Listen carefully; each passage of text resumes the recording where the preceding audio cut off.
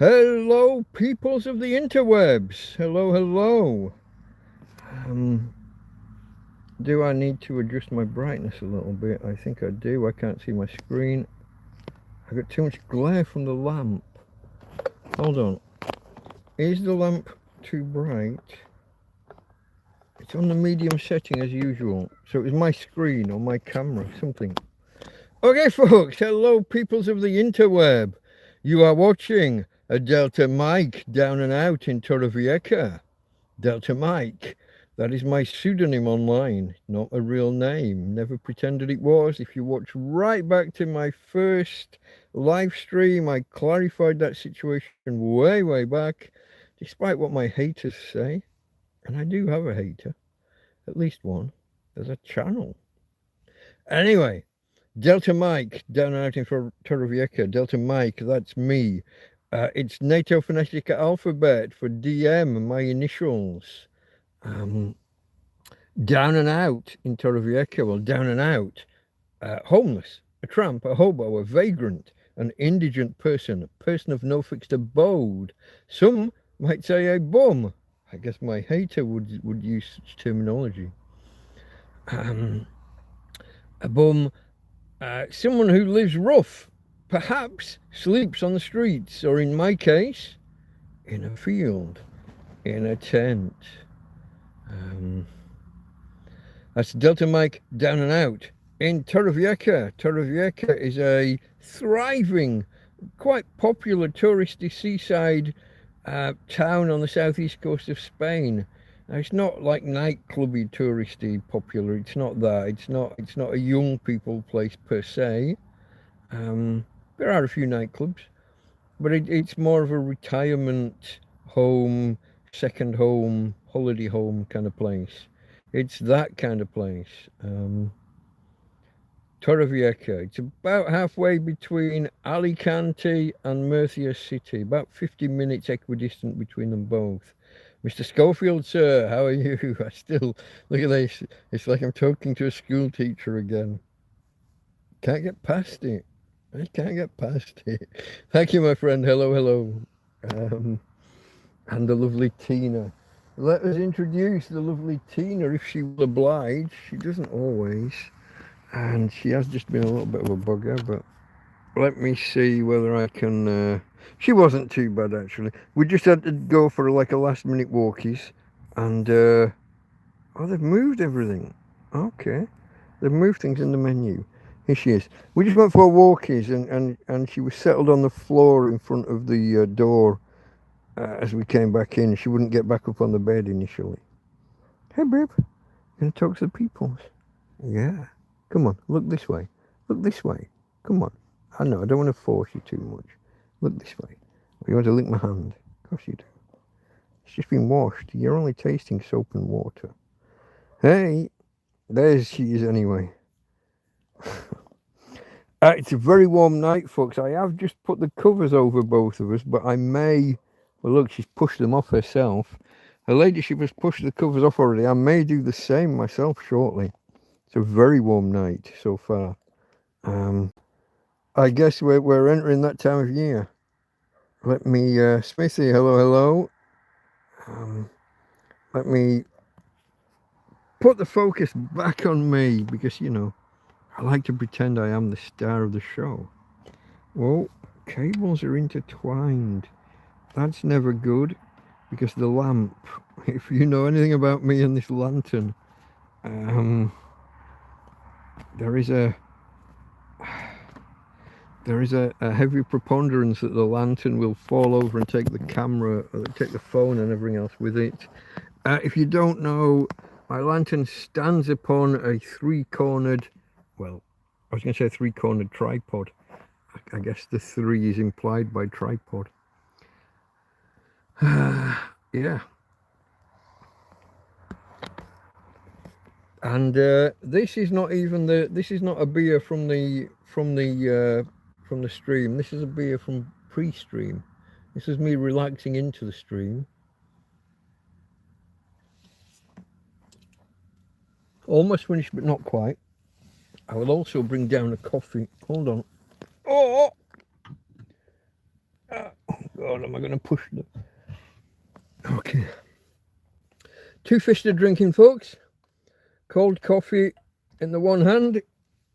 Itchy nose. And beer in the other. Done it again. A mouth this big and yet I missed. The fuck. Had the can slightly askew.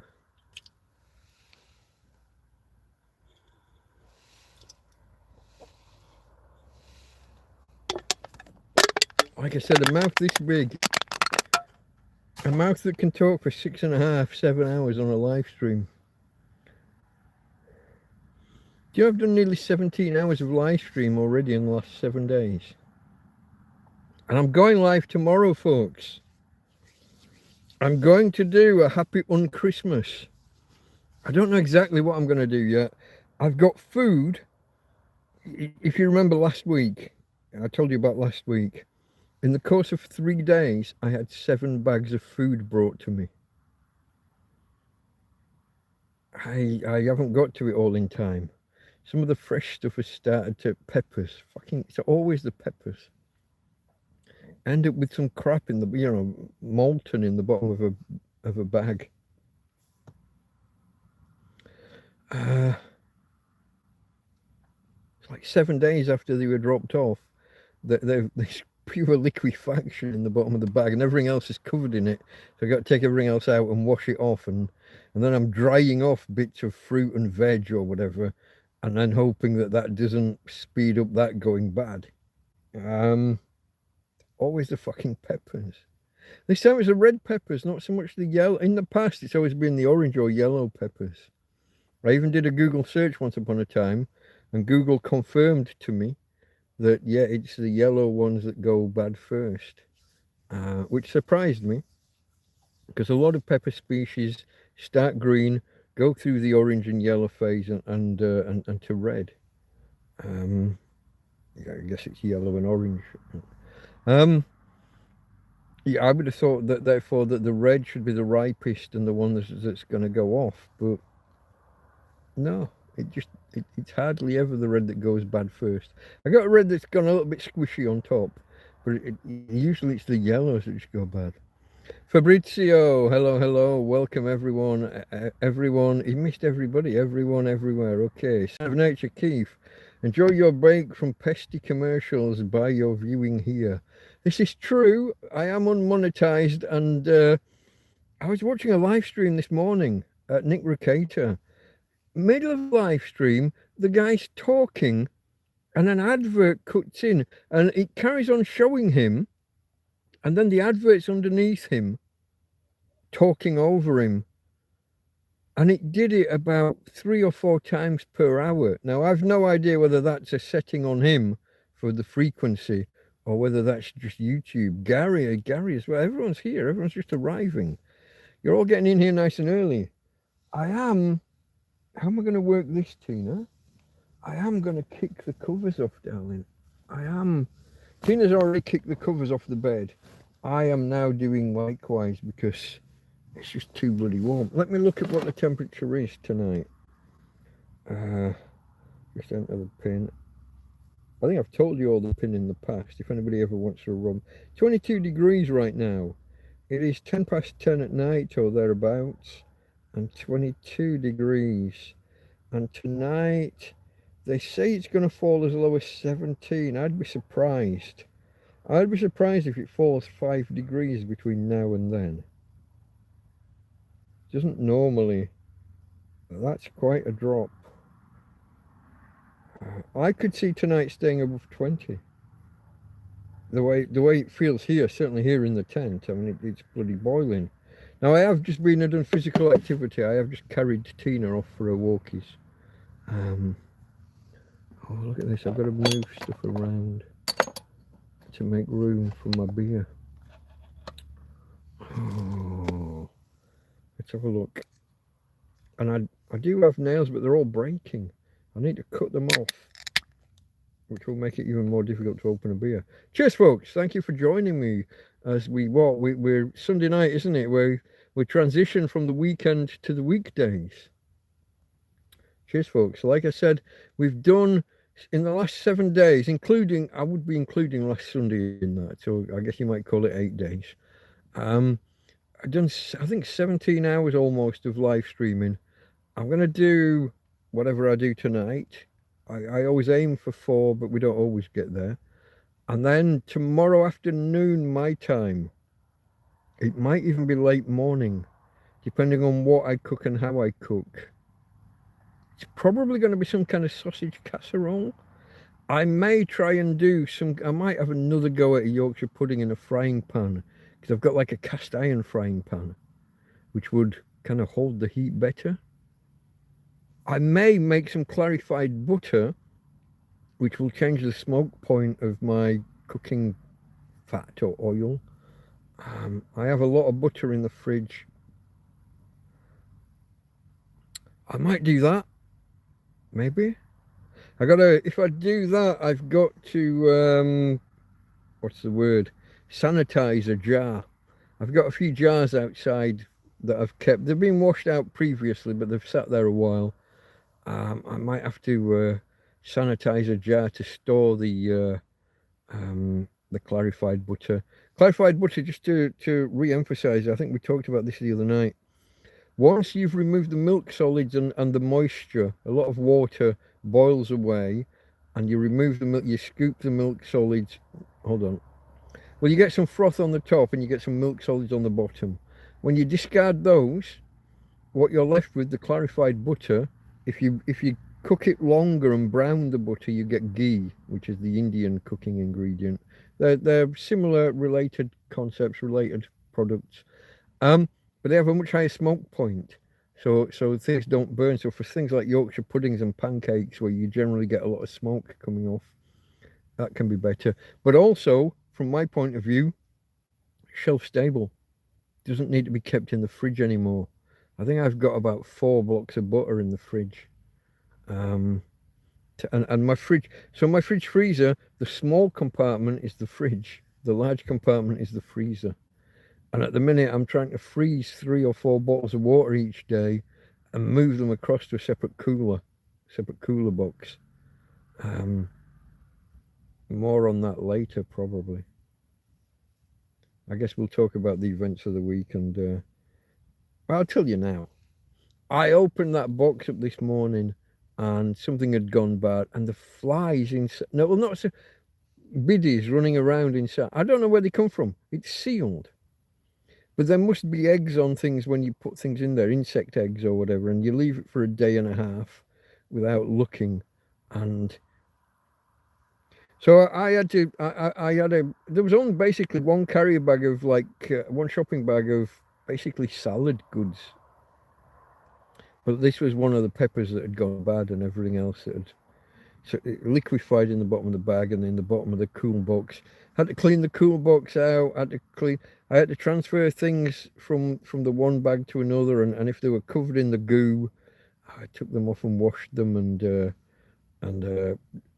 things. Some things are in packets, like I've got a pack of 2 sweet corns on the cob. It's just a case of wiping down the plastic, letting it dry, put it back in. But I had a lettuce and tomatoes and stuff that took a bit more effort. It's a shame that I can't schedule gifts from people. When people are dropping off food, I might go a month with nothing from anybody, and then 7 carrier bags from 3 different people over the course of 2 or 3 days. It's a bit tricky, isn't it? For the next week, it's a scramble to eat all the fresh stuff before it goes bad. And then you've got kind of the semi-fresh stuff, cheeses and breads and like different types of bread. I've talked before about how some breads never go off. I've never had a hot dog bun go bad. You can keep them for literally fucking months, not even in the fridge. Burger buns are a mixture. Well, burger buns and kind of tea cakes, bread cakes. If they're sliced, if they're a burger bun that's actually already pre-sliced, those don't go off. They're a lot like the hot dog buns. Keep them forever. If it's just a bread bun in a bag. Sometimes they go off, sometimes they don't. Sliced white supermarket bread never goes off. Never seen that go bad ever. It's interesting because you'll never get to run these experiments. You never get to see this. You're probably keeping. I know. I used to keep my supermarket bread, my sliced white loaf. I used to keep it in the fridge. I thought I was keeping it fresh longer. It doesn't fucking matter. There is no fresh.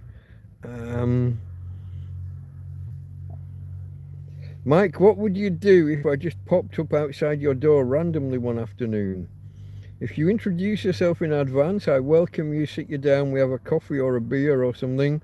If you literally poke your head in my door, I'm probably going to smack you before you know what hit you. I don't wish to sound unwelcoming or ungrateful, but you know, I got this hater out there that I've never seen his face. He's got his own channel and he's made threats. If you remember, he threatened to come around, beat me up and throw me off the cliffs and into the sea, or onto the rocks at the bottom of the cliffs. So I'm a little bit wary of people who just turn up randomly. I have challenged one or two people. I do have like an open invitation for fisticuffs to anybody who wants fisticuffs. Most people are sensible and aren't that daft. But you know, if someone has violent intentions towards me, I will preemptively strike. But no, if someone like messages me and says, "Hey, I'm coming down tomorrow," or "Hey, I'm going to be," Scotty did this a few weeks ago. Scotty messaged me and said, "Hey, you're going to be in Torrevieja." Well, he was elsewhere, and he said, "But we could come down to Torrevieja one day. How about we come and visit on Saturday or Sunday, whatever day it was?"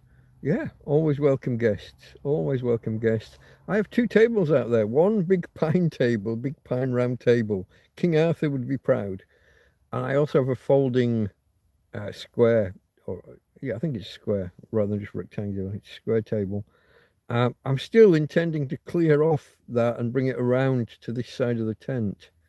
I've been offered other tables in the past, and I accidentally turned them down when I probably should have said yes to at least one. Flat surfaces, folks. If you give me a flat surface, I'm just going to stack shit on it. I just really, it's a curse. The lack of space for storing things, and I'll be in Gary. I will be in Europe July, August. So if I can, I will make a plan, but we'll let you know beforehand. Cheers, mate. Yeah, no, always appreciate a bit of forewarning. I mean, if nothing else, it lets me make sure that I've tidied the place up a little bit. Tidy might not be the right word, but I can make it less disgusting. I'll give you an example. You know, I've mentioned Tina's issues at the minute with double incontinence. So I will be bagging up dog shit and throwing it just out in the night. I'm throwing it just outside the door. I just throw it and it hits the door.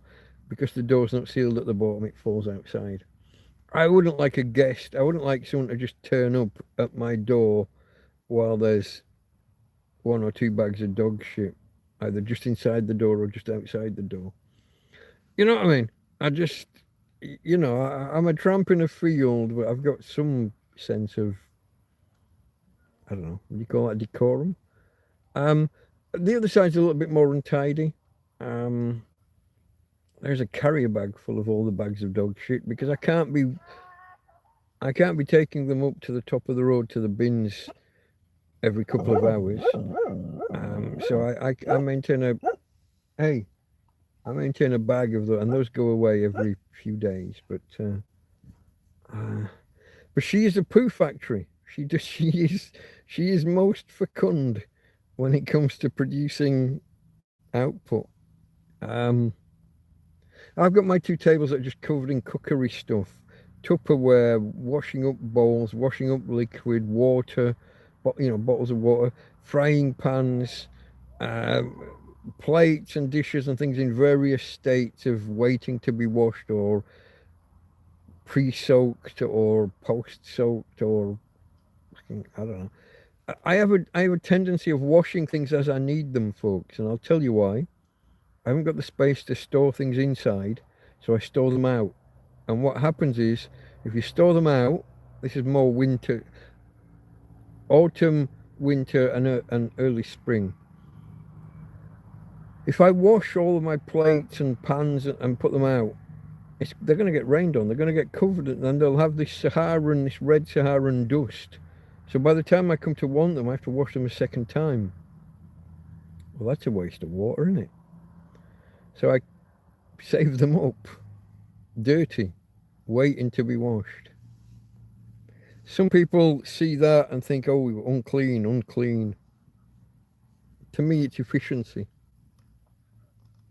So yeah, if you're in Europe, I know you're Netherlands based, aren't you? Which is not exactly around the corner, but it's I guess it depends on how you travel and where you travel. But yeah, certainly nearer. I'm certainly nearer the Netherlands than I am to South Africa. I'm even on the same time zone as the Netherlands, whereas South Africa's way off. Yeah, okay, folks. A reminder to everybody. I haven't done this part yet. You want to have chat open, and you have to set it to live chat. By default, you're in a mode called top chat, and as the wording here says, some messages, such as potential spam, may not be visible. Now, their definition of potential spam also includes vulgarity and some other things. You want to have chat open. You want to hit the options button, which it might be a cog, it might be a 3-line burger menu or a 3-dot menu. And then you want to select live chat, all messages are visible. Something that I neglected to do, and so therefore I've just missed a bunch of messages. Let me scroll back to the beginning. Oh, look, I went to the beginning and it jumped to the bottom.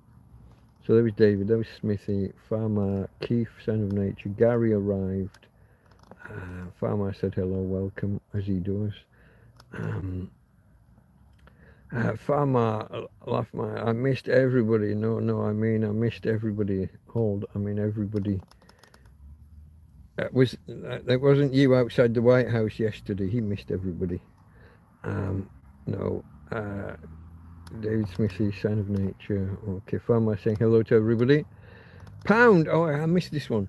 Pound, smash, poke, prod, press, push, punch, slap, chop, bump, tap, flick, kick, click, lick, rub, slam the like button. And consider subscribing, folks, if you wouldn't mind. 15 people here now, only 9 thumbs ups. Some of you people can I say you people? I can. I'm not in America and I'm not addressing people with a different skin colour categorically or uniquely. I can say you people.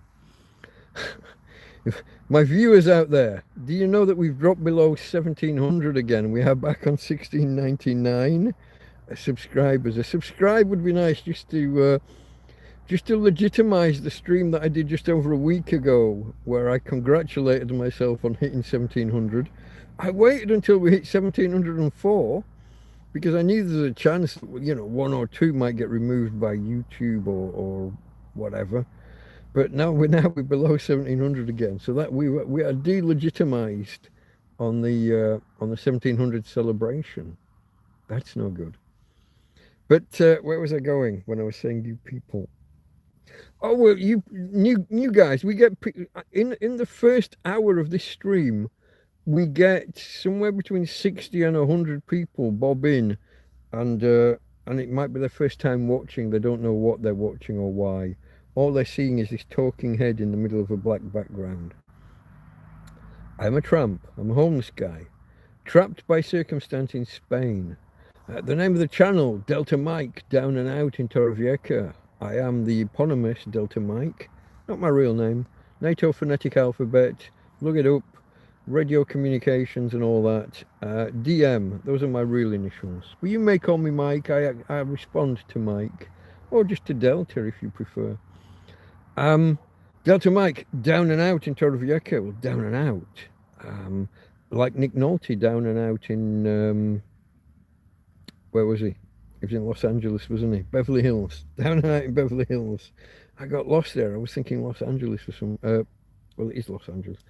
Down and out in Beverly Hills. But also, if you go back further, what was he called? Eric Blair, 1984, whatever the hell he was called. He did Down and Out in London and Paris. So there is literary and filmography kind of links to the naming of the channel.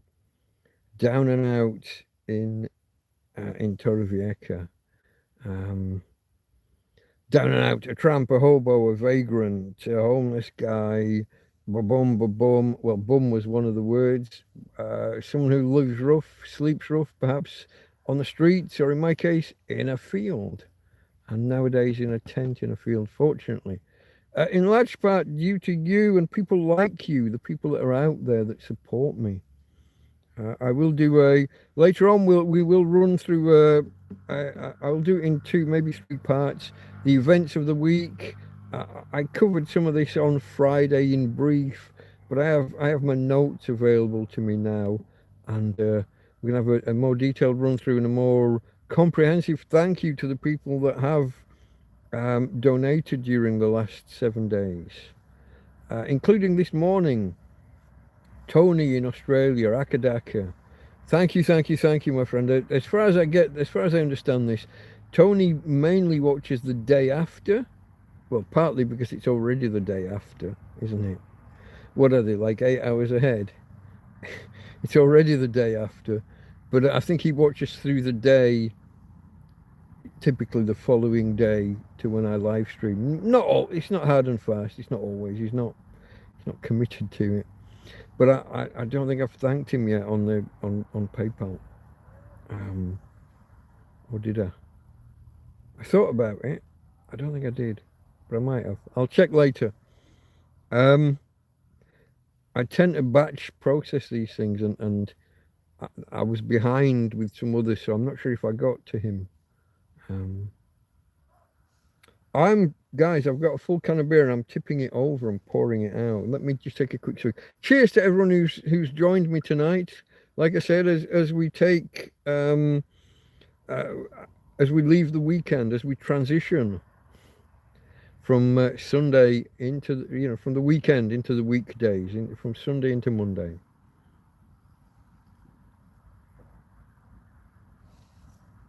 Cheers to a lot of you. Now I can put that down and stop heating the beer up with my hand. Although now I'll have difficulty operating the screen because my hand's wet. Our weather has been aligned to Sign of Nature. Keith, you've had a warm one in the UK? I hope you do, because I hope you have, because well, you don't get it too often, do you? You know, most years summer is 1 week, if that. There's messages that I've missed. Okay, there's Gary. What would you do if I just popped up outside? I'll be in Europe. Yeah, there was Hannah arriving. Hannah, who sent me a donation a little while back. Again, thank you. Hello, Mike and Tina. How are you doing? We're doing fine. Very, very hot day today. Spent most of the day inside. Now I do have two. Count them. Two. I've got to pick the right word. I'm going to say parasol because that's English. Doesn't it sound like it should be Spanish? They have paragua. Paragua is an umbrella. Parasol should be the same thing but for the sun. They don't know what that is. You say parasol to Spanish, they don't know what that is. Sombría is the term. I have two sombría. One, it was bought for me by a wonderful lady called Susan, and another that just appeared in the camp one day. One night, I should say. Did you hear that?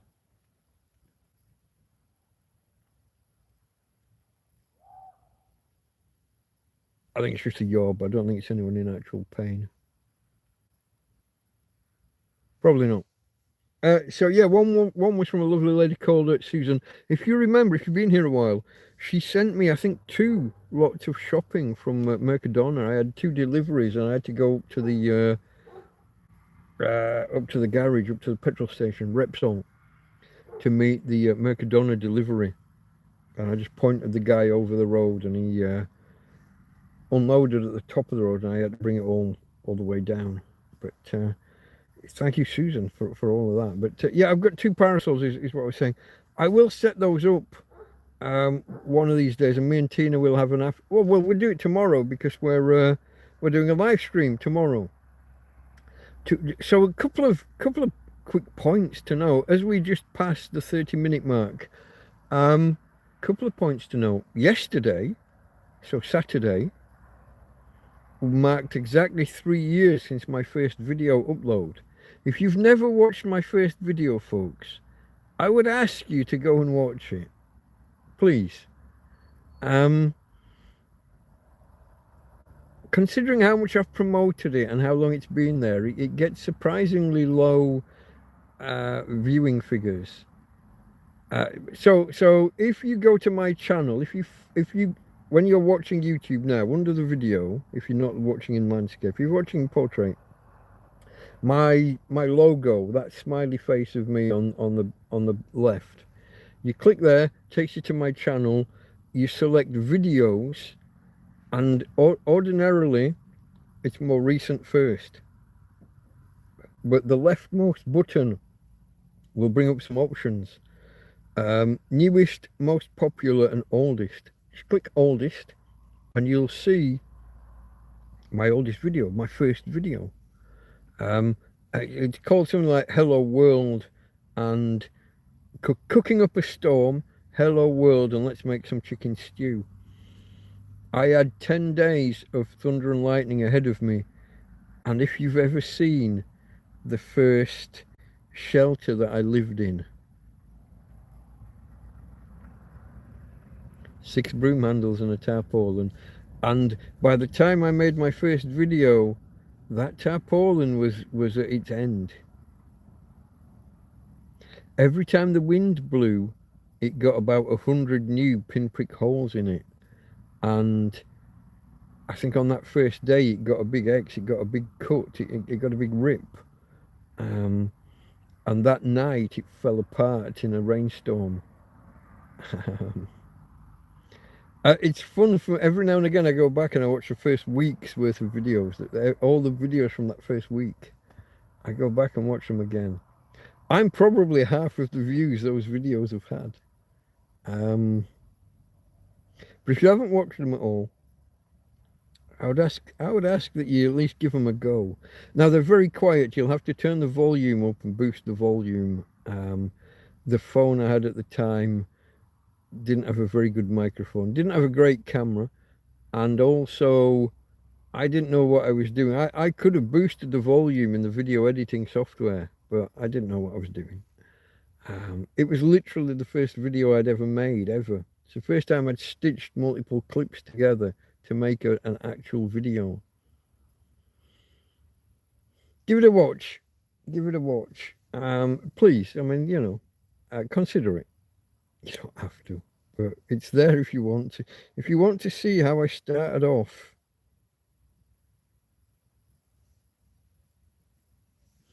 Yeah, it's quite, and also the beard.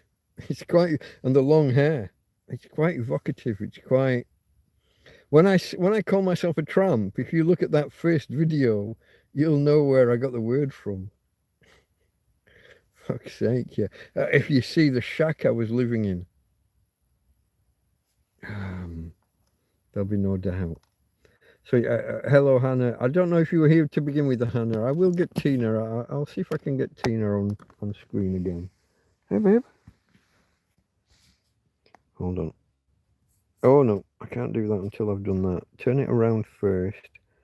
Flash. They've moved everything around on this little bar. Hey, Tina. Hey. You going to say hello to Hannah? You going to say hello to Hannah?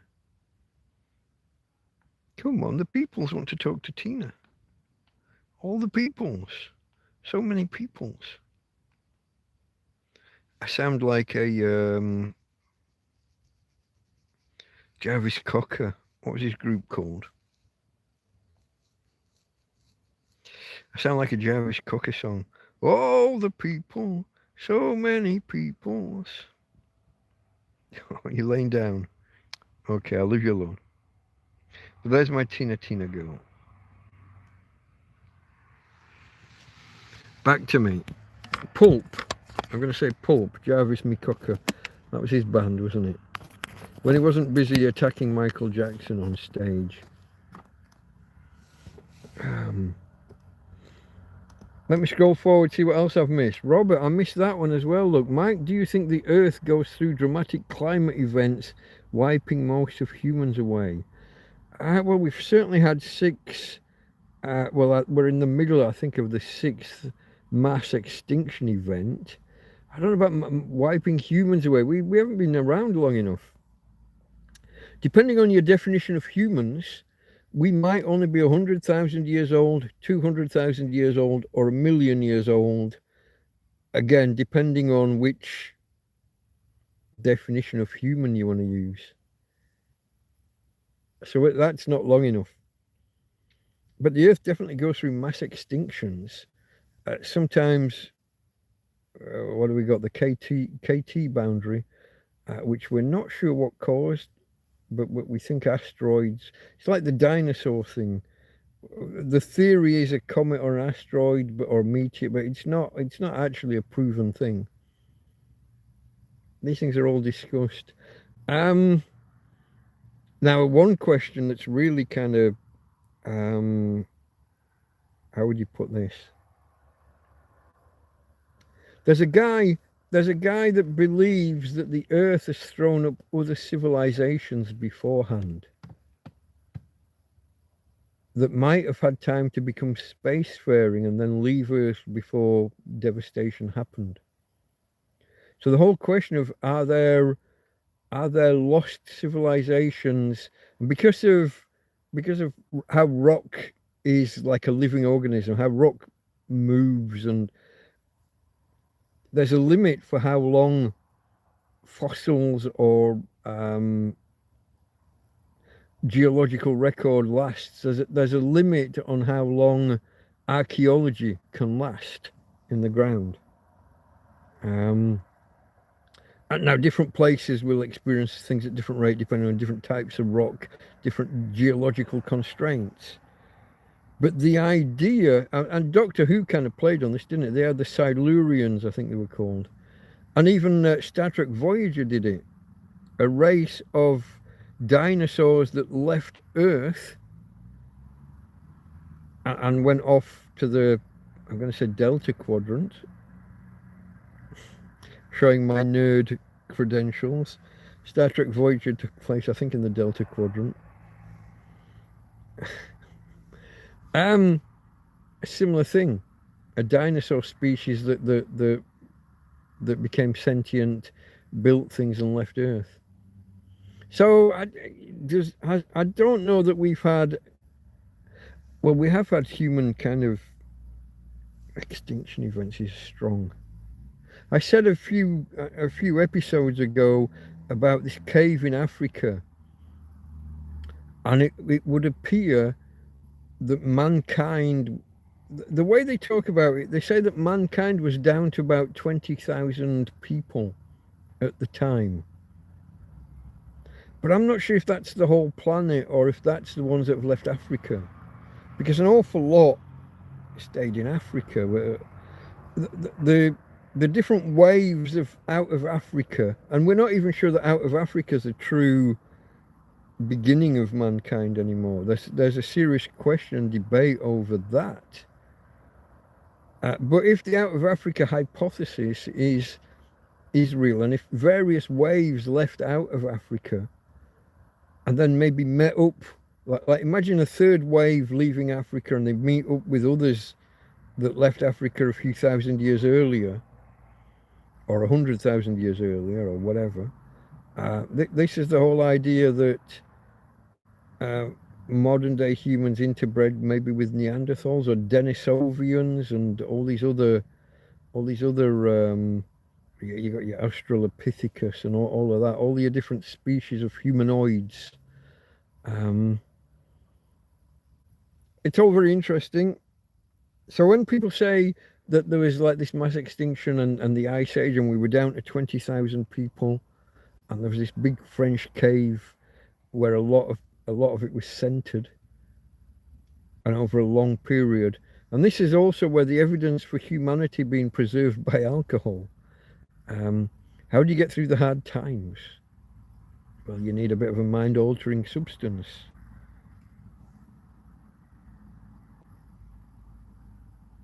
I got movement. I think it was outside, but I will monitor. So yeah, it's an interesting question. I think humanity itself hasn't been around that long to experience massive waves of extinction level event type stuff. Ice ages, yes, in the northern hemisphere. But people could just move south, couldn't they? And probably did.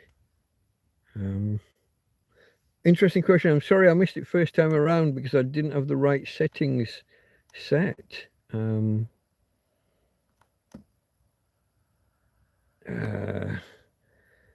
Stephen C. Enjoy your chats. Only been watching for a few days. Loving it. Cheers. You are most welcome.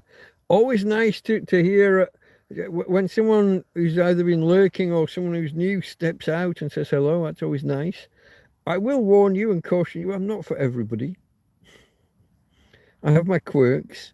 I am a little bit self-destructive in terms of my YouTube channel. I say the words you're not supposed to say, and I will explain and you know, I will explain why I say them and my usage of them and how I don't believe that speech should be policed. So I hope I don't put you off too much and you don't leave too soon. What was it, a couple of weeks ago I called myself racist? A week ago maybe. And explained what I meant by that. That together with my use of certain words, those words, that word in particular, don't call people it.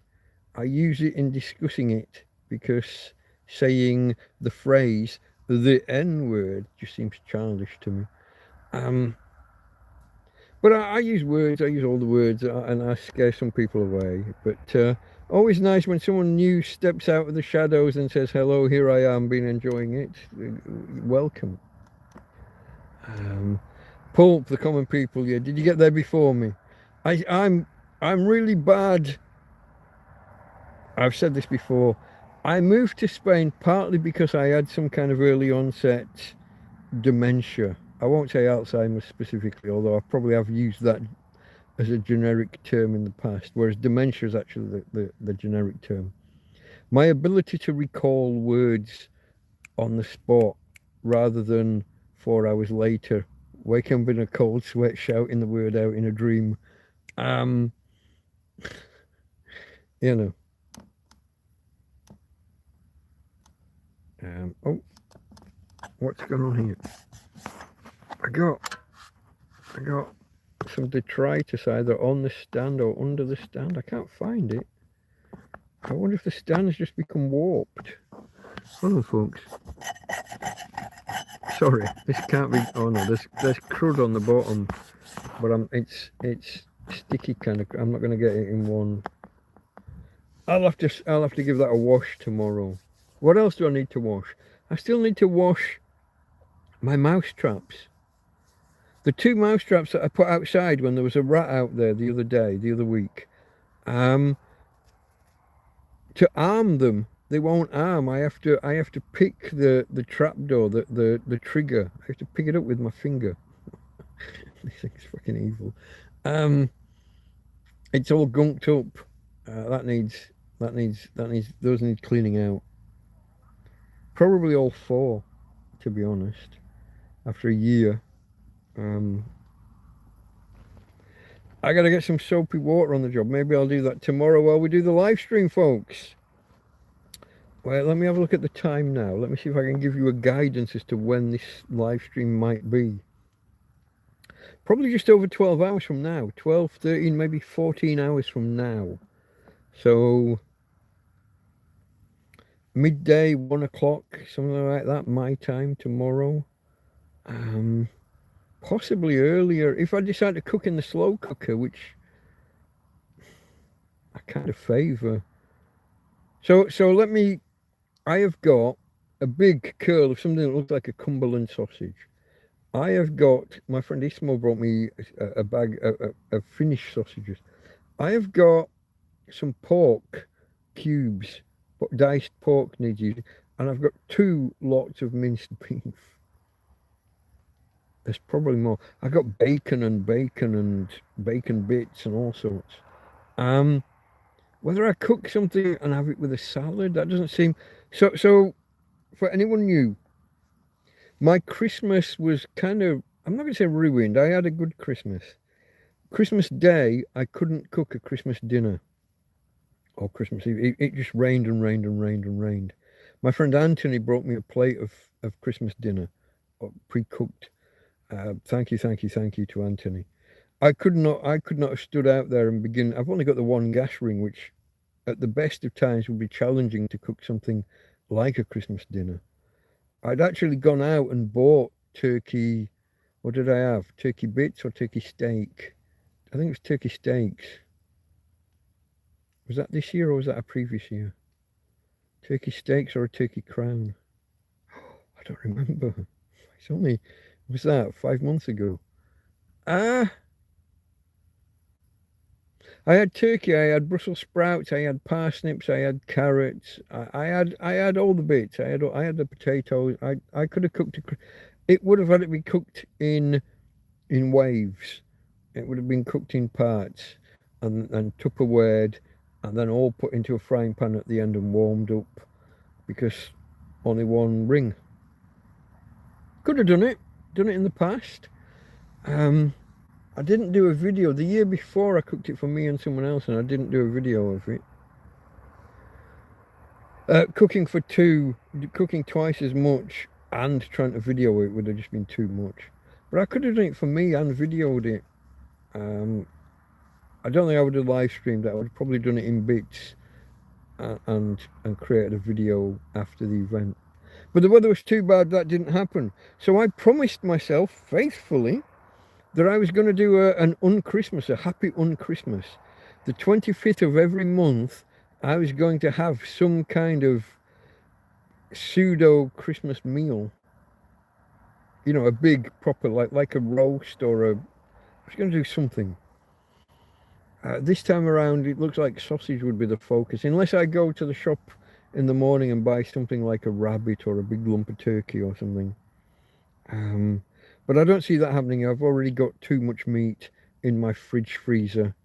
So for anyone new, I have a fridge freezer. It's a camping fridge freezer. Works from 12 volts. It will do 220 volts as well.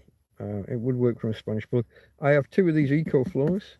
So for anyone, I always like to get the advert in for EcoFlow because they have revolutionized my life. Here we go. Okay. Whoa.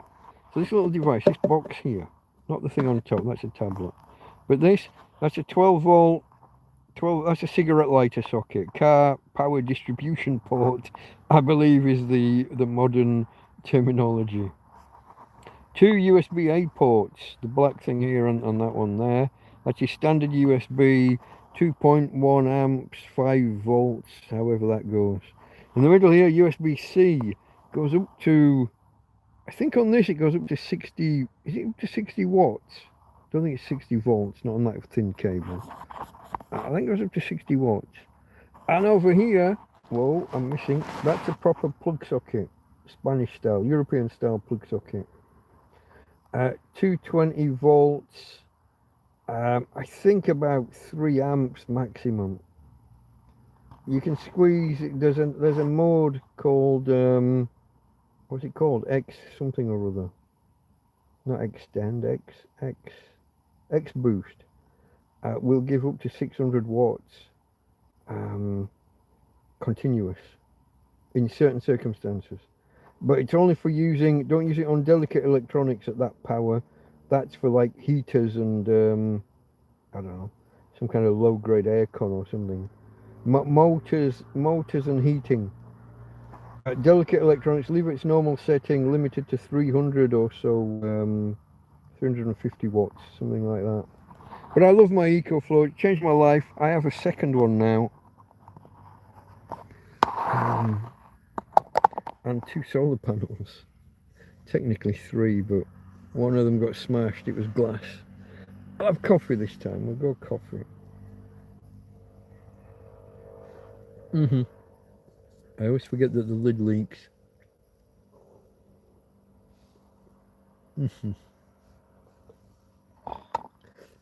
Again, folks, look how big the mouth is. And I managed to miss all the time. So that was Farmer saying hello to Tina. Calling all loungers. I prefer lurkers, but look, oh, it's jumping. Calling all loungers. Topics requested by Delta Force Mike. Delta Force. That's very American. My family connections are much more parachute regiment. Airborne. Requested by Delta Force Mike. Some topics, if you like to comment, please and thanks. And then he's got his pound smash, which I've already read. I'm not going to spare a thought to all 50k of evacuated people now homeless. Hold on. 50,000 evacuated people. Evacuated from where? From what? From where? How? Who? Keith, Sign of Nature. What are you talking about? What do I not know about? Something going on in the world that I've not been appraised of. That's a lot of people to be out of a home. I know not of what you speak. No, I don't like to do this, folks, but let me bring up the BBC just in case there is something. Is there like a power outage or a...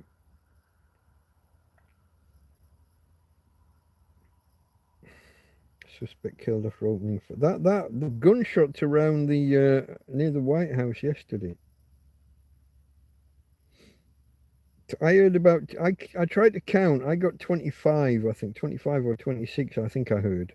I don't know whether there was echo in that, and I've no idea how many were him shooting, and how many was Secret Service returning fire.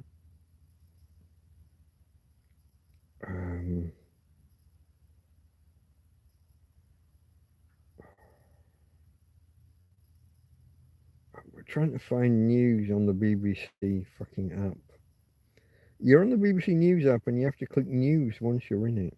And even then, it's all about Ukraine, Turkey.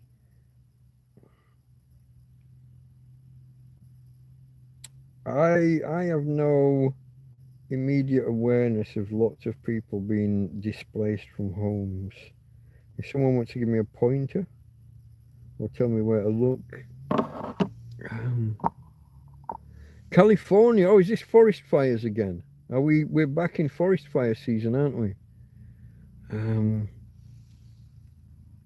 Early this year as well, as far as I understand these things. California, let me have a quick look. I'm getting, is it forest fires? It's not a tornado, it's too early for tornadoes or, not tornadoes, the other one, hurricanes. Too early for that, sure. News, US, why is US and Canada first in the list ahead of UK? What is the BBC? The British Broadcasting Corporation.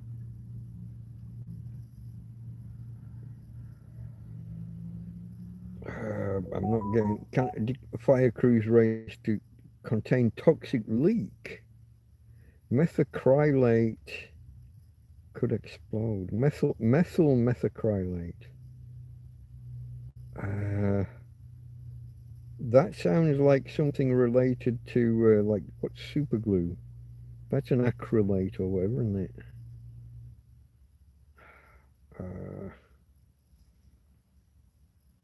No, don't search the BBC. Not the Palisades fire from a year ago. No, there's some big thing near a toxic. It looks like it's near a chemical factory. 7,000, was it gallons? What are you? Yeah, gallons of methyl methacrylate. If someone wants to look that up for me, in fact, I can do that, can't I? No, I can't. Really?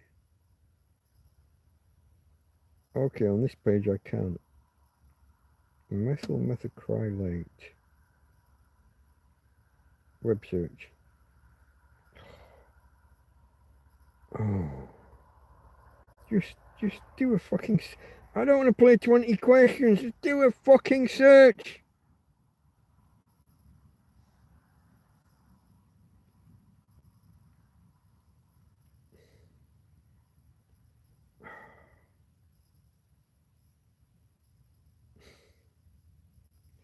Colorless liquid, the methyl ester of methac. That doesn't answer anything. Hold on. Cyanohydrin root. Oh, now you're in territory that I know. Cyanogen and stuff like that used to be made in a place that I worked. And just cyanide and we had I've told this before, haven't I? About the poppers. Yeah. So cyanide bonds with your blood vessels.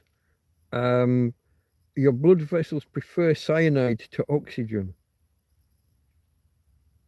And so you asphyxiate basically.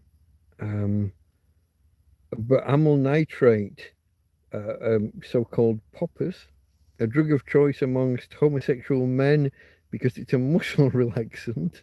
It eases the passageway if you want to be so.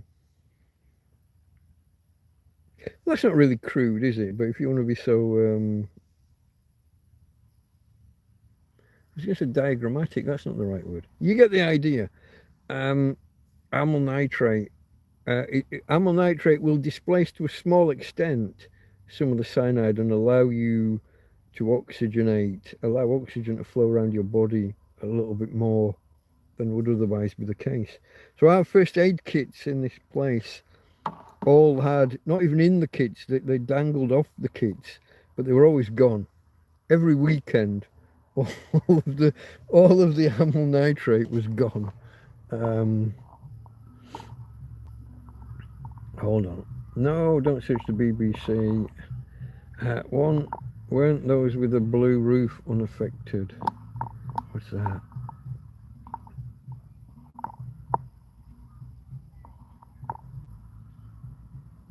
Farmers put a link down, but I can't click it because who knows? I don't know where it leads and to what it leads to. Robert said thanks. Someone give me a clue. Fill me in. Weren't those with a blue roof unaffected? Is this a Democrats versus Republicans thing, or I don't know? Those with a blue roof.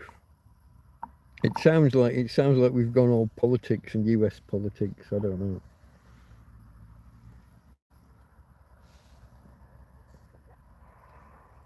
It's interesting that America have the red and blue the other way around when it comes to the when it comes to politics. The right, the Republicans are red, whereas the rest of the world treats red as communist and socialist and basically left. I don't know. America just didn't get the memo. As what's he called? Lost in the Pond.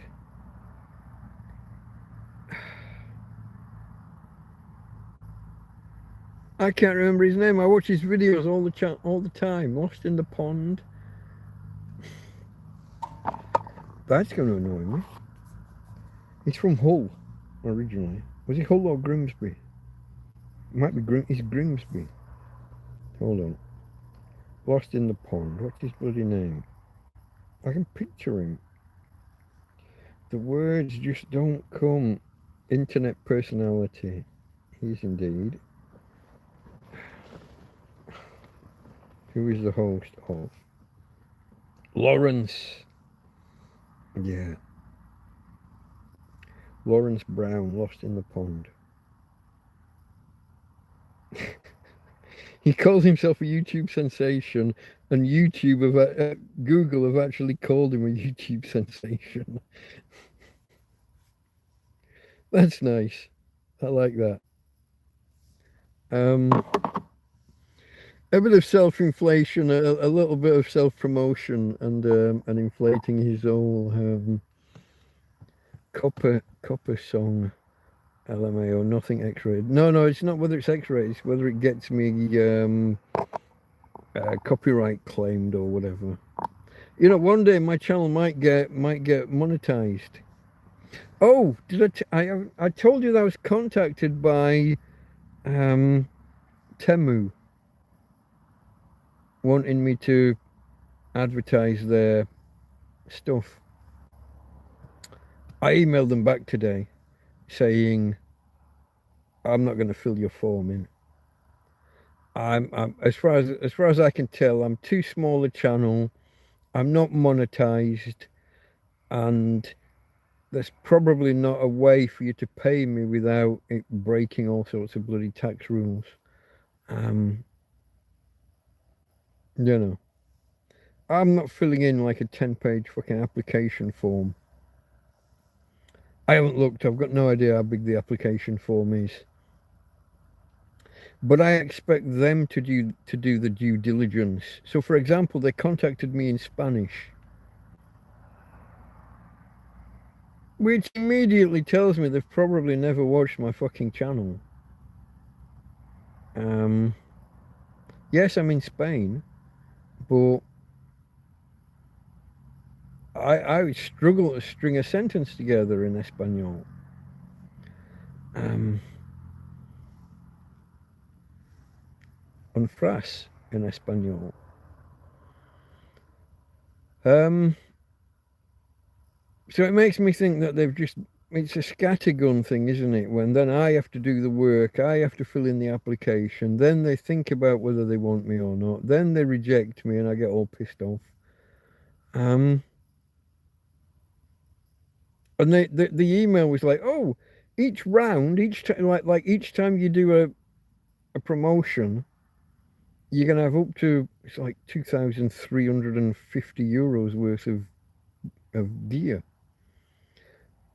I've got 1,699 subscribers, and some of those hate me. It's not. You're not going to be offering me 2,000 fucking 300 and whatever of anything.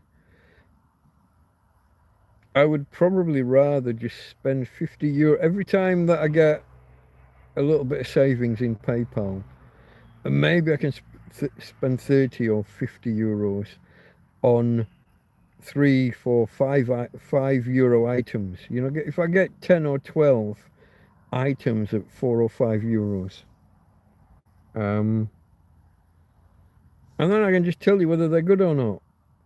Like the batteries in this, that I use daily. I charge them daily, and I've been charging them. They must be nearly 2 years.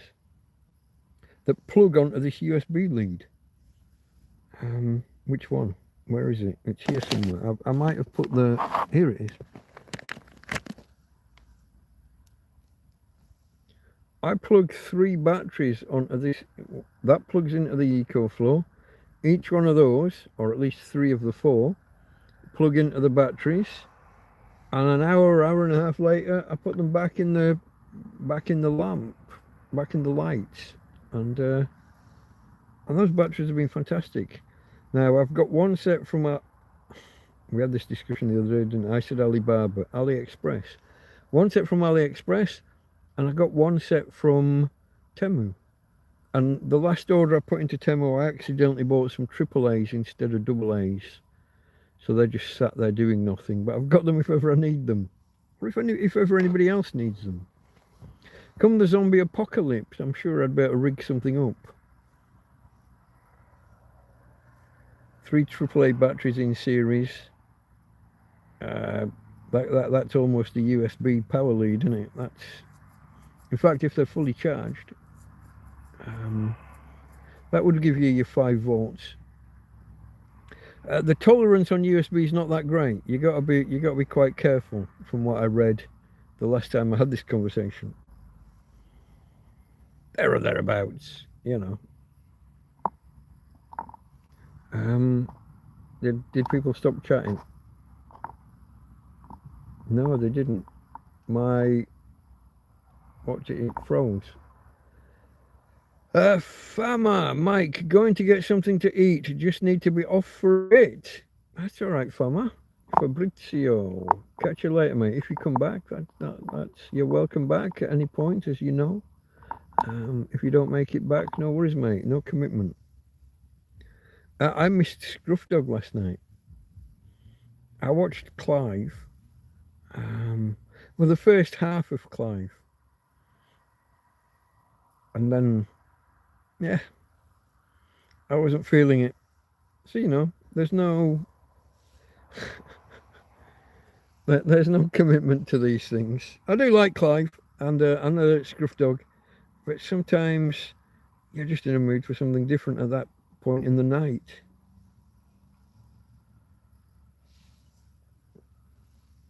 And I'm sure there are people out there that usually quite like my streams, but sometimes they've just got other things to do or they're just not in the mood.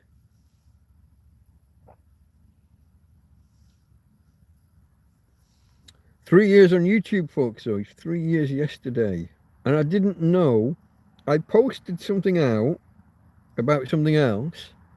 And then YouTube flashed up and gave me this gimmicky graphic that I could post to my socials. I don't really have any socials. I have YouTube and I have Twitter, and that's it. And I'm not exactly a fan of Twitter. I get swamped by a lot of very heavily leftist stuff. I'm not really sure what the YouTube algorithm, what the Twitter algorithm's playing at. I know that they don't want you to live in an echo chamber, in a bubble, and only see stuff that you agree with. I don't see anything I agree with. I am swamped by far left, extremist left. It's a load of men that want to go into the ladies' toilets. I'm like, not until you chop it off, mate. Not until you've chopped it off. Once you're not a danger to them, then maybe. I mean, I'm a bit ambivalent on that, but you know, even after, but not if you're not committed enough to chop it off. Anyway, that's politics. Let's not go there. But all I'm saying is that my socials are just YouTube, YouTube community posts or whatever they call them, and Twitter just to advertise the streams, basically. Mainly because my blood pressure goes through the bloody roof every time I go over there.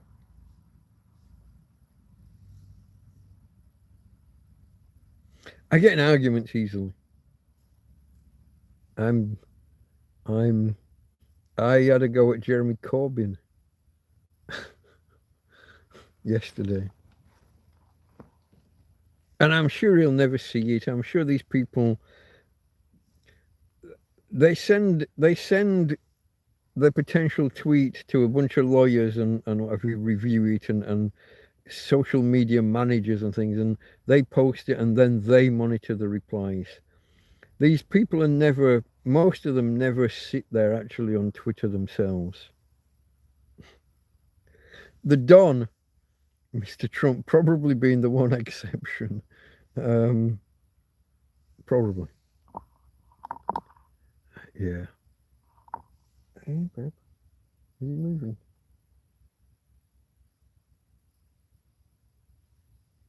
Okay. Not really moving. I think she was twitching in her sleep. Okay, folks. So 3 years on YouTube yesterday.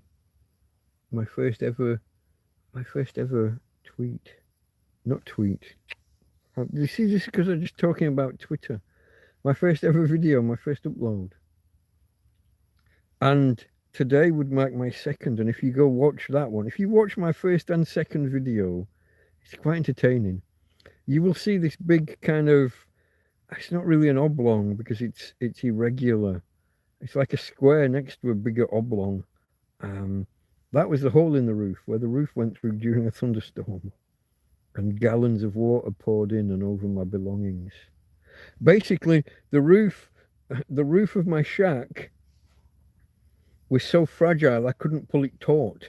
I had an arch. I had two arches inside, but I couldn't pull the fabric tight because the plastic it had perished in the sun. Couldn't pull it too tight, so it sat slack and it bowed in, it concave, and all the water pooled there. So every 10 or 15 minutes, I was putting my arm up like that to raise it up so water could run off. And this one time I put my arm up like that, and my entire arm just went, my entire forearm just went through the roof, and all the water came in, and then all the rain for the rest of the night came in. Fortunately, this wasn't directly over my bed, so I'd built a bed inside the shack, and I'd got a tarpaulin over the bed, a small tarpaulin, 3 meters by 2 meters, over and wrapped under, and but I'd leant out and lifted the roof up, so all the water that came in just past the bed, probably a little bit on the edge of the bed, but like I said, I had a tarpaulin there. So my job for the next day, so 3 years ago, was that 3 years ago today, or was that 3 years ago tomorrow? No, my job 3 years ago today was to patch that roof, because we still had 8 or 9 days of thunderstorms to go. I had to patch the roof like an actual fuck off big hole, not pinpricks. I mean, it had lots of pinpricks and lots of leaks and lots of problems anyway, because it was perished. But I had to seal that hole up. So duct tape and nail scissors to the rescue. Laying on the bed, trying to pick the flap of plastic up and tack it in place, and then go back outside and then put some tape of various lengths on various stretches of this irregular kind of shape, and then back inside and then try and kind of push up to push the duct tape on the inside to the duct tape on the outside, and the fabric, the plastic, trying to get that done before the thunder and lightning came again that night. And then sitting there watching the rain coming in various corners of the tent and dripping in where I'd not done a brilliant job of patching that hole.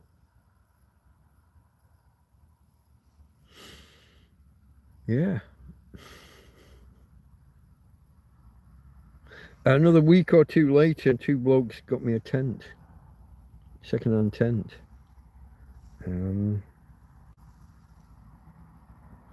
Simon was the main one behind the tent.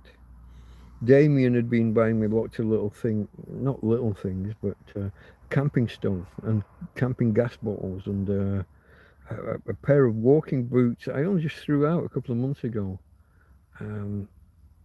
Like trainer, half a walking boot shaped set of training shoes, if you know what I mean.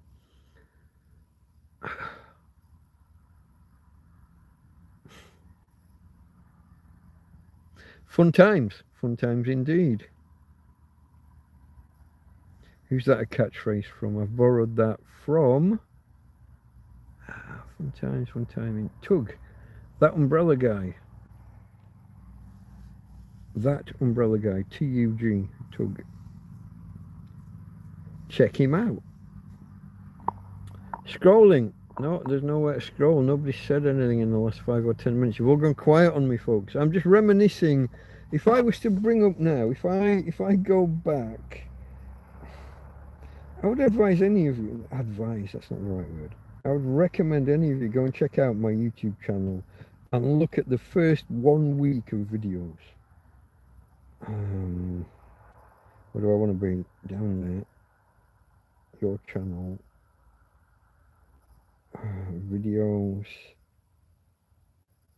Filter for, or sort for oldest. Hold on. Okay. Okay. Can you see? You see the first picture? The first picture is just like a hello world chicken stew or something. I don't know. Oh, that's not a great picture. Why is that not so good? You see the second picture though? You see the second picture with the, oh, you see that dark spot in the middle of the roof? That's a big hole. So I made a video, released it, and then that night, big hole in my shack. Well, that's how I lived in there for 5 months.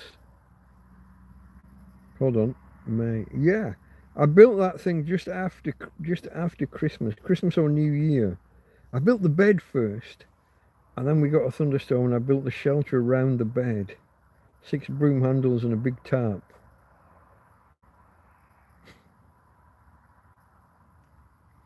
The first tarp went through. This is actually the second tarp. This was a tarp bought for me on the same day the first one went through by a couple up at the top road here.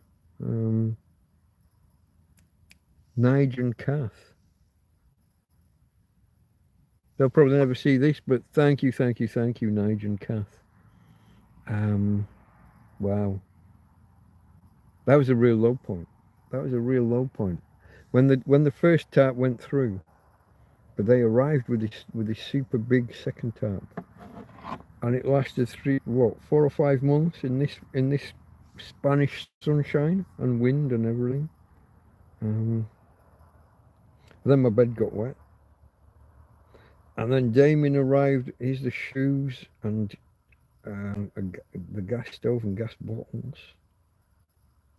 The first week, folks. The first week. And then I've got a couple of videos here of what an action-packed day. That's a good one. It's over an hour long. It starts off with just me walking around and me and Tina when she could walk. If you want to see Tina walking, the first videos, there she is. Video number 1, you get introduced to Tina for the first time ever. Tina, internet superstar. But then we have one there called Wow, What an Action-Packed Day. And that starts off as a normal day, just with us on the cliff tops. And then I go get some water and I come back with Tina, with the doggy. And then I put the tent up with the help of the 2 guys that got it for me. I take my old tent down and put the new one up. Other way around, really. We put it up, we erected the frame and put the fabric over, but I wanted it on the same spot of the old one. So they helped me erect it, work out how it went, because it was packed in a bag that wasn't its own bag. So the instructions weren't for that tent, which threw me for a while. So they helped me. We got it up, but I didn't have it pegged in or staked out because it wasn't in the right place. Then I took the old tent down and deconstructed the bed and everything, and then took everything out of the way, then moved the new tent across, and then put everything inside just before it started raining. We just got everything inside before it started raining. I wonder if there'd be any interest from any of you if I took that first week's worth of videos, stuck them all together, edited it down somewhat, and added a bit of commentary around it. And it would still be long. You'd be looking at an hour, hour and a half, maybe even 2 hours for that first week. I started the channel because we were expecting 10 days of thunder and lightning, like all day long. The weather forecast was for thunder and lightning and rain, heavy rain, torrential rain, all day, every day for 10 days. And I was in a, I was in a homemade shelter, 6 broom handles and a broken tarp. And I didn't think there was any way I was going to survive. Now, we got a little bit lucky in that the weather wasn't as bad as they said. We'd get 2 or 3 hours of sunshine here and there. I could take the mattresses out and dry them off. I could take things out and get things dry and put them back inside. And then, like I said, a week, 10 days later, these guys brought me a second-hand tent. And the combination of their help for that first month or so, maybe more, the combination of that plus you guys here on YouTube, someone told me to open a PayPal account, which I was a little bit reluctant to do because it seemed like begging. I'm now fully okay. You'll see a pinned comment almost every video stream, and even when there's not a pinned comment, it's in the description. There's always a link on the beg for asking for help.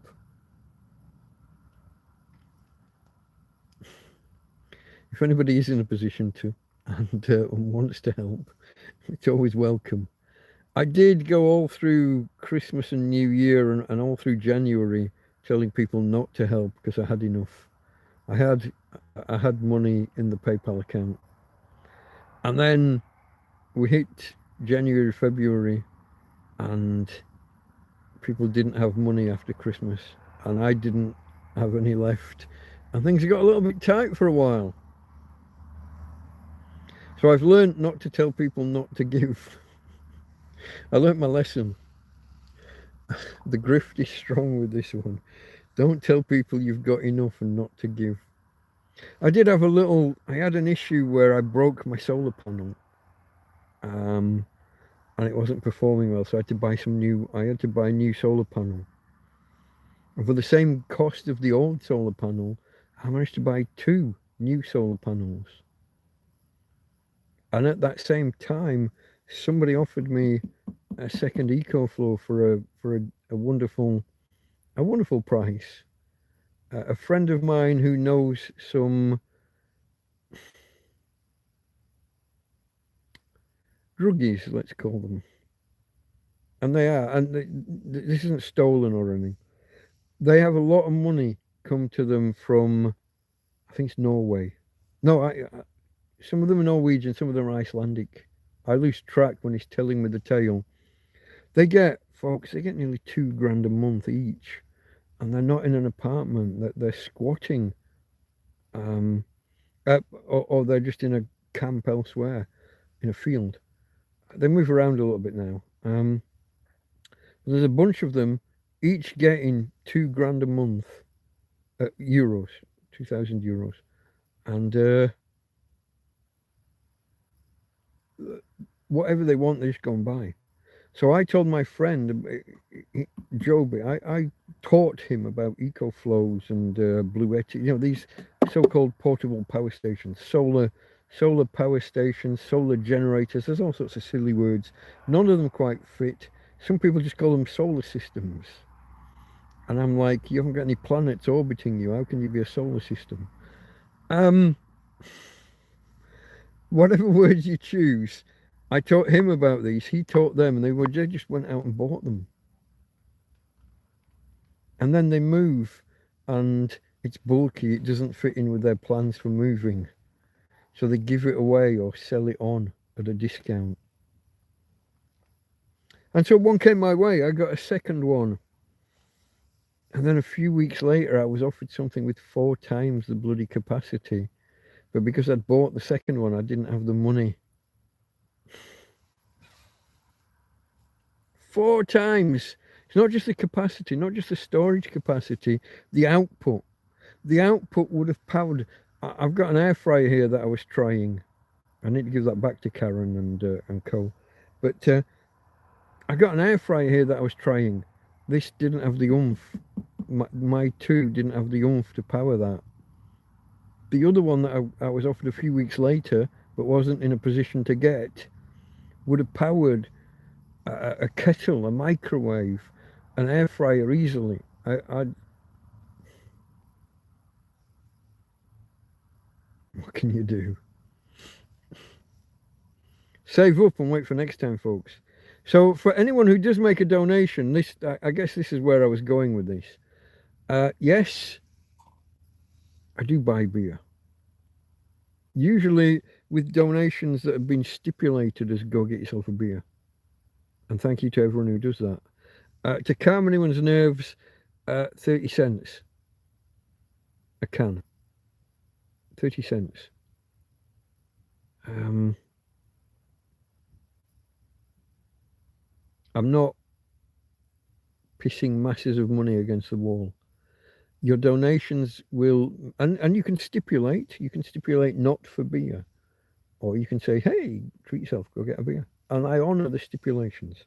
But suffice to say, I try and save the money and put it either towards food, or if I can save over time and put it towards making my life better here in the tramp camp.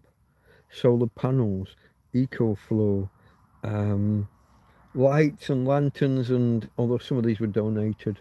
What else have I got? Oh, the fridge freezer was a big purchase. Tina's, we saved up to buy Tina a doggy wheelchair.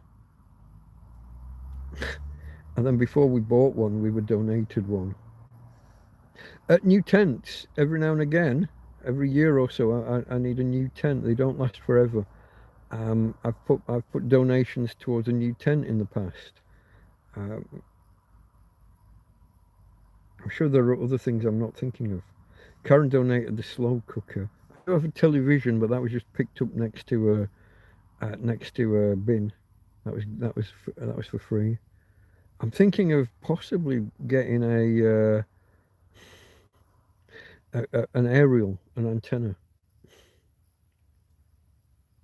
I'm considering it. I'm not seriously thinking about it, but I'm considering it. The TV would probably use more power than I want to use. Oh,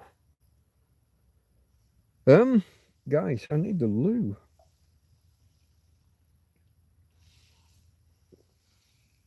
That's come on rather suddenly and rather early.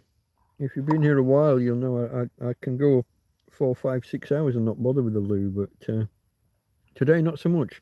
If you can just hold on, folks, give me 2 minutes. I will be right back with you. 2 minutes. Thumbs up if you haven't already. Bear with me. Talk amongst yourselves, entertain each other. I'll be right back.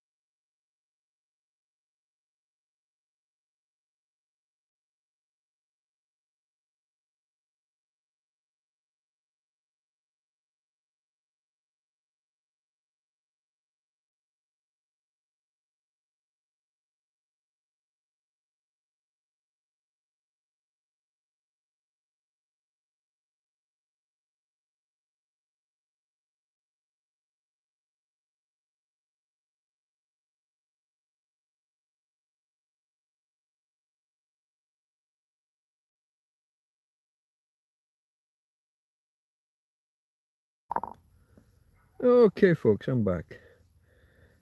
Thank you for holding on. I do apologise. Call of nature. I'm sure we all do it. Some of you will have been to the loo between me starting and now. It's a thing.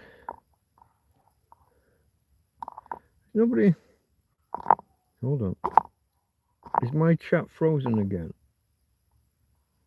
It is frozen. Look at this. Hold on. I didn't see the chat. I didn't think anyone was talking to me from when Farmar left and said good night. Hold on. Let me scroll back, folks. I'm scrolling back. Copper song. Nothing extra. Yeah, here we go. That was Farmar saying he had to leave. Sorry, I wasn't ignoring people. Chat froze and wasn't showing me anything. Simon from Manchester. Good evening, sir. Hold on. Someone's saying hi, Sam. I haven't seen a Sam. What have I missed? Typo maybe, no? Someone said hi, Sam, but I don't see a Sam. Sim. Oh, Simon. Okay, Simon. Okay, I got you. City got beat today. Okay. UK Richie, hello, my friend. Hi, Mike, Tina, and everyone in chat. I will show Tina momentarily if she will oblige for anyone who has arrived late. There's Robert saying hello to UK Richie. Mike, can you sing us Jake the Peg with me extra leg? Diddle. I saw Marty Kane sing that. Where did we go? We went to the theatre. Marty Kane was on. Rula Lenska. I think Dennis Waterman was there as well. It wasn't a pantomime. What was it? It was just some kind of theatre thing for kids, for school kids. I'm Jake the Peg, diddle, with the extra leg, diddle. That's about as far as you get. I don't sing, folks. I don't have the voice for it. N. Biletti, hello, friend. I'm making sleep resources for homeless people. Do you have any tips or struggles I should know? Tips? Sleep for homeless people. Do I? I can talk about how to get to sleep in a really warm environment because I'm in Spain. Things like trying to cool down your blankets, so spray them with water, like a spray bottle of water about an hour before bed. Nowadays I have a fridge freezer so I can spray them with cold water. But just spraying things with water and letting the evaporation happen. So maybe around dusk, as the sun's going down, spray them with water and you could put them outside on a clothes dryer or a line or just somewhere outside. Allow a little bit of evaporation to happen. You get an automatic cooling effect from the evaporation, and which will help you sleep. Also, you can just spray yourself with the water. Sleeping tips. Air circulation, trying to keep cool. I've been eaten to bits this week, folks, by the flies. I try and keep the fucking mosquitoes away. I've been hammered this week because I'm in a field and every time it rains, and it rained a little while ago, like a week or two ago, whenever that was. This field is in full bloom, lots of flowers, lots of flies, lots of insects. Snails and slugs have appeared this year, which weren't here last year. But no, sleep. I don't really have too many tips, no. Try and cut out the light if you want to sleep like before 9 or 10 o'clock. Cuddle your dog. No, I don't really have tips, no. You have to get used to the fact that you're in a place where people could be walking by nearby. You have to relax into that and don't assume that everybody means you harm. You have to grow and relax into the fact that there are people around. But I don't have major tips because I don't actually sleep that well. I'm awake most of the night, every night. I go to sleep somewhere around daybreak, 5, 6, 7 in the morning sometimes. Um, so my tips really are to entertain yourself overnight with YouTube. Have some background noise, whether it's YouTube, whether it's online radio, or whether it's just some audio book or something. Um, my tips rely on tech really. Download stuff, have background noise, um, audio books, especially if you can't afford to maintain a working internet connection. If you're going to be like 1 month you pay it, 1 month you don't, have stuff downloaded that you can be playing or entertaining yourself with in the background, whether that's overnight or whether that's just in general. But no, I don't have much. Nighttime for me used to be torture.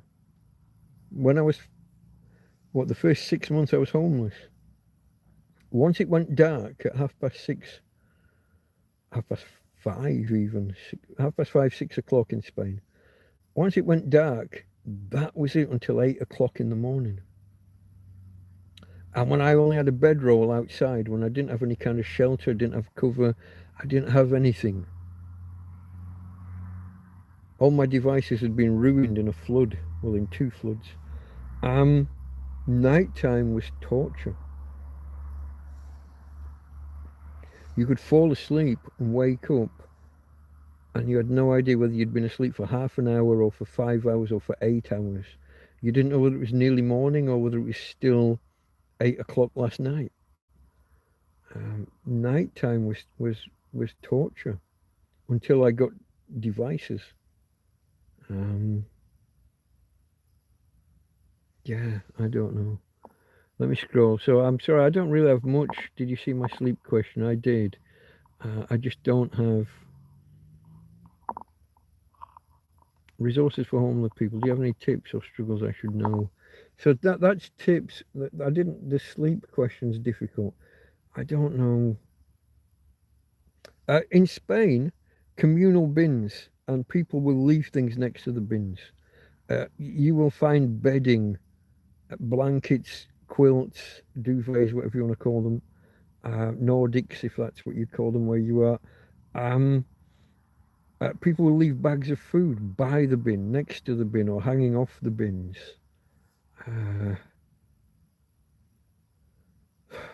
There are resources available in town centres and things, but that requires paperwork, which I don't have. The Red Cross turn their fucking noses up at me. No,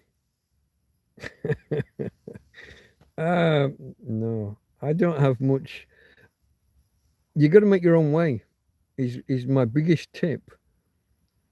So when I moved into this field, let me tell you this: when I lived for 2 months in the park, but that was summer. Later on, when I moved, I was pushed out of the park down, and I had to find somewhere else. I came to this field. I had a choice of hiding under trees or being out in the open and being visible. I chose to be visible because I knew I needed help. And sometimes people walking past will stop and talk. Sometimes they'll give me €5, €10, occasionally €20. Once I got a €50. Some people walking by, lads on kind of stag do's or just guys on holiday, give me a case of beer or just big bottles of beer. I needed help. I knew I needed help. I just make yourself visible. Be visible. Don't necessarily ask for help. People don't like you to beg or but just if it's apparent you need help, some people will help. If you need to actually ask and beg, if you're stuck, you got to do what you got to do. If you've got a phone, then start a YouTube channel. And again, minimize your begging. I have a link, and people told me to get it was viewers that said have a PayPal link so people can help. I had some people get quite angry that they struggled to be able to help me. I want to help, but what can I do? And Have a PayPal link or a buy me a coffee or something similar where you can get, and make sure you can get the money out of it some way.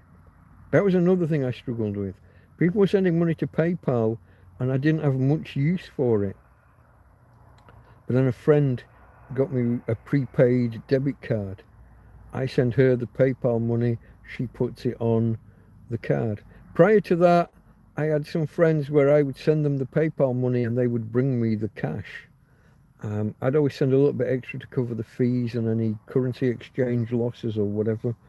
I don't have too many tips. I don't know how to be homeless. I set up camp in this field. I had a lot of trouble with the police.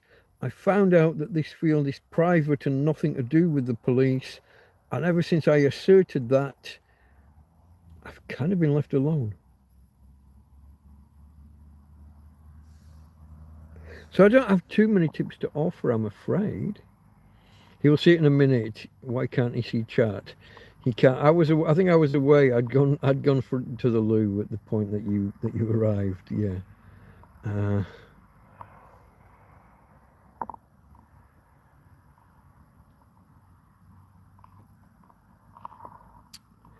Most of my viewers are not homeless. There's one or two that either are or have been in the past, but I don't think many are at the minute.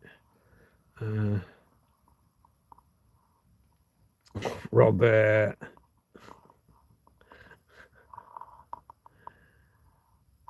Spray water. Yeah, spray your bedding, spray yourself with water. If you can chill the water first. Here's one.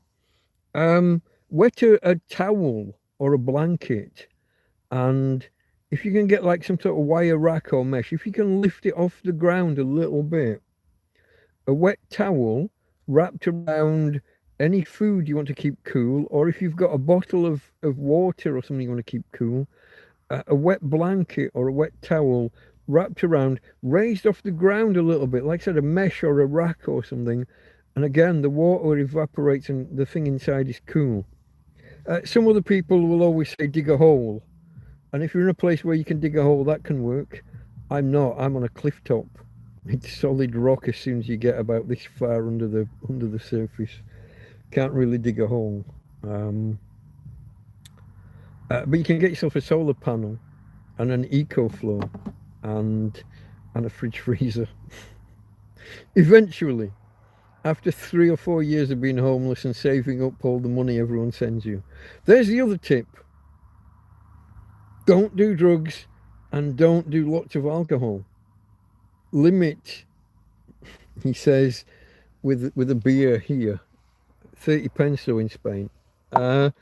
Limit your expenditure on extravagant things. Save up and use the money for real things. Like I said, for me it was about solar panel, EcoFlow. I had a cool box that didn't really work out, but then I bought a fridge freezer, a camping fridge freezer, 12 volt. There are many 12 volt powered things nowadays, and even USB powered. I've got hair clippers and beard trimmers that are like USB powered. Well, the beard trimmers are USB. The hair clippers are actually rechargeable from the socket, but they could just as easily have been USB powered. Slow cooker. That's not USB powered. That's a proper 220 volts. But yeah, I don't have much in the way of advice for homeless people because I don't know how to be homeless. I got a friend Joby who sets off on his bike, goes somewhere new, and just spots a place and just camps there overnight. I would not know where to begin. I got absolutely no idea how to be homeless. I set up in the park. I was there for 2 months. I got moved on. I set up here. I got flooded out on the first night, and then again exactly 1 month later. And I've been here ever since. The police tried to move me on. I said no multiple times, and now they leave me alone. That's all I know. So 2 ladies put together and got me a phone. And while I had that phone, I made friends when, especially if you watch my first ever live stream, TrampCast space 001, my entire backstory and history. I made a friend there. Make friends. That's I guess that's the number one piece of advice. Make friends. If you can make friends with rich people, I don't mean rich, but if you can make friends with normal people, people who've got houses, who might be throwing out a set of garden furniture or a pine dining table.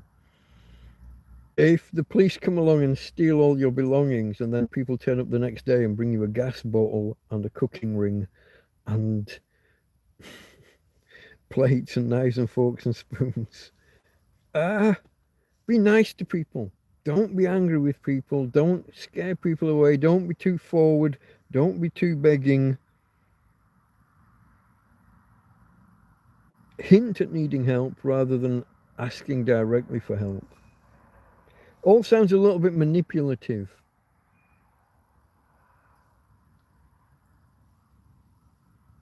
And I guess to an extent, I can't argue with that.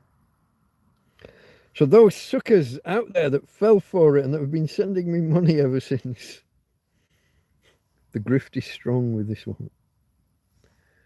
I do thank, and there's the other thing, be thankful. Be thankful. Now, I know that in America, in the United States, you got this tradition of Thanksgiving. I did it one year. I burst into tears afterwards. I'm British, living in Spain, trapped by circumstances in Spain. I've never done Thanksgiving. It's not a thing here or in the UK. But I did do it one year. I did a video and I thanked everyone who'd helped me. Like in general, I wasn't picking out names. I might have named one or two particularly special people, but I'm not sure. I don't even remember now. It's 2 or 3 years ago. I did Thanksgiving. I managed to hold it together until I turned. I think I got a little bit glassy-eyed or glossy-eyed, whatever the word is. But after I finished and I came back from the cliff tops I was weeping like a, I don't know, teenage girl. I am sexist, whatever.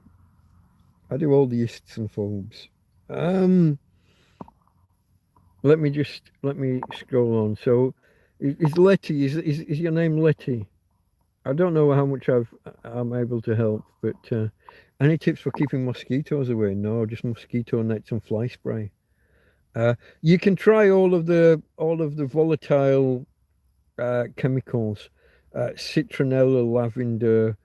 I don't even remember the others. People tell me a whole list.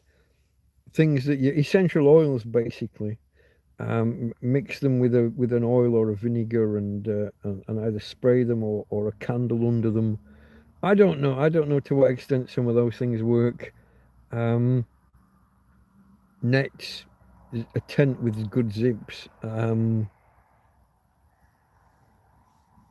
don't know. I've been eating a buggery this last week. So I've been wearing long pants all winter. If the longer you can wear long pants and long sleeves, keep covered up. That's an obvious one. But once you get to a certain point of year, we're just here. We're on the cusp. In another week or two, I will be lying on top of the bed instead of in the bed. In fact, tonight I've had to take the covers off because it's too warm so far. So keep covered up. Long sleeves, long pants, socks, whatever it is. I swapped into shorts a week ago because it was just intolerably warm in the long trousers I had. And I have just been eaten ever since. Not just my legs, also my arms, my head, my neck. Today I was laying here about an hour before I went live and something just bit me in my back 3 times. I haven't got much in the way of advice for people because I don't know anything. I don't know how to be homeless. I'm not that guy. I'm the worst homeless person ever. Do you want to sleep better? I could help you. I've always been a night owl. I have always been someone who's awake overnight or late into the night. So I'm not really looking for any change. Um, I'm just commenting. The aim of the channel is to just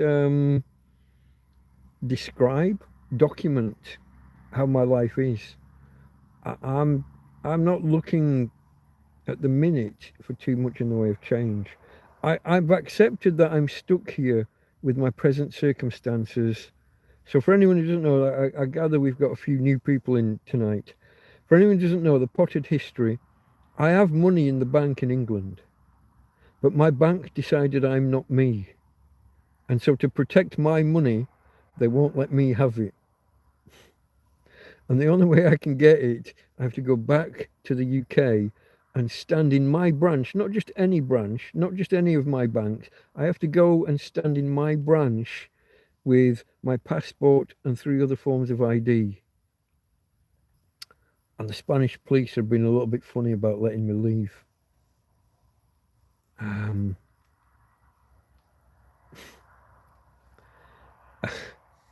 So it's catch-22.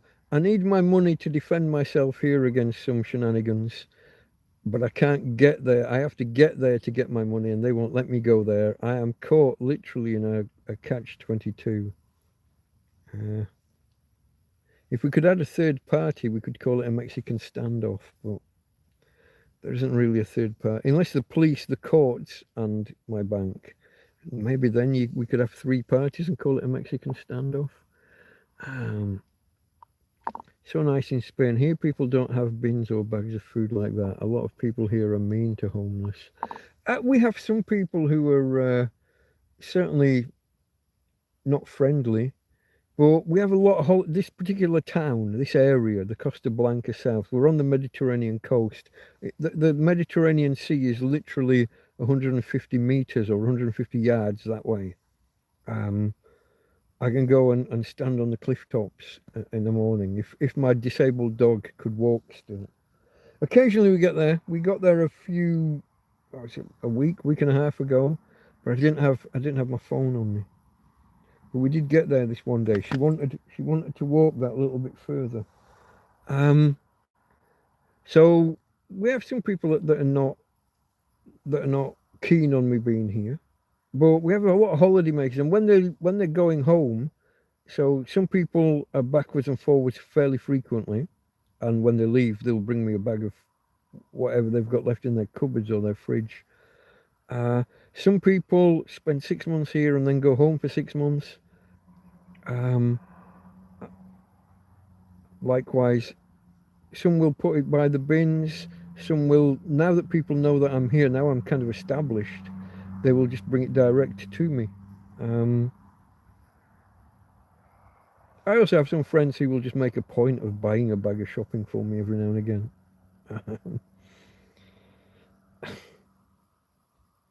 Which I accept, but they try and pretend, oh, it's just what I had left in the cupboards. But we know otherwise. We suspect otherwise, at least. But yeah, the fact that there's communal bins or dumpsters, as you would probably call them over in the US, the fact that we have communal bins, see, it's a hot place, so they don't want you having bins laying around for, like in the UK now, they only empty the bins every second week. But it's not a hot place. The main bin, the random bin, not the recycled stuff. But they alternate, recycled one week and the main bin another. Here, it's hot, so they don't want you having rubbish laying around. So they come and they'll empty the bins every day. Sometimes in summer, sometimes twice a day. Just because they don't want, the vermin, the rats, the mice, the whatever else. Do you have a place I can message you and chat? If you send me an email, hold on, was that to me? You can send me an email, Delta Mike Torrevieja, exactly as it's kind of spelt here, at gmail.com. And then we could do Messenger or WhatsApp, whatever you prefer. Doesn't sound manipulative to me. You're following social rules. Strong men weep too. I don't know whether I'm a strong man or not, but yeah. Luca Benidorm, love you, bro. Is it warm or hot? It was 20 degrees, was it the last time no, was it 22 the last time I looked? Today was hot for me. It felt swelteringly hot. Now that could be humidity more than actual temperature. I think it was 27 today. 27? Yeah, 27 degrees. Currently 21. And they're saying it's going to fall as low as 17 maybe. I don't think it'll get that low. I don't see it getting that low. 27 isn't. Let me just go back. Let me look at the humidity. 27 is not that hot. I mean, inside the tent is always, on a hot and sunny day, that it can be 10 or more degrees hotter than the outside temperature.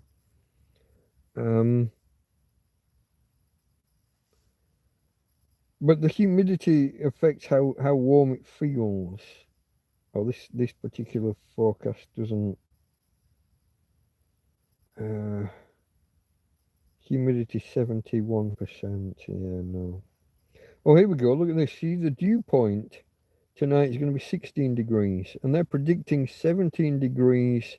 It's very wet here a few nights ago. It's wet through outside. The outside of the tent was dripping wet, and the floor. And obviously, everything outside, everything in the morning. My table and stuff was covered in a layer of water.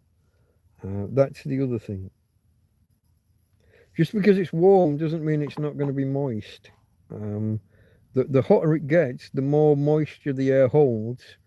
And if temperatures fall significantly, like they're saying it's going to, so from 27 through the day down to 16 or 17 overnight, it can get very wet out there. In fact, it can get wet inside.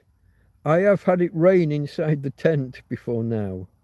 It's quite a common thing at certain times of year, I guess. And I guess we're entering that time of year. Oh, we got disconnected. We just reconnected. Hope I wasn't gone too long. Yeah, certain times of year, in the middle of autumn, fall, and the middle of spring, which is where we are now. Yeah, we're at that point where you get the swings in temperature, and through the day the air absorbs so much moisture, and then at night it gives it off again.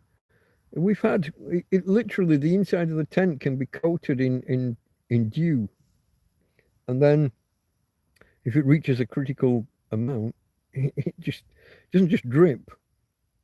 It especially if the wind, if all of the inside of the roof of the tent is full of moisture, and then you get a little breeze shaking the tent, it all just drops at once. It rains inside the tent. And that was before the tent started leaking. Now the moisture on the outside can find its way in because it's an old tent. Yeah, it's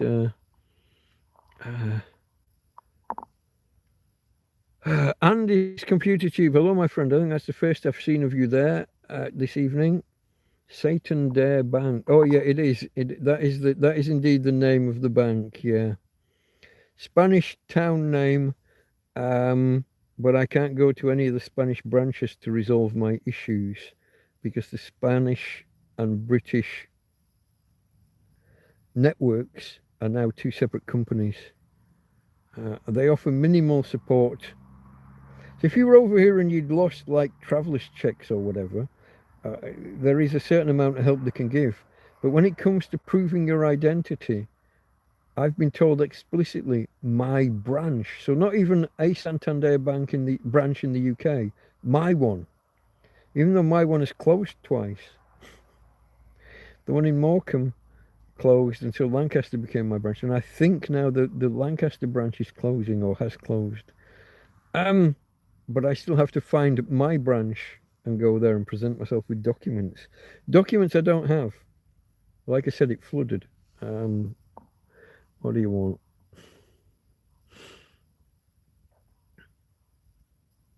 $16 likes live check. I'm showing 17 at the minute, but that was 54. That was 5 minutes ago.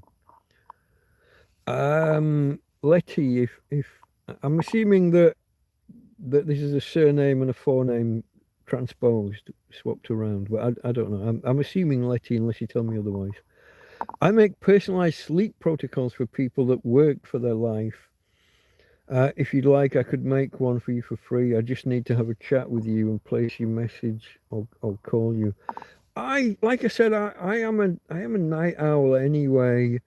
I mean, I know some of the tricks of the trade when it comes to being cool.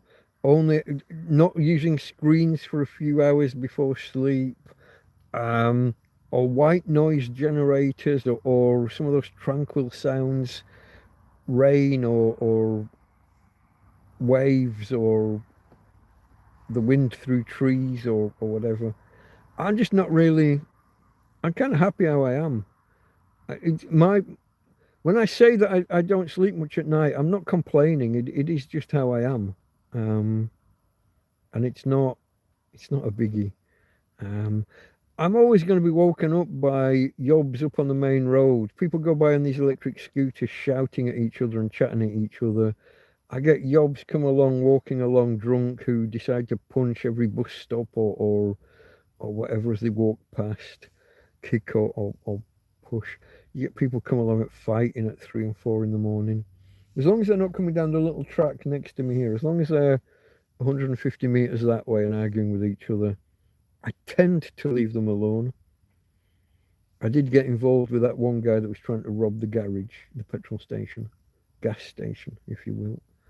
I did have a 2 hour stand up, knockdown fist fight, but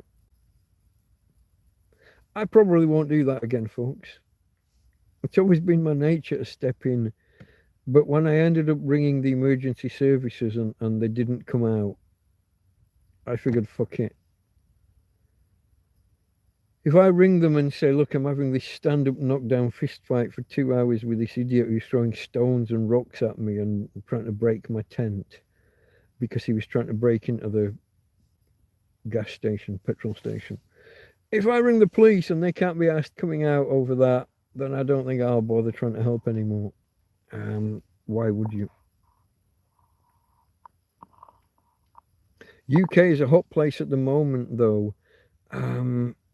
Yeah, and some Americans that I follow came to the UK a year ago, and these are guys that live in Texas and California and Florida, right? Proper real hot places in America. And they came to Britain and couldn't cope because it's different. It's different. We don't have the aircon, that's one thing, but also the moisture, the humidity.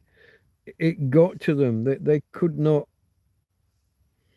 California, Texas, Florida, and they were complaining about the heat in London a year ago. And they were saying, people always say, once you're in it, you won't be able to handle it. And they were like, oh, I'm from Florida, I'm from Texas. I lived in California for the last 20 years. No, it bites different once you're in it. So I'm told. I know that when I came to Spain, you step off the plane, don't you? And you just feel, if you're not in that tunnel going into the airport, if you've ever done that, walk down the steps and be picked up by the bus at the bottom of the steps, you walk out of the plane and whoosh, the heat hits you. But it's a dry heat. It's hot and it's nice. You don't mind it. I used to make a point. It's back when I was in an apartment, back when I first moved here. I made a point of never drinking in any of the local bars. I made a point of walking 20, 30, 40 minutes having a drink and walking home again 20, 30, 40 minutes.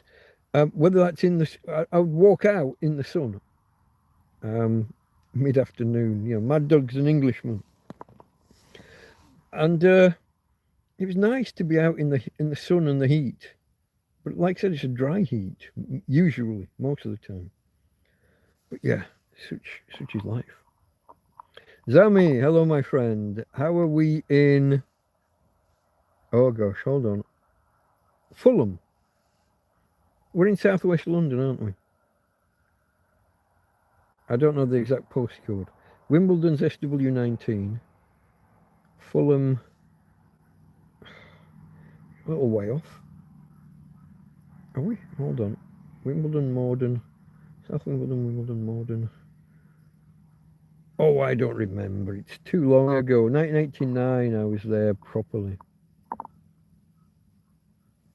I make sleep protocols for night owls too, but yes, these are good tips. Is there do you have a website that you want to promote, Letty? If you want to, if you want to, if you want to plug your I don't know, website, YouTube channel, whatever, that's fine. You probably get blocked by if you post a link, or you might get blocked by YouTube. I don't know if any of my mods are in that could unblock a post if that happened. I don't have the power within this interface. Luke in Benidorm, love you, uncle. That's very nice. Night owl by nature here. That's Andy's computer, but life forcing me to be a day walker at the moment. Life does that. If you have a job or a business or whatever, I used to struggle to balance my predilection for the night. Man, I would get so much work done from, let's say, 1 o'clock onwards, 1 a.m. while 4 a.m. But I couldn't stay too long because I had to be in the office by 9. Back when I rented an office next to the town hall in Manchester. Yeah, Luke's in Bristol and has AC. Okay, that's not very common, as I understand it. I wasn't trying to promote anything. I just wanted to help you. No, that's okay. That's okay, Letty. I didn't say that you were trying to promote anything. You're welcome to, though, if you do have something to promote. Not a problem. Is that your YouTube channel? I don't know whether I can I do this from here, or does it just offer me to ban people? Oh, the bottom one never works because of the arrow. Yeah, no, I can't. No. When I watch it back, I better see whether you've got a channel or anything. But this is now YouTube. So it's YouTube, folks, youtube.com/@NBLetty. And that will take you to Letty's channel. And you can see what she does and what she talks about, perhaps. Andy, I love working on computers through the night to myself. Peace and solitude with a bit of YouTube for company. You know you're not going to get interrupted, don't you? The phone's not going to ring. There's not going to be a knock at the fucking door. You're not going to have an irate customer saying, "Where's that thing that you promised?" Or yeah, all of the things that go with running a business. Peace, solitude, undisturbed time, focus. They call it flow now, don't they? What did we used to call it? Getting in the zone. We used to call it getting in the zone. Now they call it flow, because they always have to rebadge and rename everything. That's a modern trend. Everything has to be badged, and even the full moons get named. Oh, this is a. What have we got? This is a blood moon. This is a this moon. This is a that moon. I don't even remember what they all are. Everything's a super moon. The fuck is a super? We never had super moons when I was a kid. What the fuck's a super? I don't even know. What is a super moon? It's probably a full moon when the moon is closer to Earth than average. Whoops. I typed my own pin wrong. What is a super moon?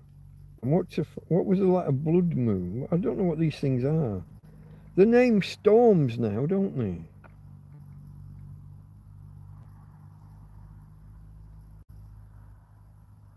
No, what is a, not just when is a supermoon, what is a fucking supermoon? We're going to get all sorts of words to do with what is a wolf supermoon, a beaver supermoon, a cold supermoon. We always had harvest moons, so that's probably just that. We just stuck super in there now. A full beaver supermoon. Fuck, next it'll be a split beaver supermoon. Shut up. Don't say that. There are ladies present. A supermoon is a full or new moon that occurs when the moon is at its closest point to Earth in its monthly orbit, known as perigee. Farthest away is at apogee. There's perigee and apogee, probably. Because it's closer, it can appear up to 14% larger. The moon's like the size of your thumbnail. You're not going to notice if it's a seventh as large again. 14% X. Perigee and apogee, the furthest point. Yeah, perigee the nearest. We're talking about 226,000 miles versus 252,000 miles. You couldn't spot, if a scientist had not told you, if the newspaper had not told you, you wouldn't have bloody known. Supermoon is when you press bum to glass. That's not what you're talking about. I used to study astrophysics. I can answer questions about it if you'd like. Oh, we're always open to input. We're always open to input here.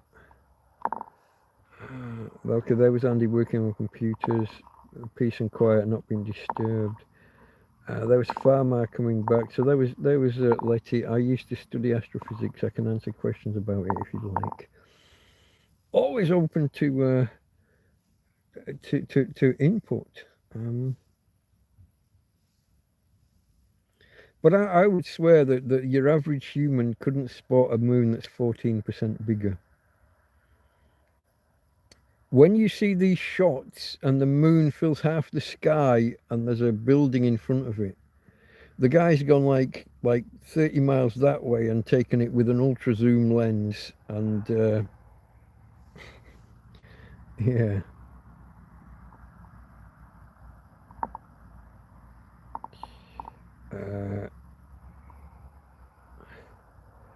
I think Farmer got a typo there.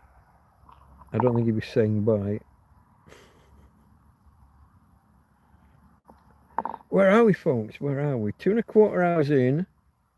I'll go for beer this time. Two-fisted drinking, folks. I have a beer in one hand and a cold coffee. It was cold from the start. This time of year, I'm not wasting gas making hot drinks that I'm going to sit here all night waiting for them to cool down.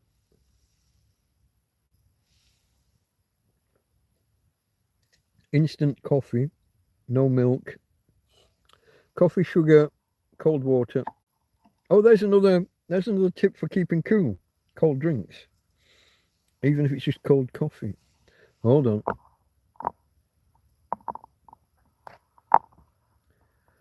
Craziest true fact, the planet Uranus used to be named George after King George. When it was changed to Uranus, the moons of Uranus were named after characters in Shakespeare out of respect for Brits.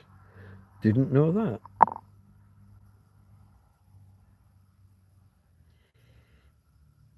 The EN didn't show up first time.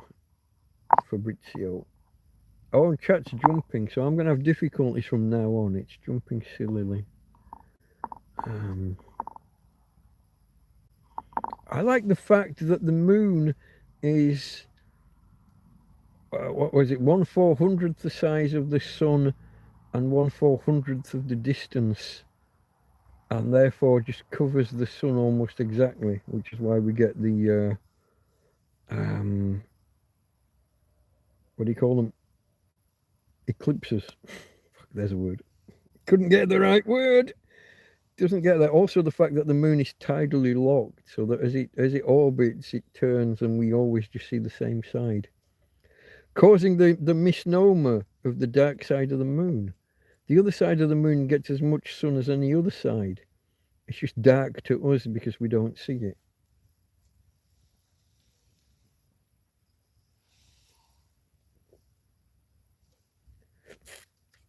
You see, I can chat astrophysics with the best of them. Let's not talk dark matter and dark energy.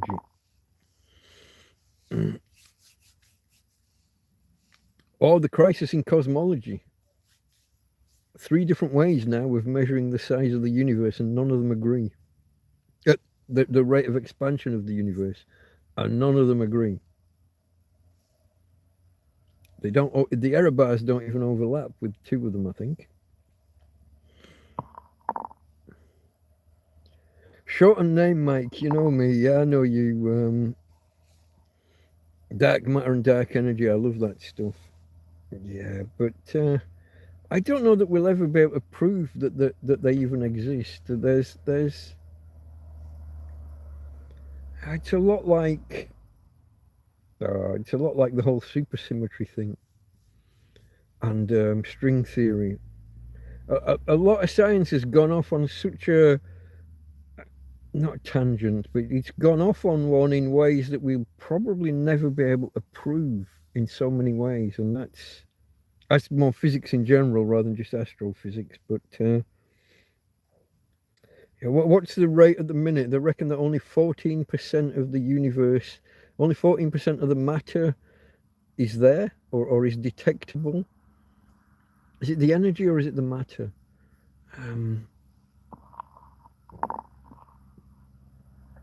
Is there anyone called Pink Floyd? Oh, I don't know my Pink Floyds. All in all, you're just another brick in the wall. Was that them? Hey teacher, leave those kids alone. Was that them or was that someone else? And then I get mixed up with hit me with your rhythm stick, but that's not them. That's that other bloke, who Ian Drury, Drury on the blockheads.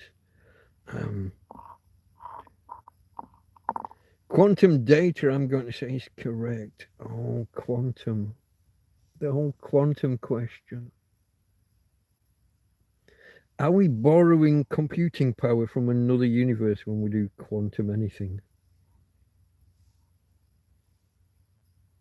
Will quantum entanglement allow information to be transmitted faster than the speed of light?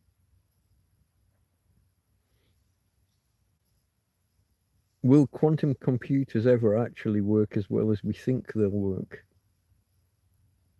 China leading the way at the minute. But their idea of putting them in space for cooling won't work. Because there's nothing to carry the heat away. You only have radiation, radiate the heat. The fact that everything's cold in space doesn't mean that you automatically get cooling because there's no convection or whatever the other one is. Radiation, convection, and conduction. There's nothing to conduct. We're jumping through all the topics, aren't we?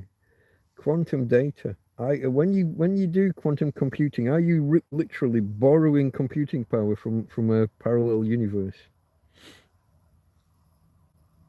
That was kind of the theory the last time I looked all that up.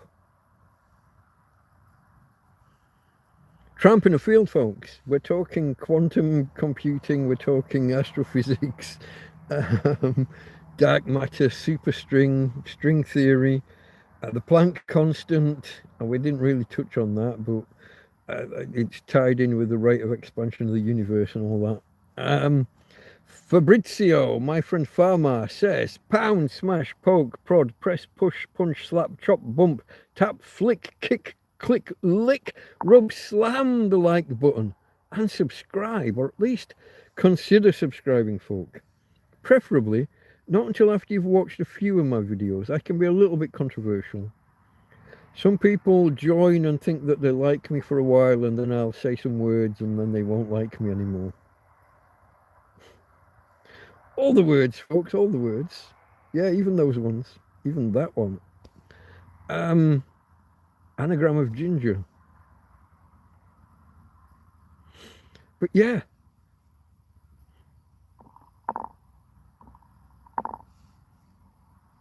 Let's bring up the hold on. I don't know that one. Avogadro's number, just for the hell of it. Strings, bubbles, brains, membranes, brain theory. You see, brain theory. So here's an idea, folks, that in something like 13-dimensional space, they're always coming up with different numbers of whether it's 13-dimensional or 22-dimensional. But if two membranes touch, that's the Big Bang. That's the spark. Now, to me, I'll be honest. To me, have you ever looked inside a switch when two surfaces touch and power gets put input and things turn on? I hear brain theory, and I instantly think someone's turned the computer on. We're powering up the simulation. Whether it's holographic, there's another question. Is the universe a hologram or holographic? Is information stored all over? There's so many. I'm sure I have heard that word, Avogadro or whatever it was. I just don't. I'm not getting it right now. But Microsoft were getting same errors, but continued with the errors. Is this Microsoft trying to do avocado? Is this Microsoft trying to do quantum computing? I thought weren't Google ahead in the West?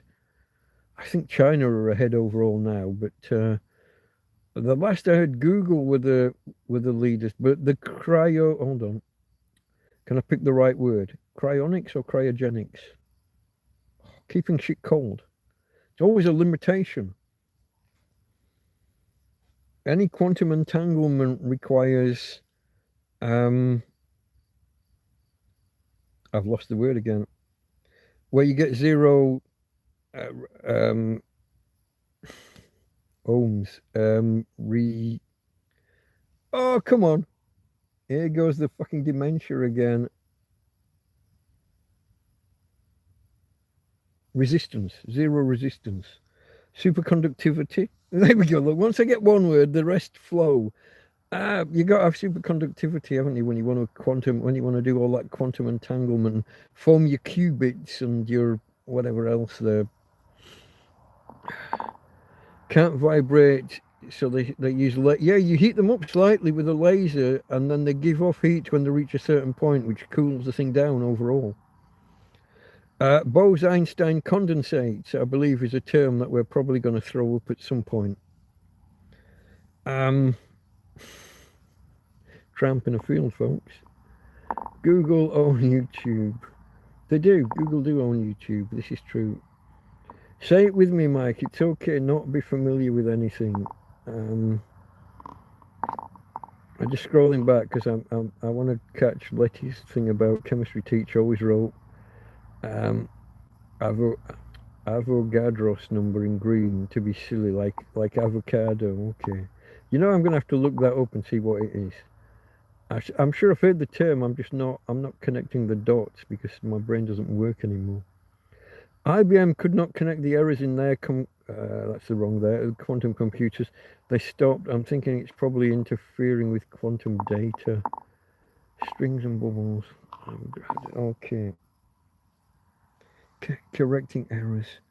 You see, a lot of our computing now has got down to such a small scale that quantum tunneling's an issue. So electrons, that model that we have of electrons orbiting, that's bullshit. An electron can be anywhere within the vicinity of the nucleus, and it's more likely to be in certain places. So it's all I was going to say stochastic, but it's a statistical thing. It might be there, it might not. But every now and again, it'll be like a little bit further out, and it can jump. It can appear the wrong side of a boundary, and then maybe not be able to get back. Yeah. An obstacle in the way makes it less likely to go the other side. But if it does happen to appear at the other side, it's less likely to get back, and that can flip bits in computers and things. all of that weird stuff. I love me some Bose-Einstein condensates. I don't know much about them. It's just a word I throw out there as if I know what I'm talking about. Molecules vibrating as you get them cold enough. Separate molecules start to act like like a solid, but and maybe even you never get them to stop vibrating, but the minimal vibration. If ever you get something to stop vibrating entirely, isn't that the end of the universe? Absolute zero becomes everywhere, and shit goes bad. Heat death of the universe and all that.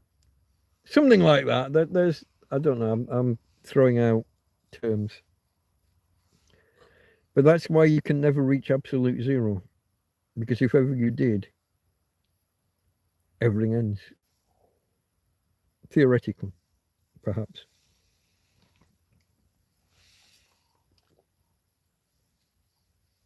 Now, theoretically, will I ever reach the end of this first can of beer? Technically second. I already had one open when we started, didn't I? But I've got about this much to go before I get the next one. And then, Fabrizio, then we have to start putting the empty one under the lantern. So for newcomers, for anyone who is, we're almost at 20 thumbs up, folks. 20. It's been a long time since we hit 20 thumbs up. I'd appreciate if we could make that.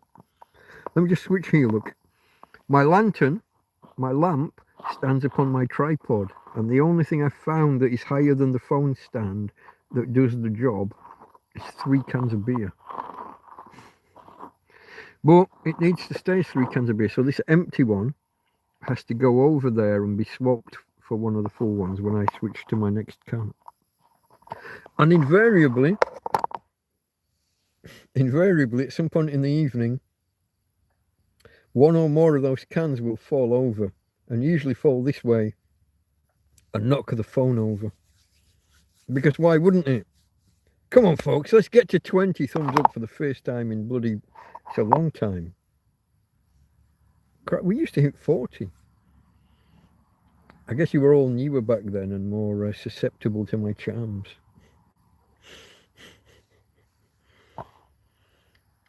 Let's have a look.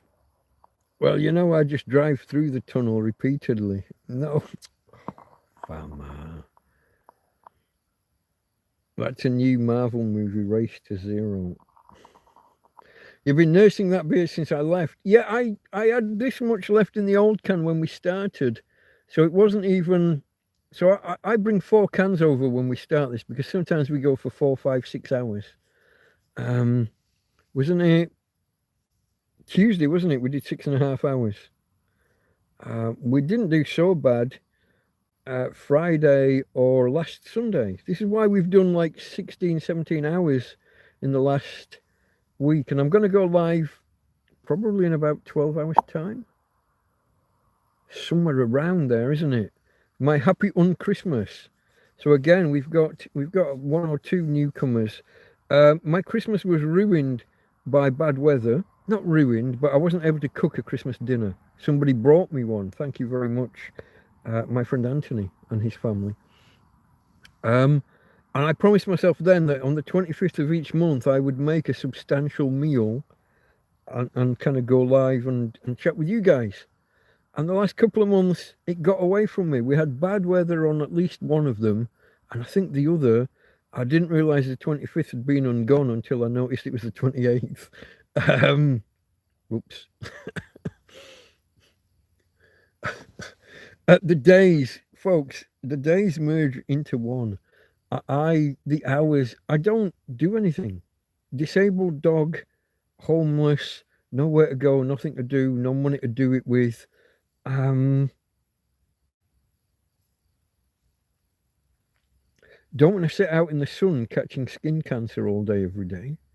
So I stay inside. I stay in the shade as much as possible. When friends come round, I'll sit outside for 2, 3, 4 hours with them and have a chat out there. Maybe put the parasol up, the sombrilla, as the Spanish would say. But generally, I stay low inside the tent. I have a chair out there, like a big Queen Anne armchair. But when I sit in it, it's too warm. It reaches 50 degrees inside the tent in summer, up high. It can reach 40 degrees or thereabouts at this height. I'm just on top of two mattresses, one on top of the other. Two double mattresses, me and my doggy darling. Lots of jokes about taking a dog to bed, but let's not go there. You'll have me being called all of the sexisms and sexists and what's the other one? Where men rule the bloody world. All of the ists and phobes. Like I say, folks, don't hit subscribe until you've watched a few videos, because at some point I'll probably piss you off.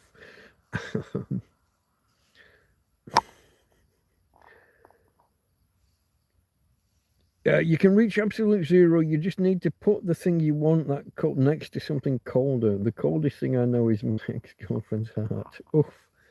Okay.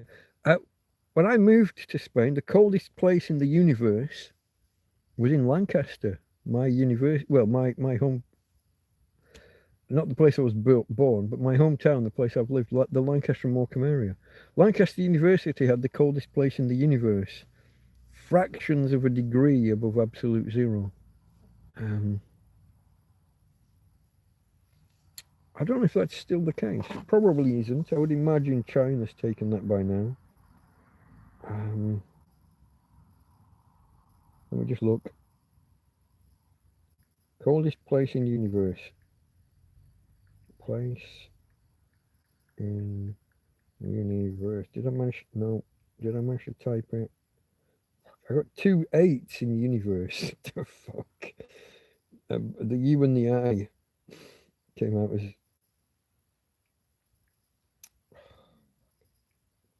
Typing too fast. I'm a touch typist on an actual keyboard, but on a screen. No, not the natural coldest place, not the Boomerang Nebula. Approximately 1 Kelvin. No. Artificial.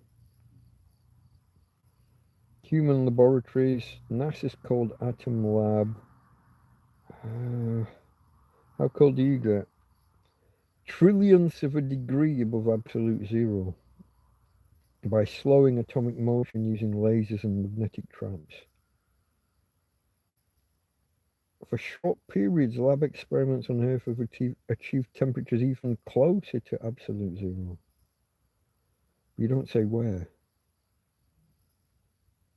What if I type Lancaster? It was Lancaster, UK, yeah. Oh, itchy nose. Lancaster Universities is... not universities, that's not a word. Lancaster University's ultra-low temperature labs house the coldest known places in the universe, dropping materials to a fraction of a millikelvin. The fuck? I've never heard the term millikelvin before, but obviously thousandths of a Kelvin. Fractions of a thousandth of a Kelvin. This artificial created environment is significantly colder than the natural expanse of deep space. Now that's text drawn from Lancaster University, which was contradicted by the previous Google AI answer. So it might be outdated. Maybe they're drawing that from a web page that's out of date.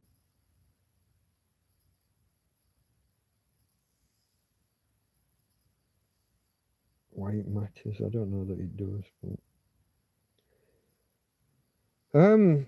use these ultra cold conditions to develop hypersensitive quantum sensors and practical... Oh yeah, cybersecurity, that's a big thing at Lancaster Uni as well, isn't it? They have a Lancaster University cybersecurity centre.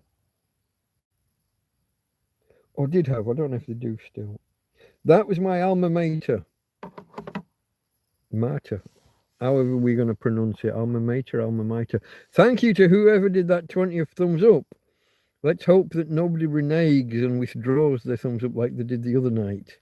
We went down from 17 to 15, and I don't know what I said to to trigger it. I did say that word, so it might have been that. I maybe offended somebody. You know the word. You all know the word. The one you're not. The one word you're not allowed to say nowadays. I did say universities. I did. Yeah. It's absolutely a word. Um.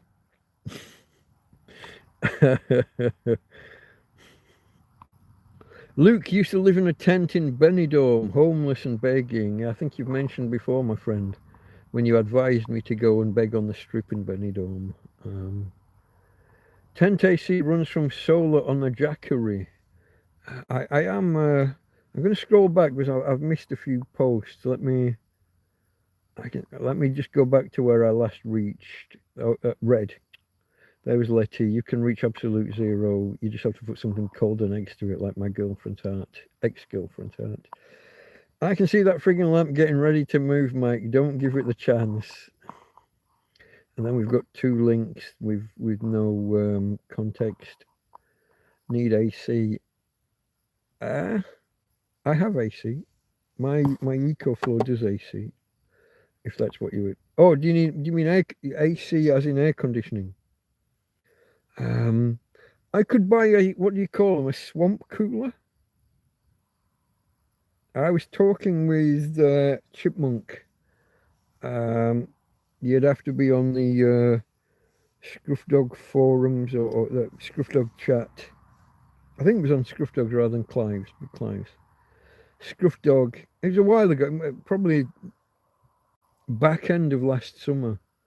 So basically, a wet sponge where the bottom sits in water, and the sponge sits upright, and a fan blows either through or across the sponge, and the fan perturbates the air, causes the moisture, the water to evaporate, which again, it's evaporative cooling, like we discussed about a wet towel on a rack outside in a breeze.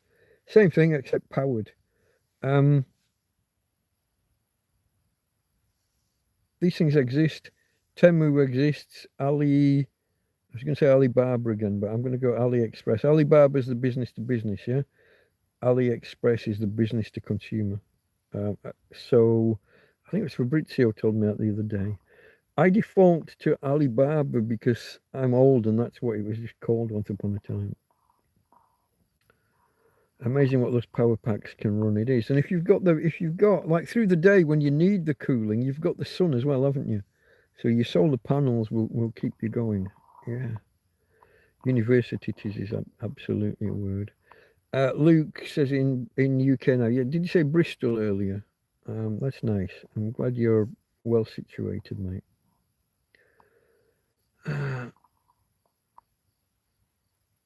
Yeah, Scruff Dog. Anything electrical or electronics related. Between Scruff Dog and Big Clive, you've got all the knowledge you need, and then you guys, the technical family, the people that hang about in those forums. Chippy, Chipmunk, and Farmer here, and Frank Nadoberty, and there's a whole bunch of others that come here from there. And I think I've seen Andy over there as well, haven't I? Swamp Struck air coolers have evolved, and the new ones are pretty sweet. Just got the last one from local tool station. Yeah, swamp cooler, yeah. I wonder if you could fill it with drink and a straw while you cool off. I do now have. So now I've got my camping fridge freezer. I said this the other week.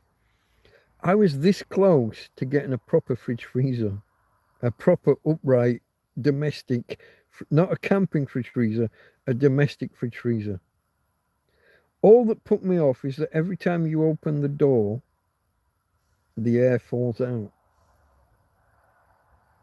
So the camping one where the top opens upwards, as long as you don't if you open it really fast, you're going to cause a vacuum and you're going to suck the cold air up and out to some extent. If you open it, pause, slow, and then just open it slowly, the cool air sits there, doesn't it? I was also persuaded when I saw the claim for the one that I bought. I bought the Alpicool 50 litre camping fridge freezer. I was persuaded when I saw that it would hold about 100 cans of beer. That was the. That's. I might be overstating the number of cans. Um, you would easily, from what I can see of it, I could easily get 5 12 packs of beer in the freezer part, and then there's the fridge part, which is smaller, but I could easily get, I could put 4 12 packs upright, and a fifth one, maybe even a sixth one, horizontal on the top. Um, Now I don't, you know. Sometimes I have as few as six in there. Yeah, sometimes I have none. But uh, was it last week? I was mainly on pop, soda, whatever you want to call it. Some people call all these drinks cola, don't they? Um, Opening the fridge slow to keep the air in. I keep forgetting to do that. But with an upright fridge, you should probably put like a layer of cardboard or something inside the door, um, so that when you open it, you can then just peer over the cardboard or whatever. Or a plastic, you know those, you know when you walk in a warehouse and there's there's strips of clear plastic in the doorway. You do that inside your fridge so that you can open the door, look in, but most of the air stays in if it's an upright. If it's a top one, top loader, open it slowly and yeah. Come the zombie apocalypse, you want to throw a big blanket or quilt or something over your fridge or your freezer. Extra insulation. We talk regularly about the zombie apocalypse. I don't know why. It's silly, but um,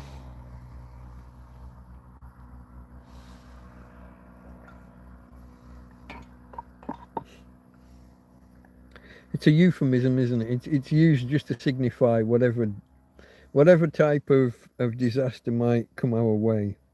So I'm in Spain. Last summer we had a total outage over the whole country. Spain, Portugal, parts of France, part of the Netherlands. Um,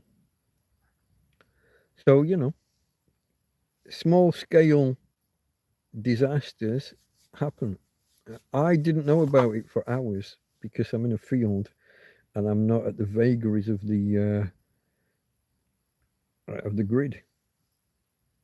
First I knew about it, I happened to be outside for something. I don't know what.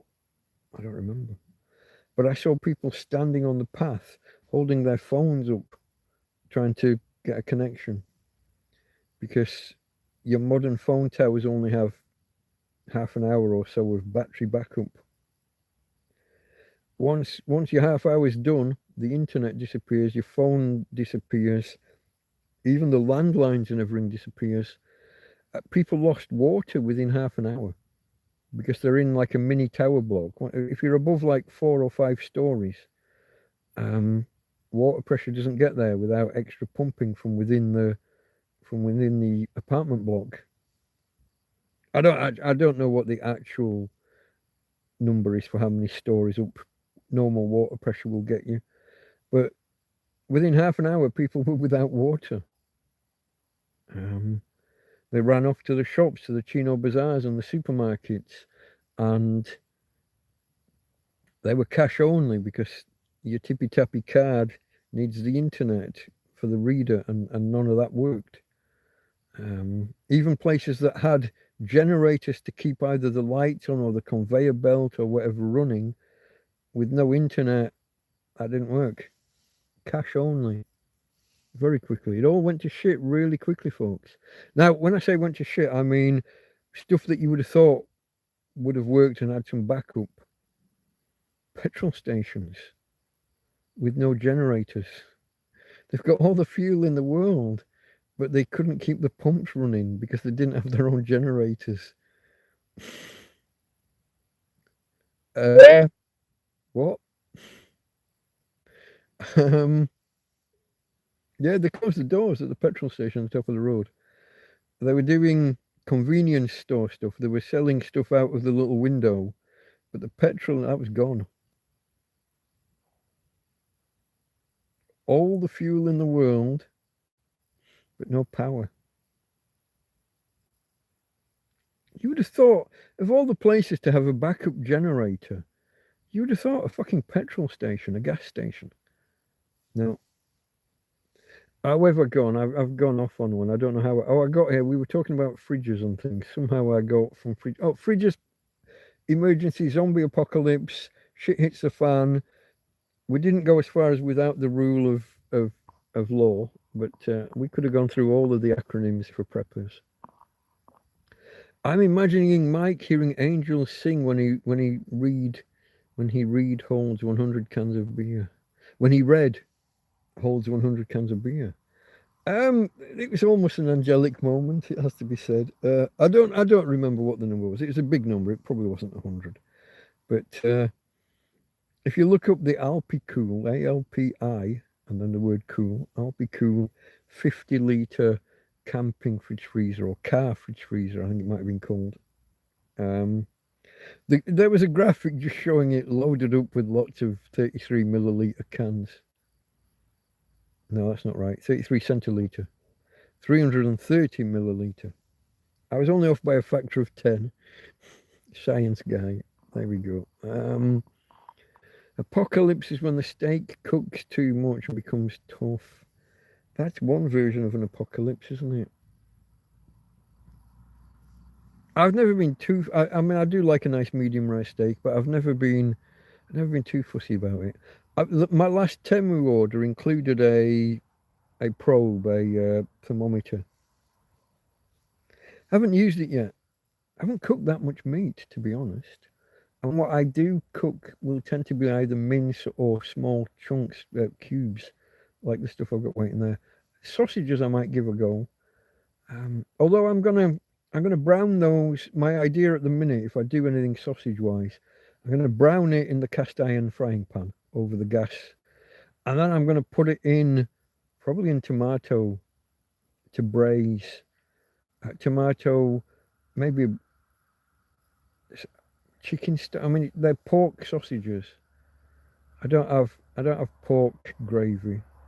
I've got chicken gravy and I've got chicken stock, chicken granules. Pork and chicken's okay. That's not too bad a combination. What else have I got? I've got onions. I've got cabbage and cauliflower. I haven't looked at them in a few days. I'm hoping that they're still all right. I'm going to knock up some kind of stew one of these days this week. I don't know if that's what I'm cooking tomorrow. Haven't decided entirely what I'm doing tomorrow. I'll look at my various different bits of meat because I've got 5 or 6 different things that need using this week. I will pick the one that's most in need of using. It's probably going to be the pork, the cubed pork, the diced pork. Probably. Oh, sorry, Tina. Oh, babe. She's laying on my foot and my foot's gone to sleep. I want to move my leg. Hey, babe. Tina? Hey, babe, I'm sorry. I don't want to disturb you too much, sweetheart.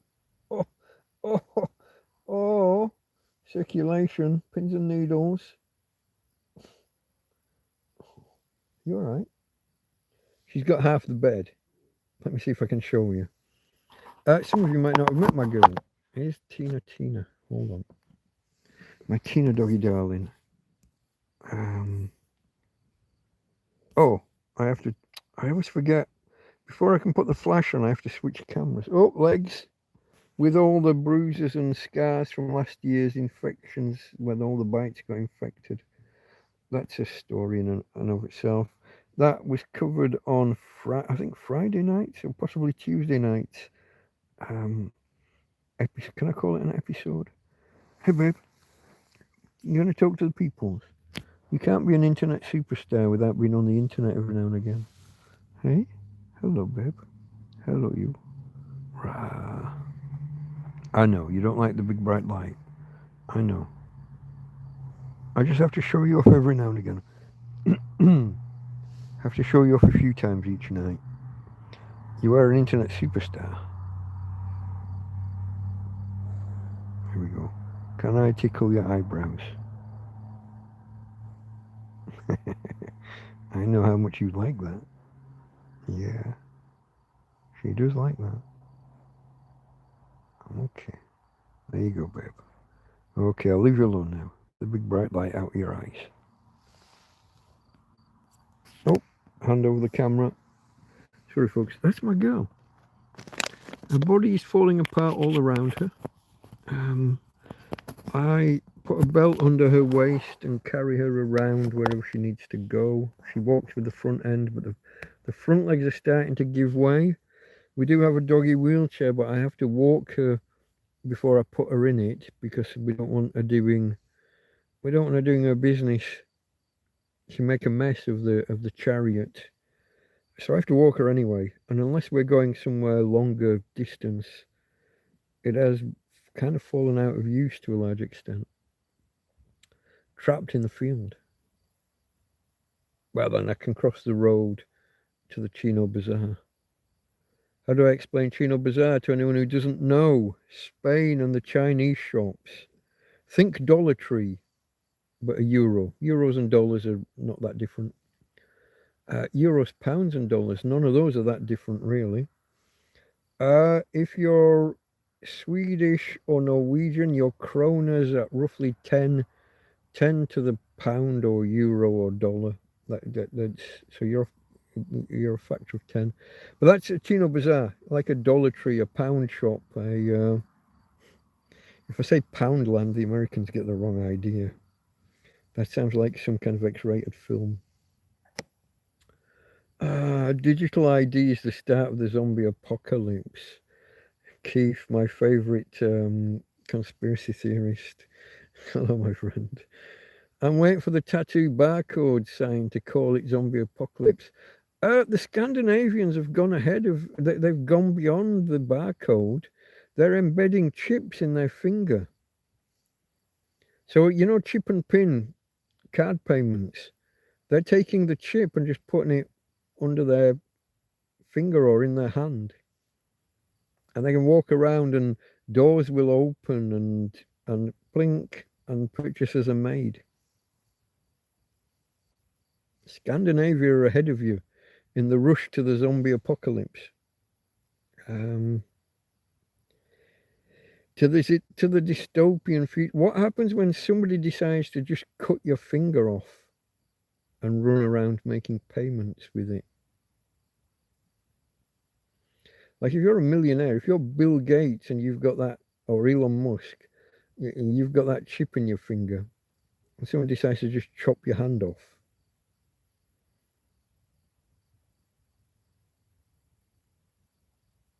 What do you think? That's a fairly dystopian future, yeah?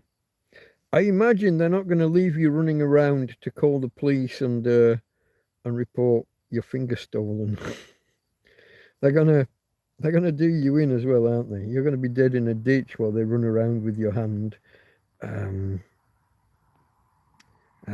think Keith was ahead of us there with the chips. Yeah, those are delicious sometimes. That's not what you're talking about, Fabrizio.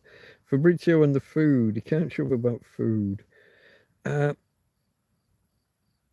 question is, if you're in the Alps at the top, do you need a fridge? Probably not.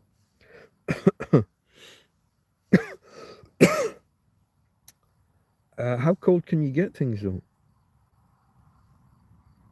And can you warm things up after? If you've got frozen stuff, can you heat it up when you're on the top of the Alps?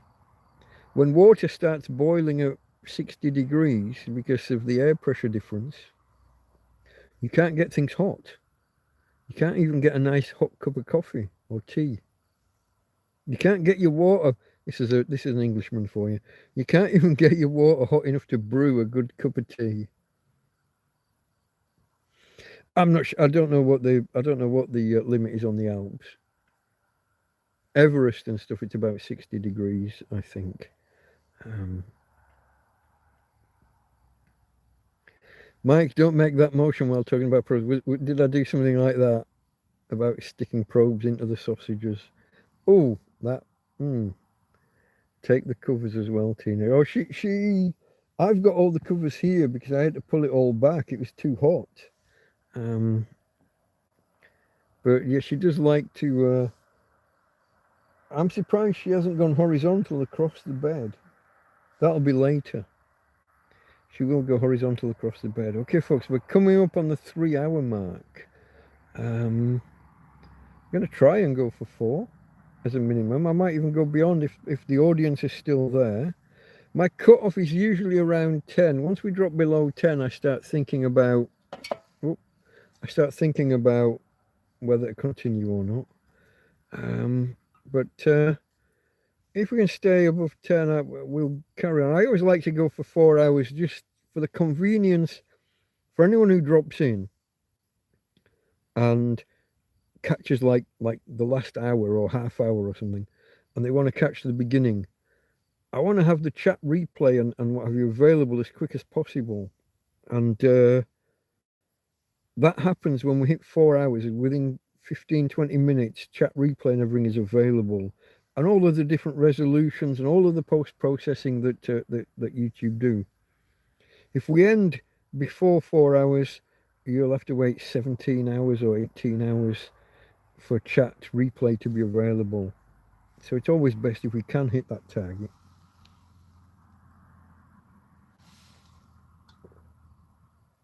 This coffee is getting quite bitter towards the bottom. Is Jack Attack out there and hiding, or is he not with us tonight? I haven't seen Karen either so far.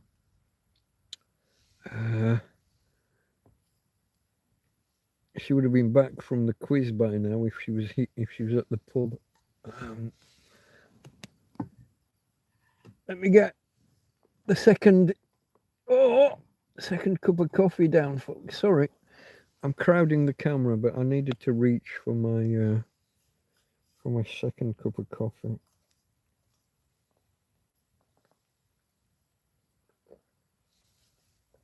Gonna need the liver again soon.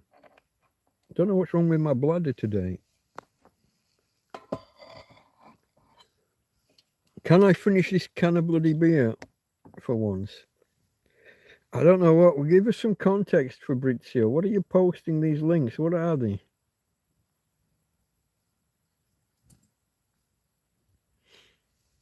Spamming my chat with links and I've no idea what they are. Give me context. At least label them and say what they are.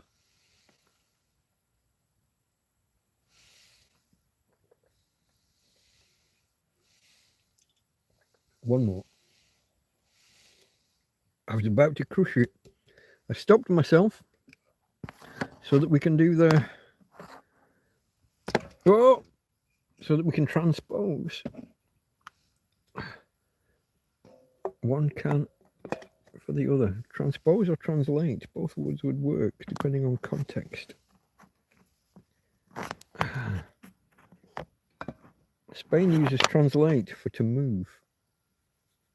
Traduction for converting between languages. Necesito una traducción, por favor.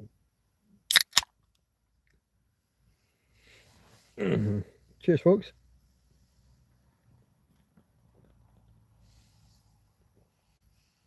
And then I wonder why I need the loo. Okay. We are on 2 hours 59. I got an itchy nose. Am I going to sneeze? Is it tree pollen or grass pollen this time of year? West End Girls. We're back with the Pet Shop Boys again. Bittersweet Symphony was... It's a bittersweet symphony. Can't remember the name of them. Verve. It was indeed the Verve. Thank you. See, once you say it, I know it. Jesus Christ Superstar. Where's frilly knickers and the seafood bra?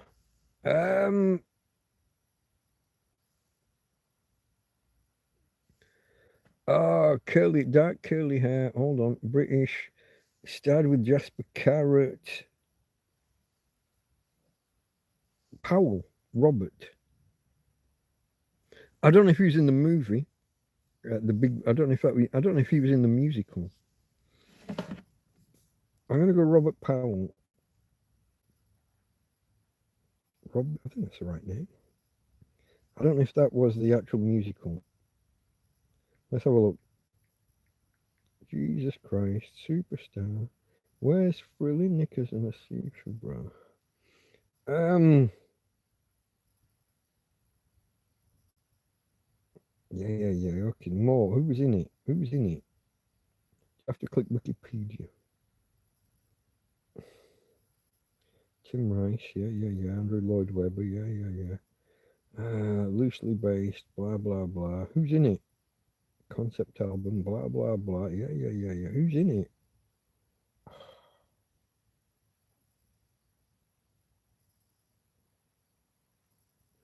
You're not naming names.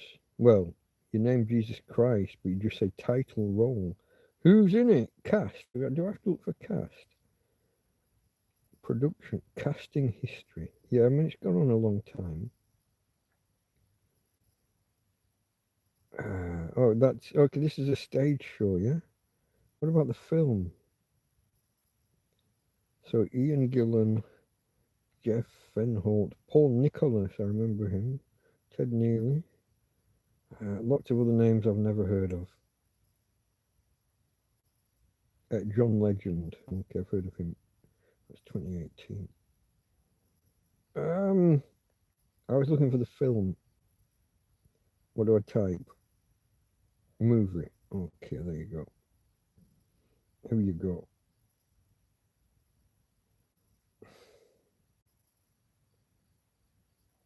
Ted Neely.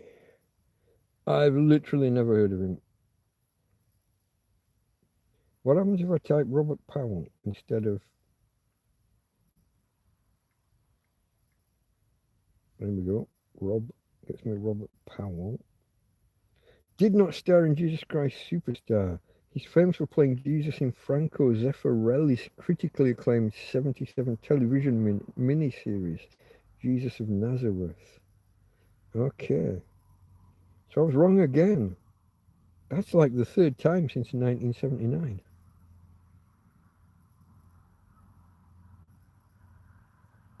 Robert Powell played a deeply reverent. I've never heard reverent used as a word on its own. Reverential and irreverent. Reverent. Dramatic portrayal of Jesus in the 77 historical miniseries. His performance is highly regarded, and his striking blue eyes and ethereal look made it one of the most iconic visual representations of Christ. Now you know. Well, now I know, because I didn't before. I got it wrong.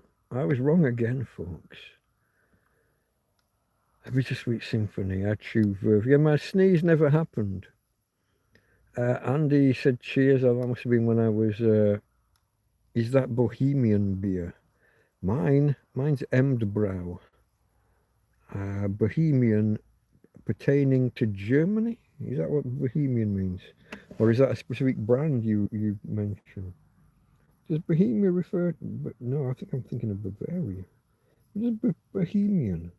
Is that not Bohemian? It's like a lifestyle. That's like people who are free living, isn't it? Bohemian.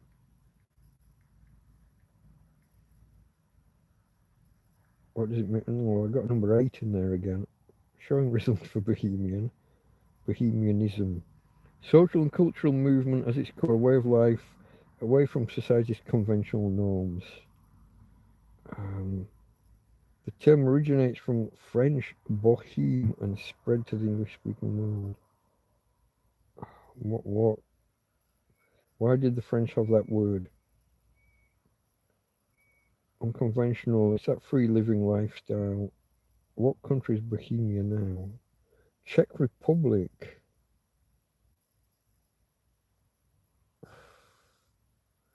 I don't know how that became.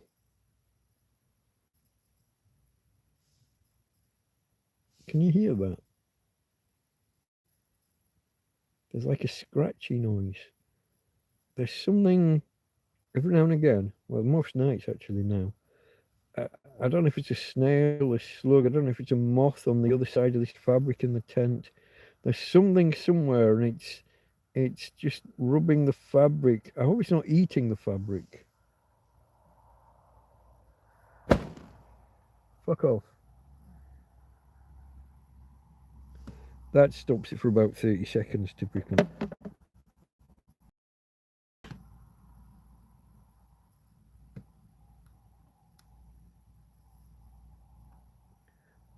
Is that Bohemian beer? There's your clue. I can't click the links. There's your clues, Mike. Okay, another clue. Mercury. I haven't got context. Clue to what? Something steel squeaking.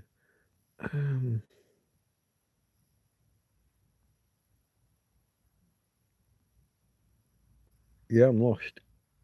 All these links. I got Freddie Mercury. Okay, you're going something with Bohemian Rhapsody. Okay, that's where you're going with your Bohemian beer. All beer is Bohemian, isn't it?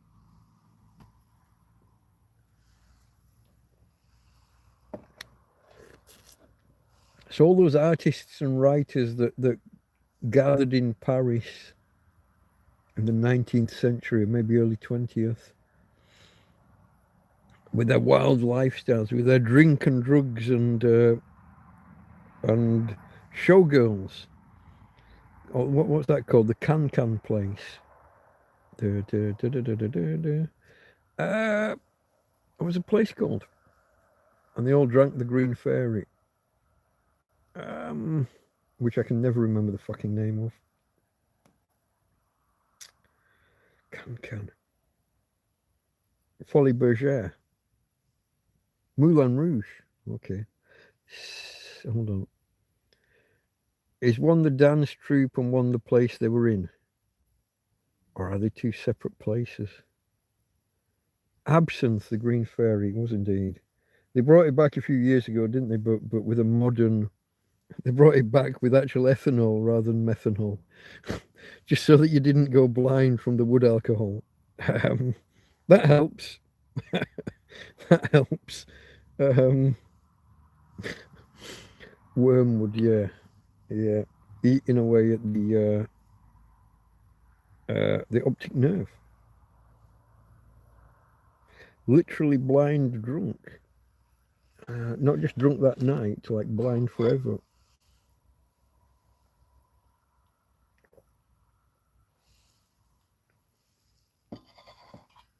Oh, sorry, folks. Hand in front of the camera.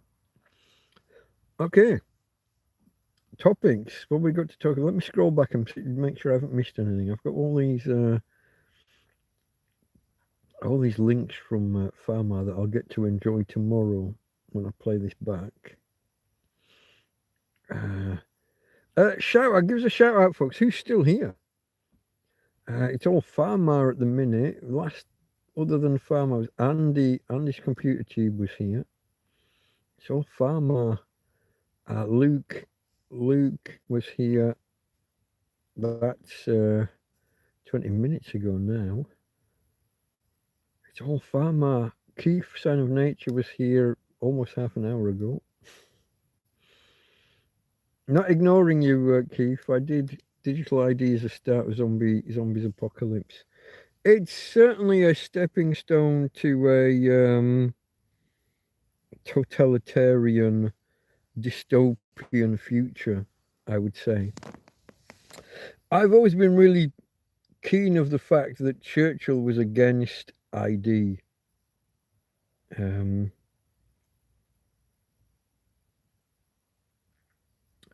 Churchill introduced the fact that people had to produce ID on demand during the war, but it was very much a war measure. And once he was in power again afterwards, he got rid of it. He did lose an election in the meantime and come back, if I remember correctly. And once he was back in power, he scrapped and it was policemen or the military that could demand your ID during the war. And he scrapped it as soon as he was in power again, which I guess is 5 years later. But it's kind of one of his biggest regrets that an Englishman had to do the whole papers, please thing, which is why he scrapped it once he could. We're now at the stage, I've said this before, and it is one of my frequent rants, I guess. We're at the stage now where a fucking barmaid can make you produce papers, please. My sister, I can't remember what supermarket we were in, Asda maybe, one of the biggies, Sainsbury's, whatever. I was with my sister a few years before I came out here. I think I'd split from my wife. So we're in, what, 20, what year would it be? I came out here 2016. So 2012, 2013. My sister was fucking 40 years old. And she was in the supermarket, she bought alcohol. And she was asked for ID. She didn't have it with her. Because when you're 40, you don't expect to be asked for ID to purchase alcohol. Oh, I haven't got it with me. Oh, then you can't buy it. Oh, that's all right. My son will buy it.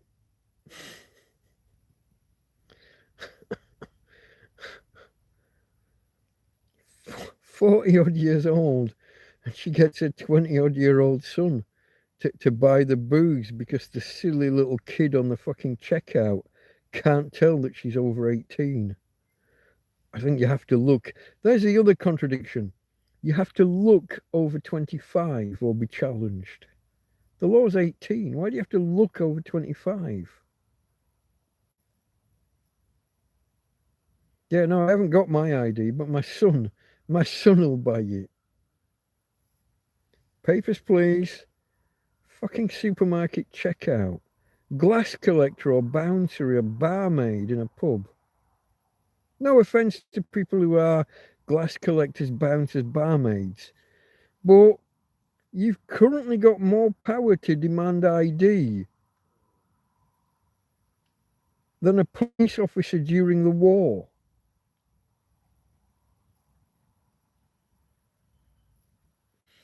Does anybody else find that fucking bizarre? Hey, babe. It's okay. It's okay. You're dreaming.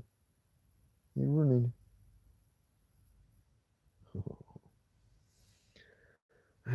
Twitching next to me. Anyway, here we go. So yeah, digital ID. I'm not a fan. It goes against everything that being British always stood for. See why it's becoming necessary, and it's the same reason that when I was a kid, you could just walk into a bank and open a bank account, and now you can't. And it's because I could use words.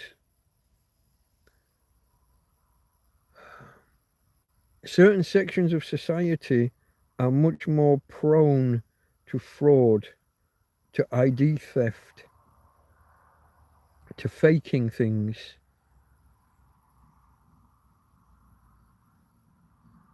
And so now we all have to prove our ID in order to open bank accounts. And not just to open them, but periodically to reprove who you are. And I've been caught out by that one, haven't I? I'm like the fucking, what's the word?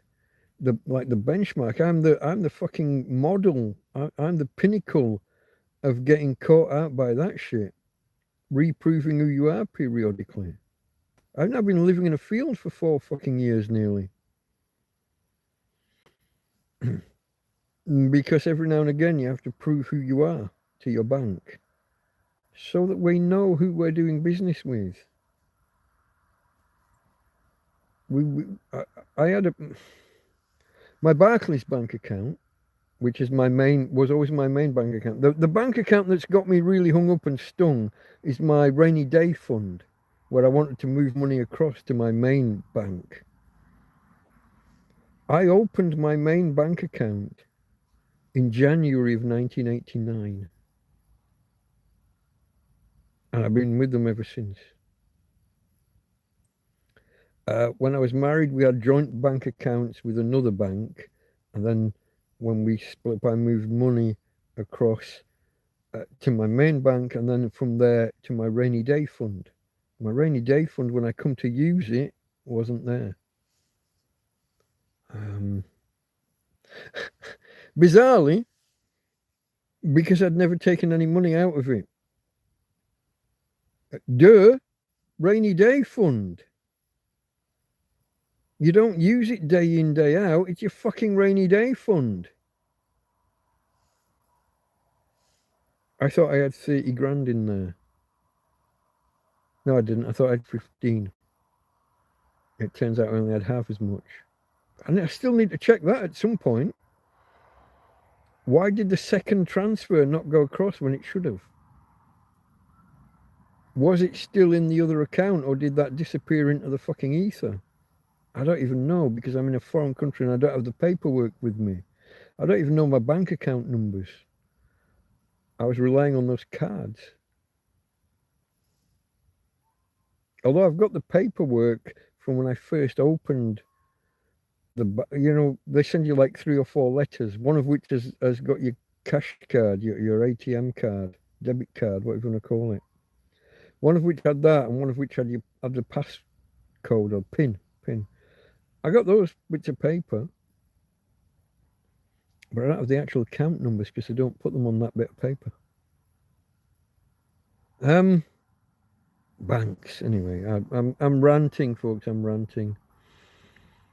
The tattoo barcode for the zombie apocalypse. Yeah, well, like I said, chips under your fingers or in your hand embedded is the thing nowadays. Ask the Swedes and the Norskies, the Norwegians. Bittersweet Symphony Verve, bittersweet. Cheers, DM. I'm working forward again in case I've missed anybody.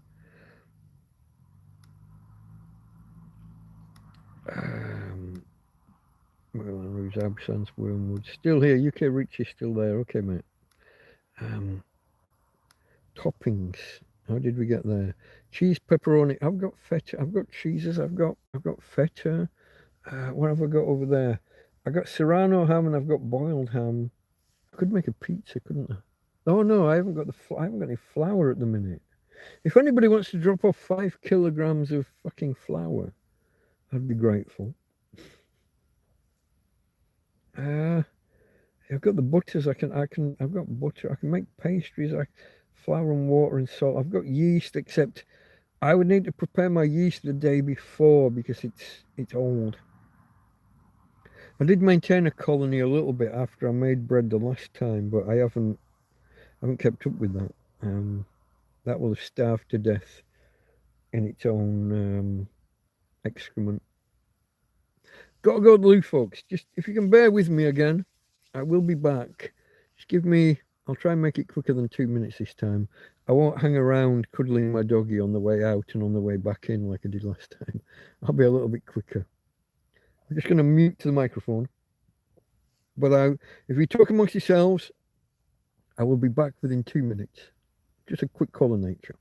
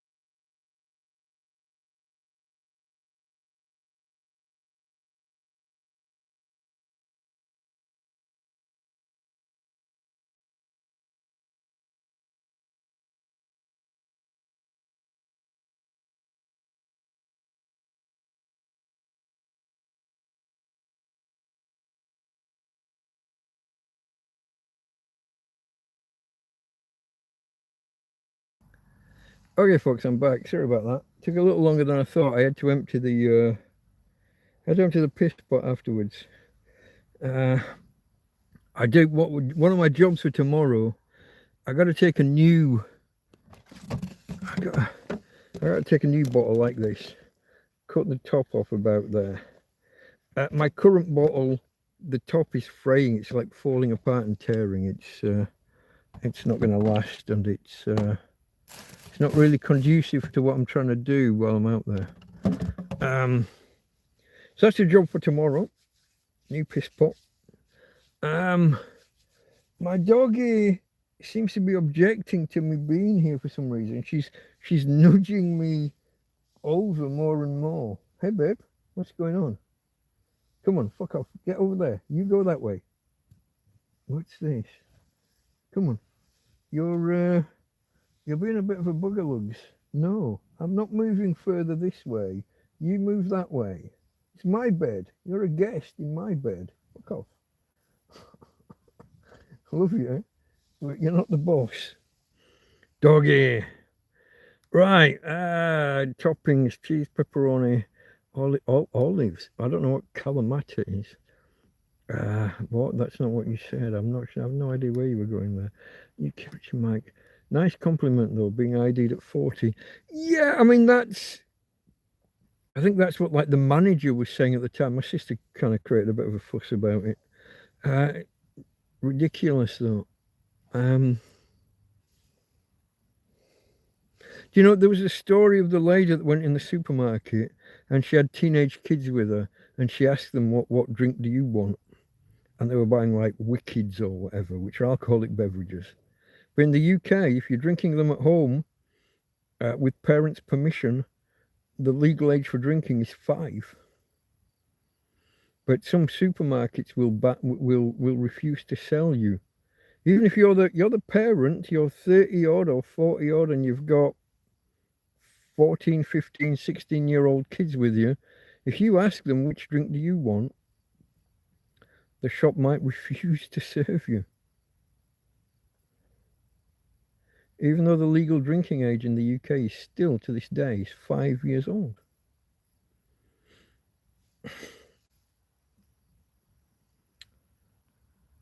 Looks are not accurate. I looked 40 at 17. I guess I was similar. I was drinking in bars and nightclubs I was drinking in bars from about 14 onwards. Pubs and nightclubs 15, maybe 16. I had a mustache early on. So yeah, that helped. Fabrizio, hold on. Pound, smash, poke, prod, press, push, punch, slap, chop, bump, tap, flick, kick, click, lick, rub, slam the like button and subscribe. That was a little while ago. Andy says lol at Farmart. Just some intentional miscommunication in the name of comedy. Ask UK Richie if he wants a topic. Has it got a hazelnut in every bite? Now you might not get that. Do you have topics? I don't know if you have topics over kind of stateside and US and Canada, the other side of the pond. What has a hazelnut in every bite? Topic! Chocolate bar with hazelnuts. You could also say squirrel shit. I think Tina's saying, what? This is my bed. She does get possessive and yeah, territorial. Especially when she decides to lay horizontally across the fucking bed. Some days I have to put my legs up and over her and put my foot down like by her belly and if she'll let me. But then I wake up with my leg like half dead because blood flow. Yeah.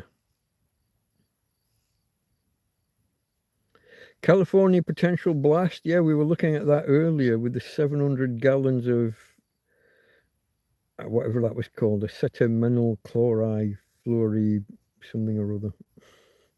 Just throwing chemical words together. Floods in New York. Oh, I haven't heard about floods.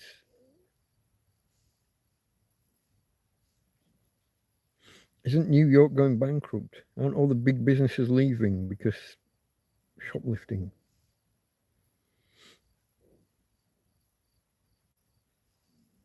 Politics, let's not go too far into it. Potential blast California. Were you not here earlier, Farmer? There's a fire going off and there's a 700 gallons of aceto something or other. Acetyl. No. Why do I? Today I keep getting my pin wrong and I don't know why.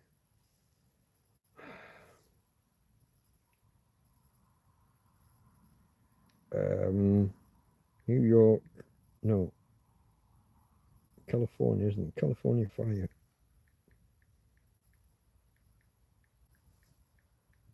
Tina, you're pushing your leg right up my jacksie. Don't do that, darling.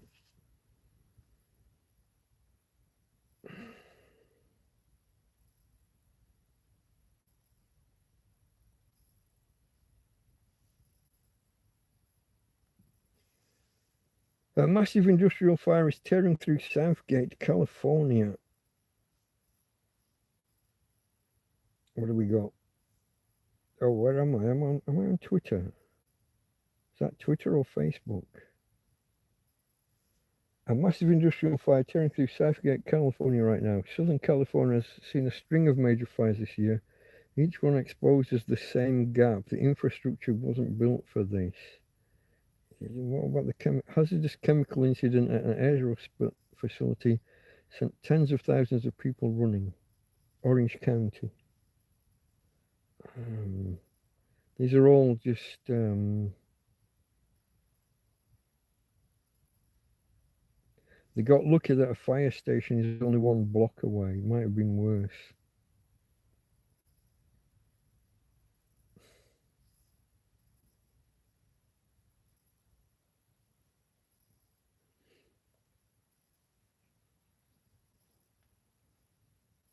That's politics. I don't get too much. People are arguing about why it happened and infrastructure and neglect by politicians, etc.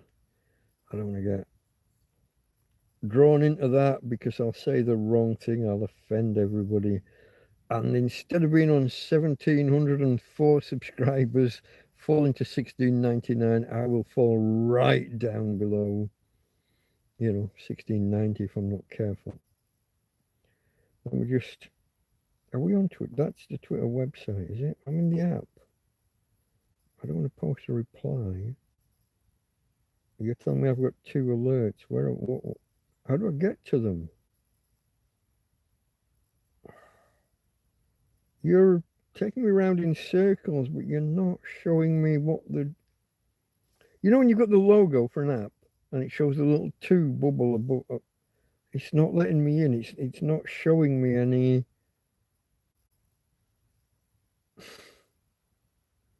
What is this shit? AI mode. That's Google. That's got nothing to do with anything. Click on the X app. The bar at the bottom that would normally let you select between... It's not there.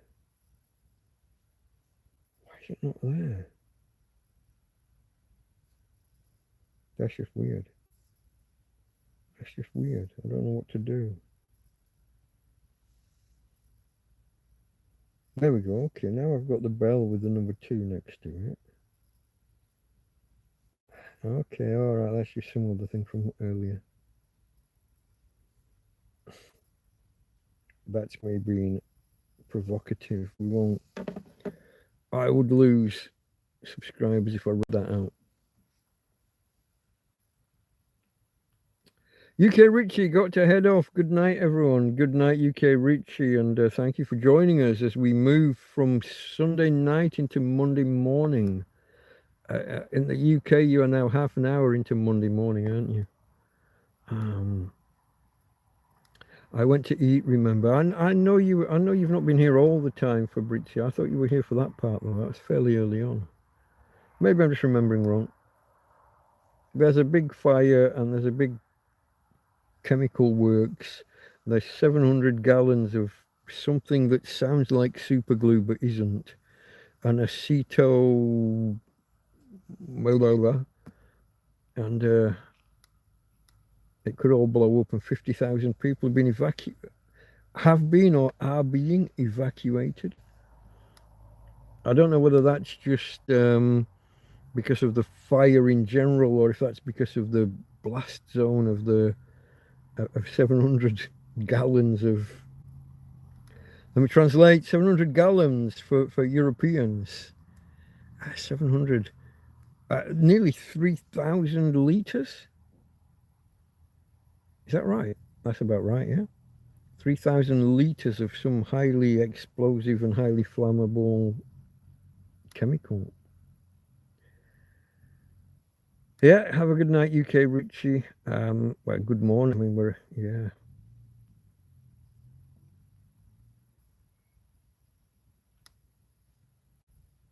And Farmar posts another fucking link with no context. I don't know what that is. You gotta post a title or something with it, mate. Give me a clue. I know I can't click any of them because there'll always be someone else's video or whatever.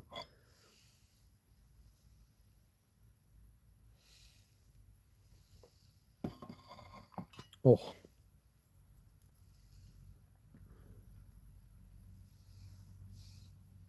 So a regular Friday evening on my toilet. What? That's not what you mean.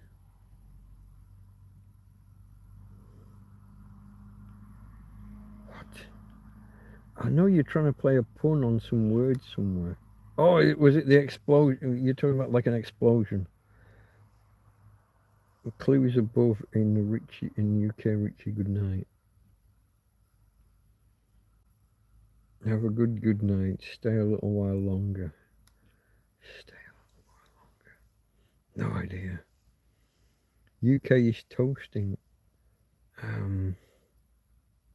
Warm. You think it's warm in the UK? What other town? Let me have a look. If I pick a town that I know, I'm going to go northern rather than southern because that's how I am. Let me have a look at the weather in somewhere like Hull or Grimsby or somewhere. Weather. I go Hull. That's on the Humber estuary. Well, no, it's not on the estuary, but it's, you know what I mean. Hull, UK, 16 degrees. That's fairly warm for the UK. 27, 28. That's warmer than. Hold on.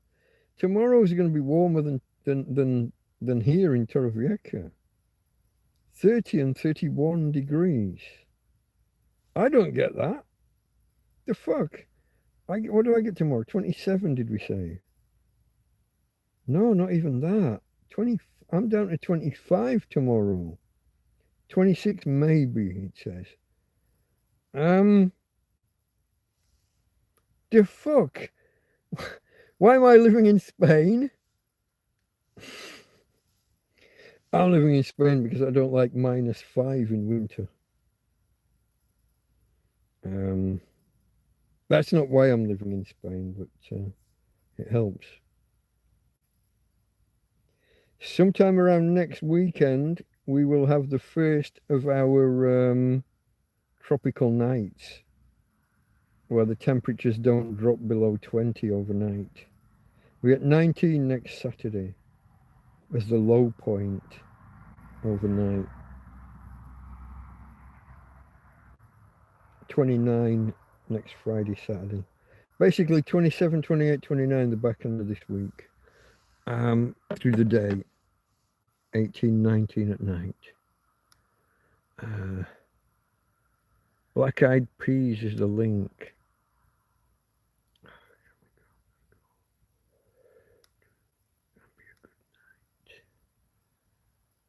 Gonna be a good night. Yeah, have a good night. I got you. I'm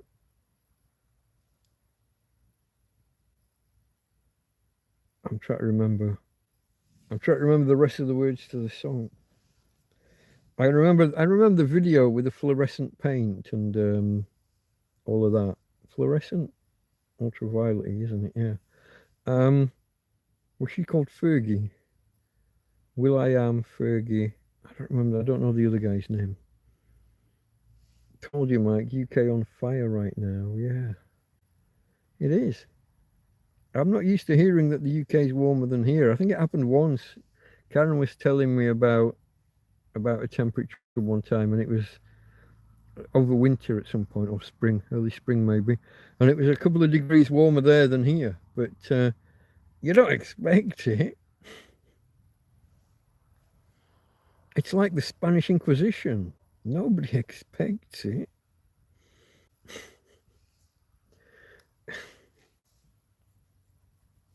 Oh, is my head itchy? Why is my head itchy?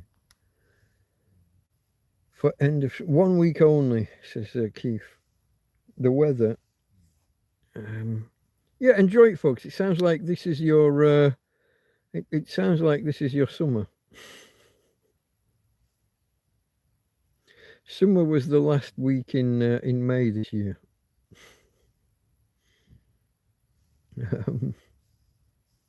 Which is good. Normally it's a Wednesday. You're doing well if you get a week. You might even get another week later in the year.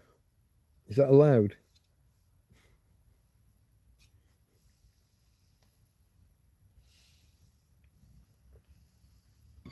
I believe, although I've not had it confirmed by any weather agency, but I believe that we've started summer now. This is it now. We won't see clouds or rain. Maybe we'll get like an hour's rain at some point during July. But this is it now until mid-September. It looks like we've kicked off. Summer is here. Once we start with these 27 and 28 degree days, pretty soon it'll be 30, 35, occasional 40. It'll be dry and stupid hot, sunny every day, and I don't know if I've got enough sun to power the fridge, well, the fridge freezer, the fan, and the slow cooker. I'm not sure. But pretty soon, it'll be too hot to have warm food. It'll be more about ham sandwiches and salad and stuff.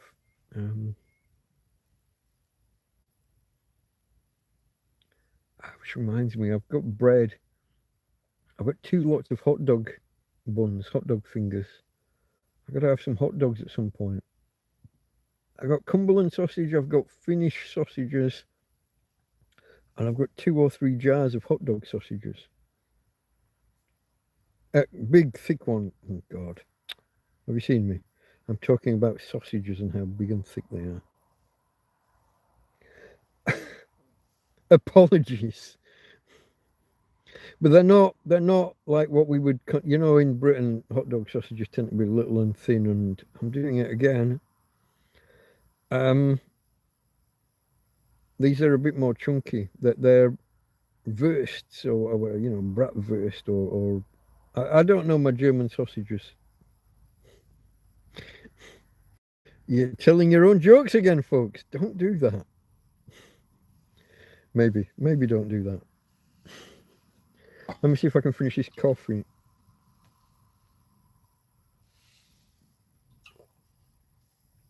I think the powdered coffee, the instant, I think it settles over time. The more I get to the bottom, the more bitter it becomes. Almost acrid. This was the end of a glass jar. I wonder, because it's been outside, I wonder if the coffee powder kind of burns in the... I wonder if it kind of carries on roasting inside the glass jar when the sun's shining on it. I've got some out there somewhere, I think on this big chair. I need to clear my big chair off. I've got a big quilt on there that's for the bin.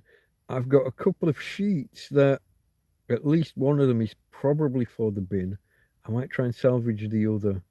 They've been down the side of the bed in the wet when it rained and what have you.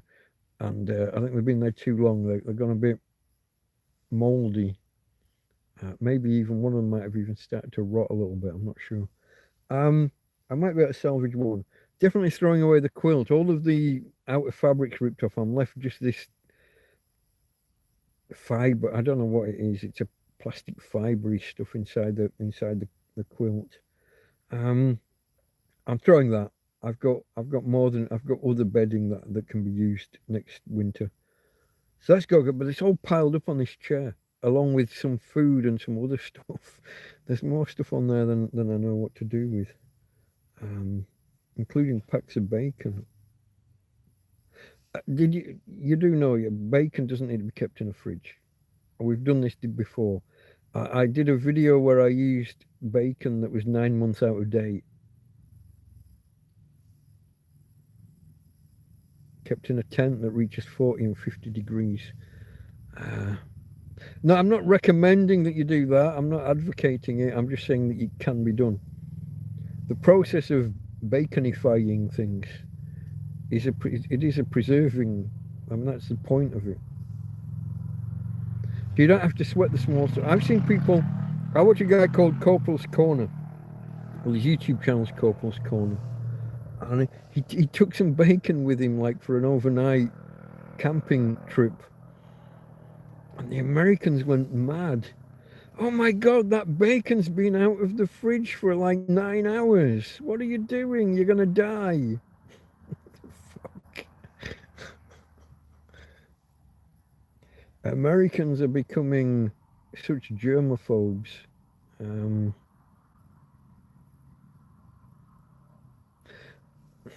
I'll move on. But yeah, oh my God, it's been in your backpack for like 12 hours. What are you doing? Fuck, it's bacon. It predates refrigeration by about 1,000 years. I mean, that's the fucking point of it.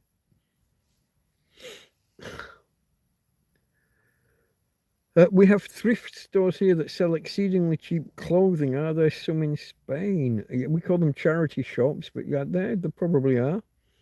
I've never, I've never been in one in Spain.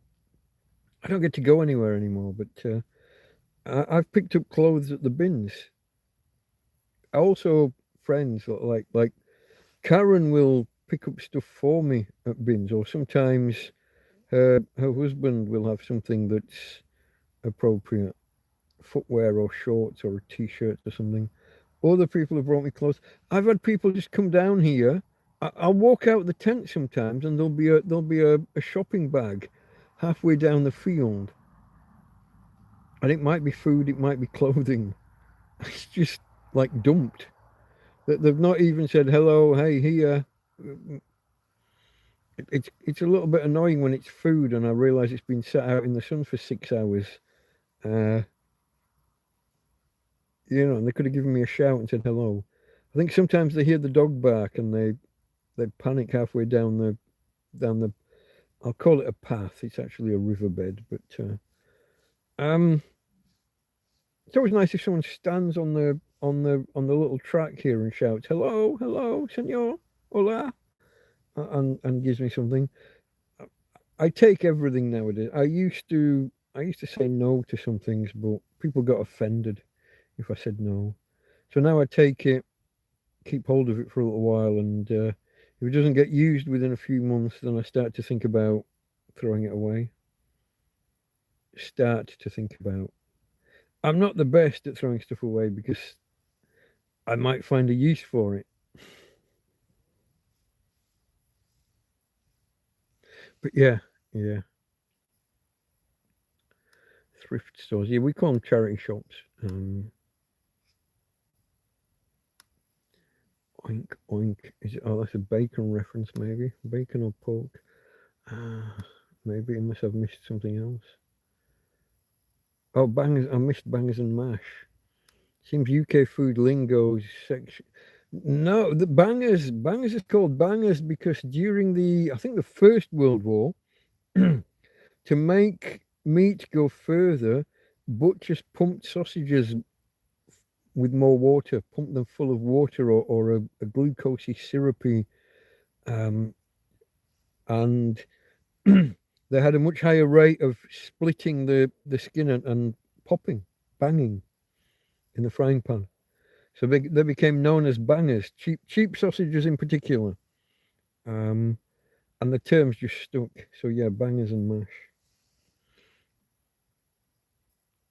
Oh, I missed. And what have I missed here? Dry and smoky barbecue. This is it. To be fair, 26 Celsius would be on fire in the UK. Like I said, the Americans that came over last year, the people that I follow, um, Nerdrotic moved from California to Texas either last year or the year before. Um, who's the other guy? Drunk 3PO. I can't remember his real name. Drunk 3PO. Star Wars fan, obviously. He's Florida based. They came over and a bunch of others, and they couldn't stand the heat in London. London was having a bit of a heat wave. I think it was last year. Could I be off by another year? It's not impossible, is it? But they couldn't stand the heat out and about, and the fact that there was no aircon anywhere. Yeah. Let me sit up a little bit, folks. I'm slouching a little bit more than I'm comfortable with. Oh, let's have a look.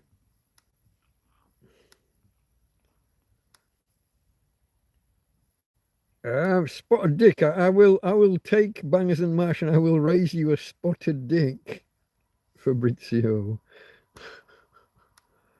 Um, if you want food, if you want food that sounds sexual. Never knew that about bangers. Yeah, I think that's a fact. I think it's the First World War, but we're pumping them full of cheaper ingredients, and in particular liquid. Um, Made them more prone to bursting the skin. And I think back then the skins would have been natural as well. They would have been pig's intestine. Um, Still, we didn't have artificial skins at that point.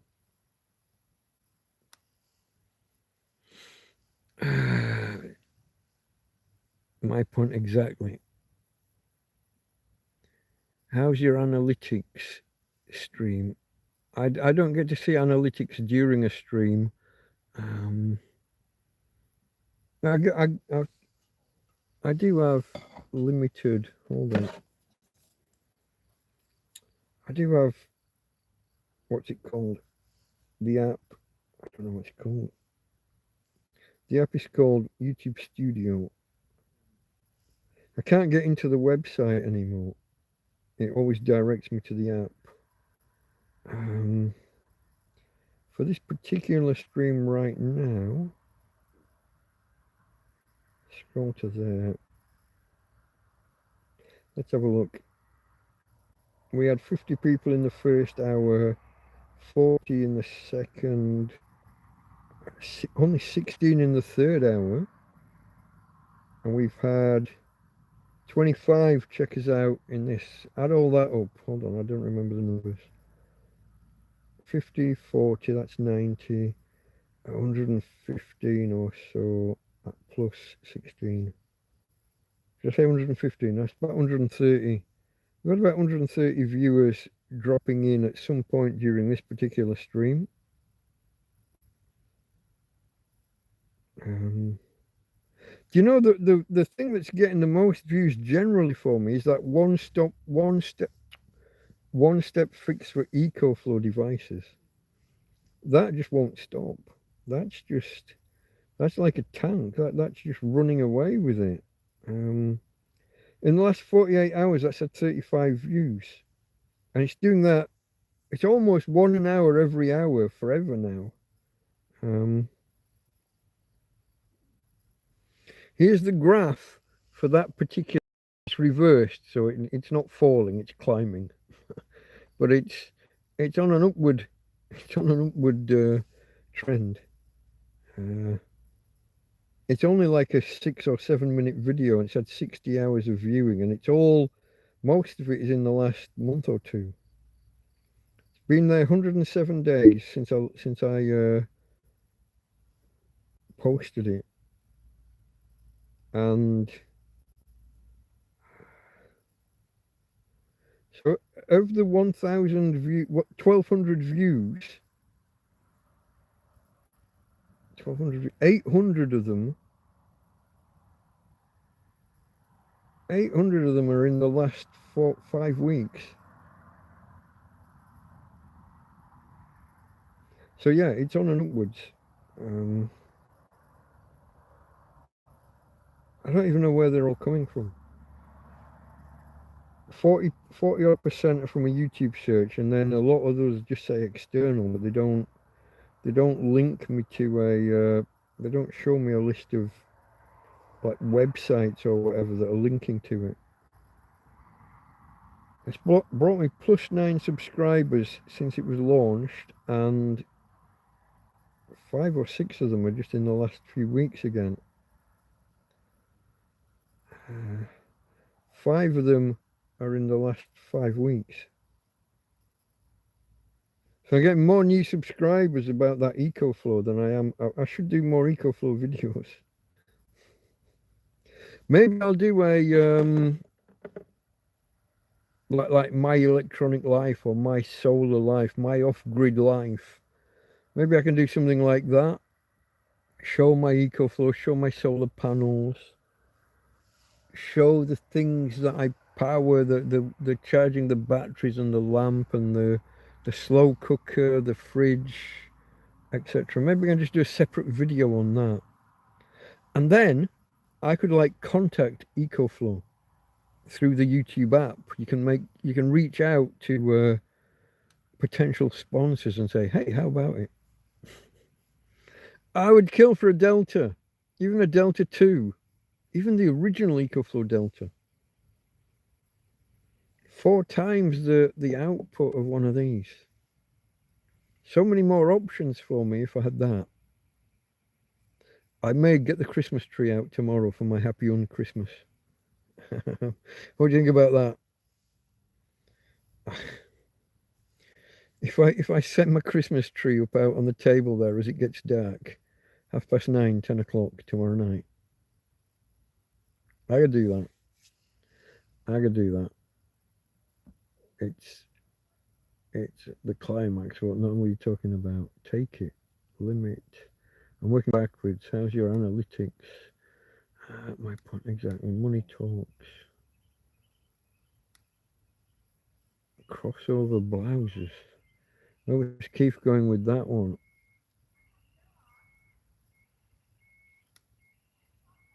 Crossover blouses.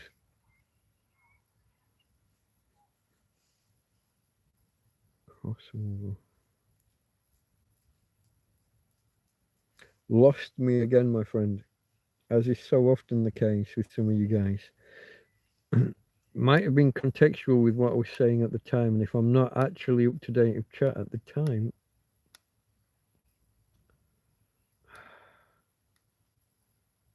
I'm gonna have to fucking. I'm going to have to give. I'm gonna have to give Farmer a timeout. How many links have you posted today, and what the fuck are they all?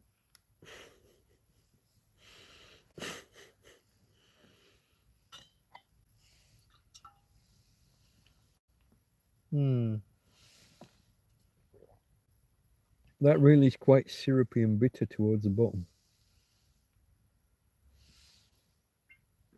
That was the end of the jar of coffee. It was stuck to the bottom. I had to scrape off the bottom of the jar, and then I just poured it. I didn't, so I might have ended up with 2 or 3 spoonfuls rather than measuring it out with actual spoons. I was just pouring, and I think I'm probably going to be awake while about 7 o'clock in the morning now. That's my coffee finished, folks. Where are we for time? Oh, we're a couple of minutes away from 4 hours. Oh, Tina, you're kicking me in the balls, darling. Stop it, stop it, stop it. That's not ideal. Oh, darn. Hello, you. It's nice to see you all stretched out and everything. It'd be nice if you left me some room. She's fast asleep. I'll have to take her out soon. We're about 2 o'clock, yeah? Sometime between now and 4. Typically, I would take her out. Clues underneath every song. Countdown. Final countdown. It's a final countdown.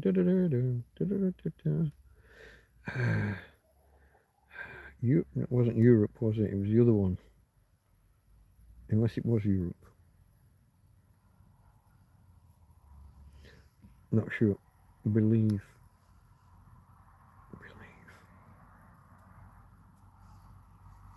No idea. Europe, yes, correct. Okay. Believe. Are you back with the Black Eyed Peas again? Believe. Or is it Can't Help Believing? It's not Chicago. One of those yacht. Well, they call it yacht music now, don't they? Soft. We used to just call it soft rock. I don't know. Journey. That would have been the other. That would have been one of the other groups I would have been thinking of. My wife was really into those kind of soft rock, Pete Cetera, Chicago. I don't know why it's called yacht music now. We used to drive around in the, I'm still going to say XR3i, Ford Escort XR3i, unless it was XR4i. We used to drive around that with the War of the Worlds blasting away on the tape record from the cassette player built into the car, way before CDs. And I do love that, the War of the Worlds. Can't Stop Believing.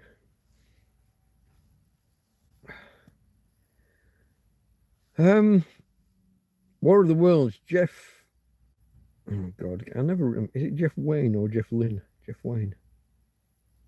I never remember that one. I like the original one with the Richard Burton voiceover rather than the Liam Neeson do-over. I prefer the original. I'm just like that sometimes. Oh yeah. Mr. 2. Don't know how that's. Should have put Believing. Can't stop believing. Mr. 2. I have a particular set of skills. He does indeed, but only when talking to Bosnia. Was he from Bosnia? Somewhere over that way. Serbia, maybe. Serbia or Bosnia Herzegovina. Hasn't Herzegovina just voted to go independent?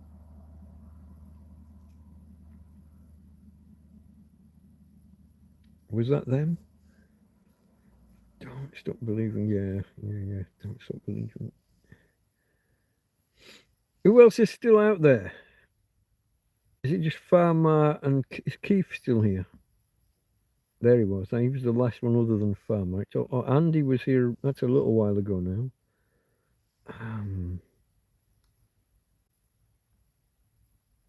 Luke. Okay, there was a few people here. It says 11 people still watching. 21 thumbs up. I'm glad that we got past 20 folks. We'll see whether that means more people arrive. It is unusual for us to still have over 10 people watching at the 4-hour mark. So that's something. Thank you. In case there's anybody just dropped in who wonders who, how, what, when, where, why, the channel is Delta Mike, down and out in Torrevieja. I am the eponymous Delta Mike. Not my real name, obviously. Down and out in Torrevieja. Down and out. Homeless, a tramp, a hobo, a vagrant, an indigent person. Indigent person. What's next? Some might say a bum. Someone who lives rough, perhaps on the streets, or in my case, in a field. In a tent in a field nowadays. That's the Delta Mike, down and out. in Torrevieja. Torrevieja is a seaside town, a coastal town on the Costa Blanca south, on the southeast coast of Spain, about 50 minutes south of Alicante, 50 minutes north of Murcia city. And it's farmer, pound, smash, poke, prod, press, push, punch, slap, chop, bump, tap, flick, kick, click, licks, rub, slam the like button and consider subscribing. Gary is still here in the Republic of South Africa. Another dimension, says farmer. That's a clue to a song that is linked above. That's a clue that I'm not going to get. Okay, folks, we are over the 4-hour mark, and so now we would have, if we were to end the stream now, in 15 minutes' time, all that post-processing, 15 or 20 minutes' time, all that post-processing would be done. Live chat replay, or however they call it, just chat replay, whatever it's called, would be available relatively quickly instead of waiting 16 hours or so. But if you do bear with me, I will keep nattering on if that's okay with you. I don't know what I'm going to natter on about. Do you know what I haven't done, folks? I was supposed, on a Sunday, I'm supposed to go through the week's events from my notes and give you like a potted history of the week. That's part of the bloody schedule, is it not? I don't know if that's synchronized fully. I haven't really made any notes the last 2 days. Yeah, look, you're a bastard. I just tried to make it synchronize. It wouldn't. I then opened the note and now it's bitching that I might not have the latest version.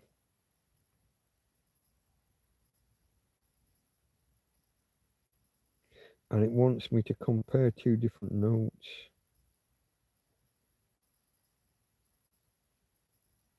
I'm going to take a gamble and just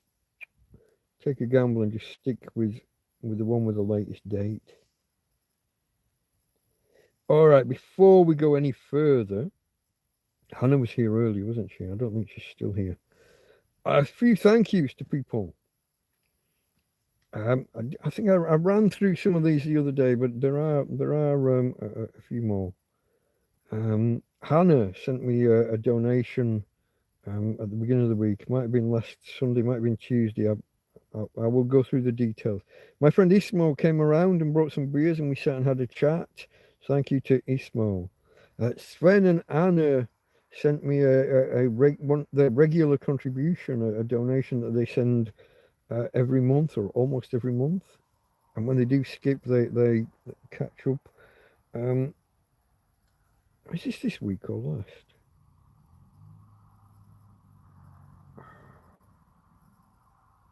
You make me wonder now. Hold on.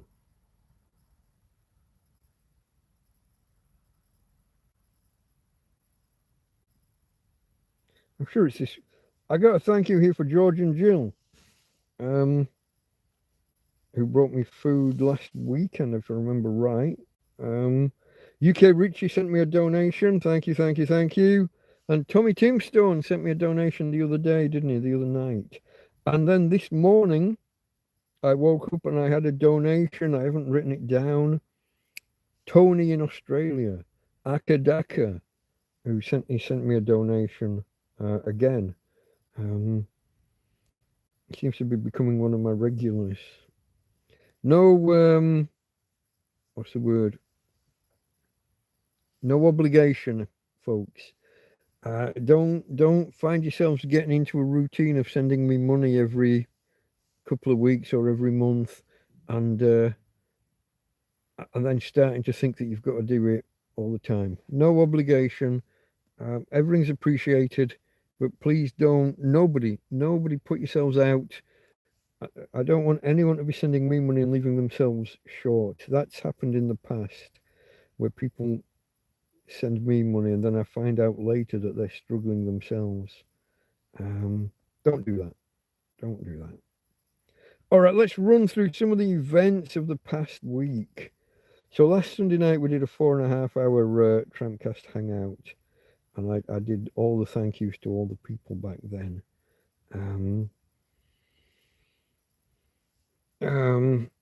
Yeah, that's last Sunday night into Monday. That's when I got the donation from Hannah. I took Tina out for a walk. It's 5:30 in the morning. I was still awake, so I took her out for a walk. Um, then at 8:30, fucking 3 hours later, she's nudging me. Wake up, you bugger! I need to go out again. I got less than 3 hours sleep. I was hoping to have a longer rest after that. I've got a note here saying sunny day, forecast is sunny all day. It's been sunny all week. It's going to be sunny all the time from now on, except I don't even need to make a note of that. Take it for read that between now and September it's sunny unless I tell you otherwise. Um, uh, this was the day, Monday was the day I retrieved the fan from the other side of the tent from my storage room. I got the fan out. I had to mess about with the base. It's unsteady as hell, but if I hook it onto its base and lean it against the chair, it rotates. It does all the things. It's quite tall, 3 or 4 foot high. It's a good sized fan. My favourite type of fan was that more of a columnar fan where the entire innards of the fan spin. Yeah. But that broke, so this is the one we're on now. But I've got my fan out and I've been using it all week, every day from about 11 o'clock in the morning onwards. Once the sun's on the tent, it fairly quickly gets warm.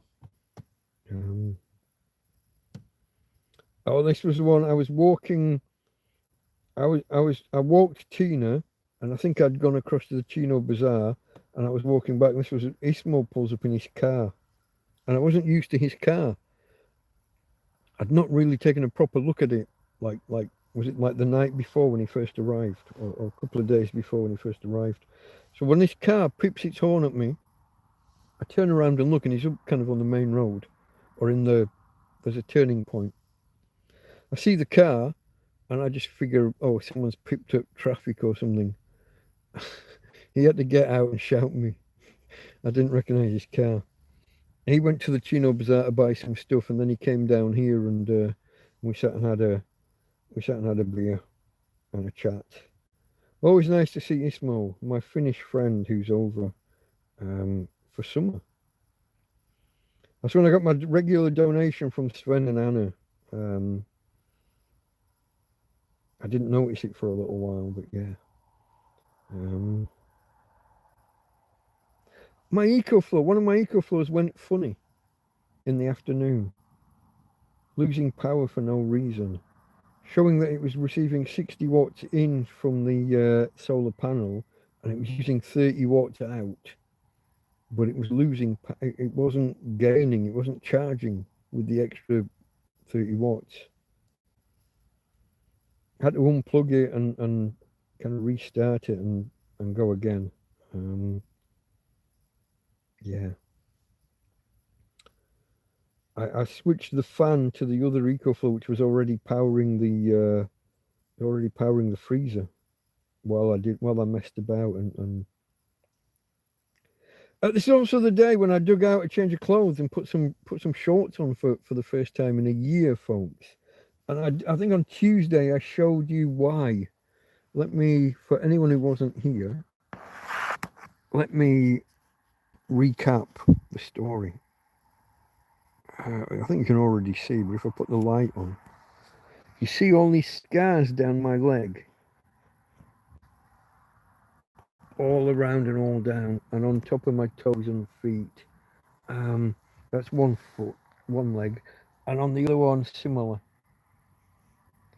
I got a few scratches and scrapes last year walking around in this field.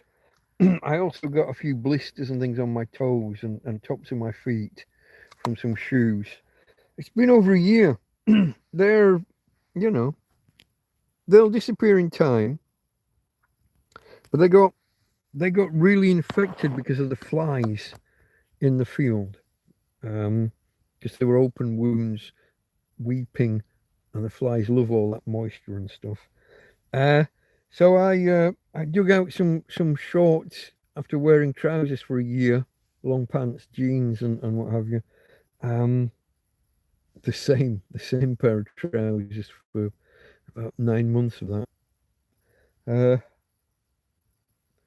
I give them another year. All of that will lighten. I used to have a really bad scar down my leg, and after I'd been here and it had been in the sun for a couple of years, the scar disappeared, even though I'd had it for 20 years or whatever it was.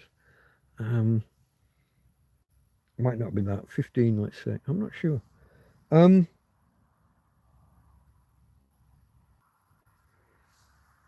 you're live. We got disconnected and reconnected again, folks. So these, I don't like really walking around at the minute with all these big black blotches on my legs. They're on the back as well. I didn't show you the back, but these were all pus-filled, really weepy, explosively pus-filled. Jump, squeeze it and have it jump 18 inches. Hello, Josie. I see Josie just arriving. So yeah, Farmer was asking how they're healing. They're not so much. It's not so much healing. It just takes time for them to fade now. Some sunshine on them will help, and they'll disappear over time. So anyway, what I was saying was Monday I dug out clothes from my clothes box here. I had things I didn't know I had. I found a pair of shoes that I thought was on the last pair of shoes, and I found another pair of shoes in the box. Some things I thought were going to be in the box weren't. Other things are in there that I've never seen before in my life. It's all a bit of a mystery to me. But so yeah, Monday was a bit of a day, wasn't it? I dug out the fan, I dug out clothes, I did things.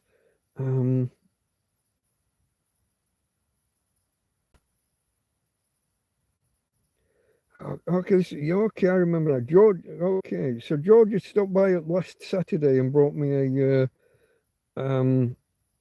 kebab, hadn't he? But then he stopped by on Monday. I think that was the day before they were leaving, and he brought me I thought he's bringing me a remnants from from the cupboards, but no, he actually went shopping and brought me food. So this was part of the. I'm not going to say problem. It's a nice problem to have, but I had three people bringing me food within 3 or 4 days, I think. So I ended up with a bit of a glut of food. But it's a good problem to have for a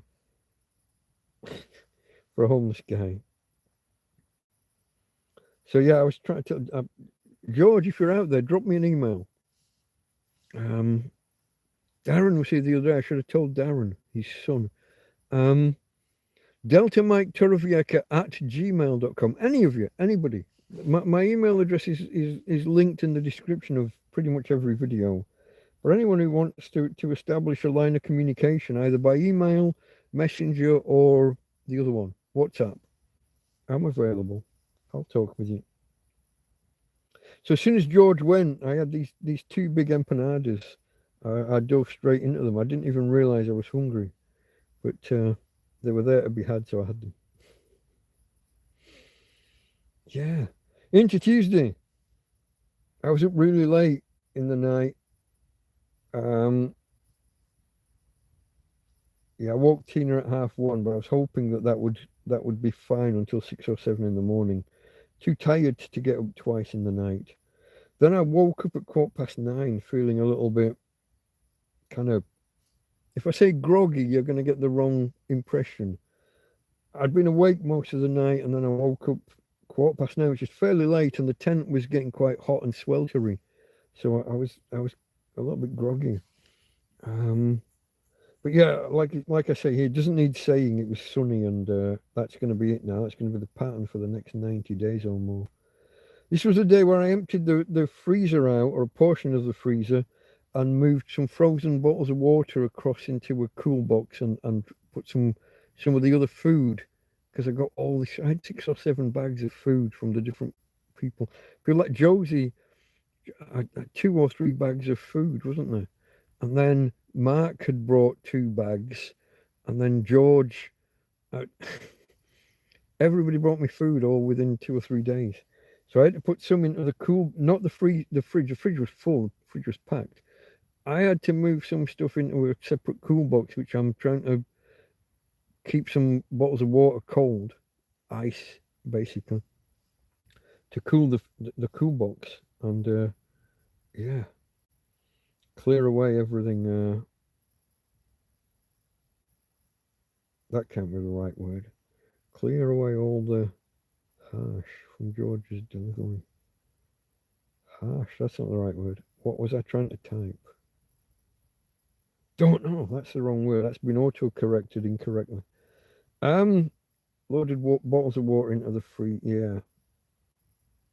So now I've got like 6 bottles of water that I'm cycling through. 3 in the cool box at any one time. 3 in the freezer, trying to get them really cold to swap over. And Tuesday night, this is where we did a random TrampCast hangout, and I did 6.5 hours with you. You lucky people. I had nothing planned, no topics, a lot like tonight. I had nothing auto incorrect. This is true. Auto incorrect. But I had 6.5 hours with you guys, and I had I've even written down myself here. Oh my God, what did I rabbit on about? How do I do this? And it was midstream on Tuesday when I first saw my own legs in the light and saw the bruises and things from a year ago. This kind of scars basically from a year ago when everything got infected. I had no idea they were that bad. It really took me by surprise. Yeah. And this is where UK Richie sent me a donation. I think he was here earlier. I don't know if I think he left, didn't he? My only note for Wednesday, so that was Tuesday night into Wednesday morning. 4:40 a.m. took Tina for walkies. That's my only note for the day. So we can assume everything else. Lovely sunny day, too hot. Swapping bottles and maintaining the cool box. Staying in the tent, just watching YouTube videos, sci-fi stories and AI slop. You can just assume this is going to be the pattern for most days. Unless I get a visit from people, it's the same old, same old. Managing the solar panels, maintaining the charge in the eco flows, keeping the fan going, keeping cool, all of that. Keeping drinks cool, cold water. I've got cordial still. Does cordial translate? Do people in other countries know what cordial is? We sometimes call it squash, which confuses people because it's not a vegetable. It's a fruit juice concentrate, which are mixed with water to form nice drinks. So cold water plus cordial for nice drinks. What else we got? That's it for Wednesday. Into Thursday. First thing in the morning, double check the solar's set right, set the fridge going, cool bottles, blah blah blah blah blah blah. A bit warm here despite the fan. Yeah, this is Thursday. It was getting warm. Even so in the morning, the sun shines in onto my fridge freezer, which is less than ideal. So I do this thing where I try and open the door, but still keep the sun off, and it gets a bit complicated. And that blocks the airflow a little bit. I can't just roll the door up and open the door fully because the sun's just going to come in and be shining on the fridge. So that's a bit complicated. That's a little bit complex. I've now got the box that my 2 flexible solar panels. The box that came in, I will put outside in the morning now to create an extra barrier for shade, but it's an extra barrier in the doorway. So I can open this side, I can open this door, but I don't get the proper cross breeze until about 1:30, 2 o'clock in the afternoon as the sun moves around and no longer shining through that door. Yeah, that's a complicating factor. I might have to look at moving the fridge in a little bit. That'll mean moving the solar panels because their wire's fully extended. That'll mean moving them back this way a bit, which will mean not getting the sun as much as early in the morning.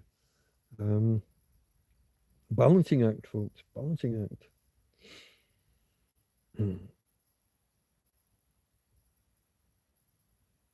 What's that about?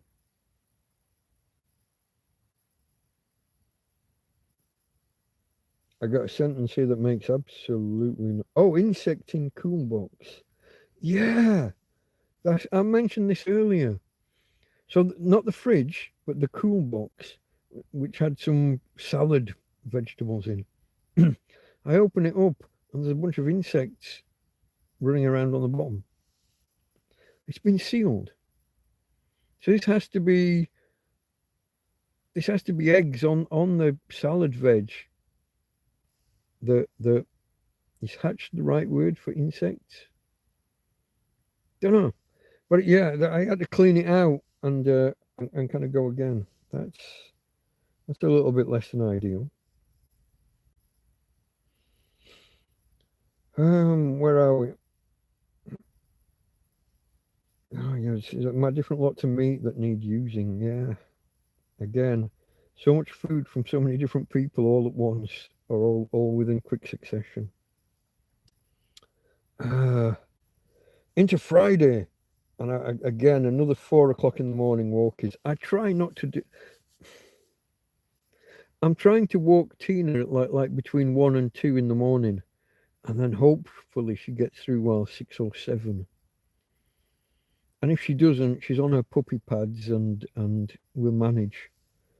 I'm not able to get up. If I walk her, say, at midnight, I'm not able to get up at 4 o'clock every morning and walk her in the middle of the night. I sometimes I'll rouse myself and I'll wake and I'm just too tired to actually get up and out of bed and carry her around the field. I'm becoming, I'm not going to say lazy, but I'm struggling with the physical side of carrying half a dog around with me. Um, 6 times a day. I hope I'm not letting her down too much, but I just can't do it. Not all the time, not every day. But on this occasion, Friday morning, I did walk her at 4 in the morning. Again, hoping that means I could leave it while 10 or 11. I'm hoping she's not going to wake me up at 8. But she gets me up at 9 anyway.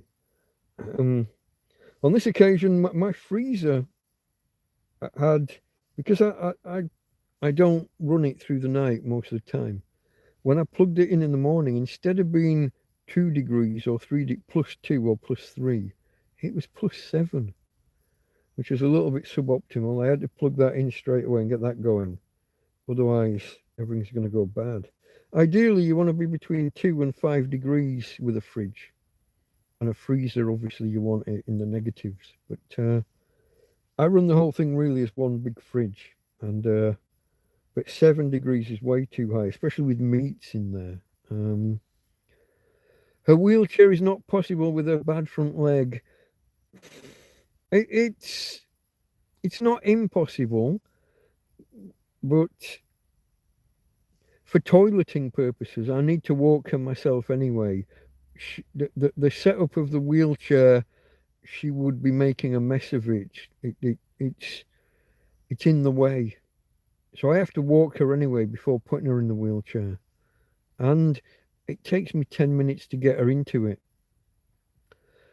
So for short journeys, like for just walking her about for her ablutions, for her toileting, I just carry her anyway. And she walks with her front legs. Even going across to the Chino Bazaar, we don't use the wheel. Did you hear that? What was that? It wasn't Tina. Did you hear that? But I hope it wasn't inside the tent.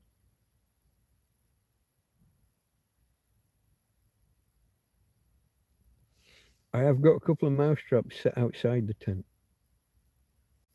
because we had a rat wandering around not long ago. I wonder if that could have been like the death throes of a rat. Either that or something just ran past the tent. I don't know. I'll find out in the morning, won't I, when I look? Um, I'll find out in the morning. So yeah, Josie, we don't we I haven't really used the doggy wheelchair in a while because it needs preparation, and we're not going anywhere anyway. Um, so for walkies, for peas and poos for her, it's not ideal anyway. It's just the setup of it, the design of it. I need to walk her before putting her in it. Um, so yeah, I will just struggle on manfully when it comes to carrying her around. Um, oh, here's a funny one on Friday.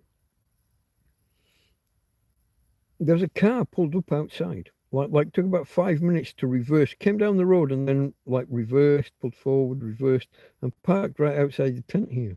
And I thought it was someone coming to see us. Tina certainly thought that and was barking like crazy. So I stuck my head out, and at the same time, this guy that I say hello to a few times a week when I see him, he comes by with his dog, and so I'm stood talking to him, and this woman looked kind of bemused, like she'd pulled up at random down this road. You get this sometimes. There's a sign on the main road that says "Turn right for petrol," even though the petrol station's over on the left. But you pull right into a turning lane and then go across. They don't want you stopping in the middle of the road, signaling to turn and cross over. There's a separate turning lane to keep the road clear. But some people mistake, it says turn right for petrol, so they come down here.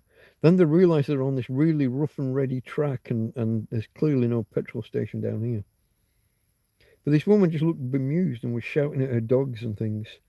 And then I come out, and I must have appeared to come out of nowhere. And then I'm talking to this other guy, and in the end, the woman just backed up and reversed. Now, 10 minutes later, I take the dog for a walk, and we go up that way. And the lady's like parked at the top of the road still. And it's all a little bit awkward. Like it's almost like I've just followed her up to the top of the road. But she pulled away and went away. It's a little bit strange.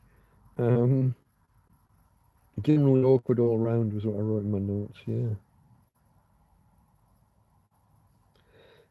I had a little afternoon nap and woke up and my eco flows were both like 3/4 drained.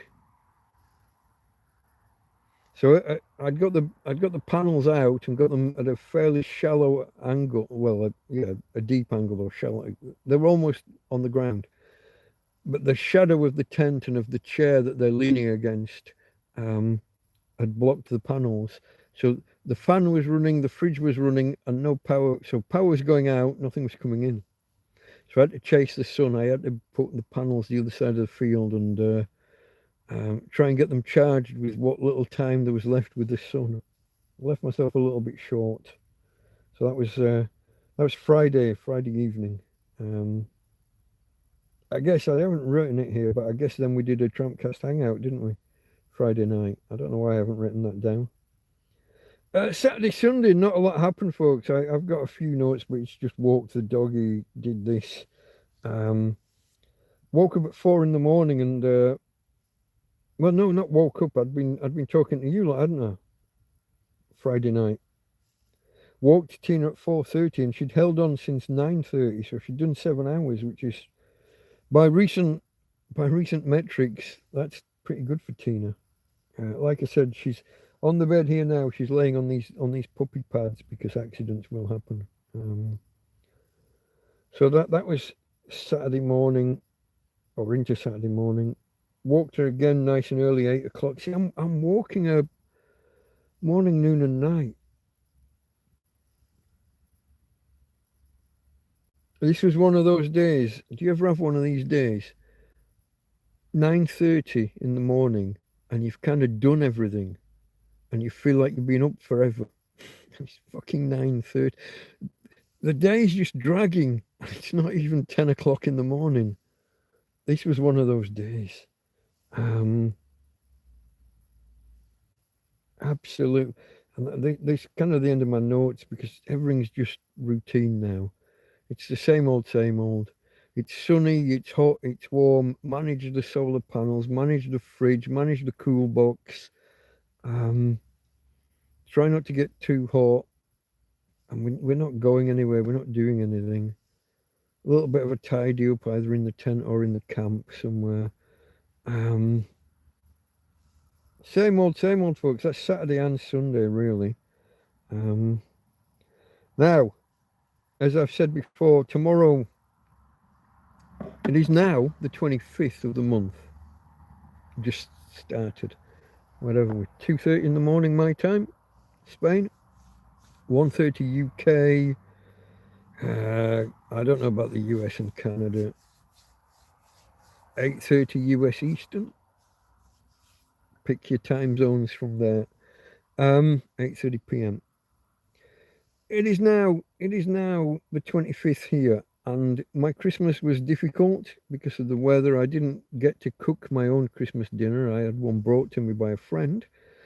But I promised myself I was going to do an un-Christmas on the 25th of each month. I was going to cook a meal and maybe live stream and talk with you guys while it's cooking. Not so much while I'm eating it, but while it's cooking. And we're going to do that today. I haven't decided yet what we're cooking. It may involve cabbage and cauliflower. It may involve one of the different meats that I've got laying around that needs using up. Or I might treat myself and go to the supermarket and get something turkey-esque. I don't know yet. Probably not go to the shop. I've got too much meat that needs using. I'll use up what's here.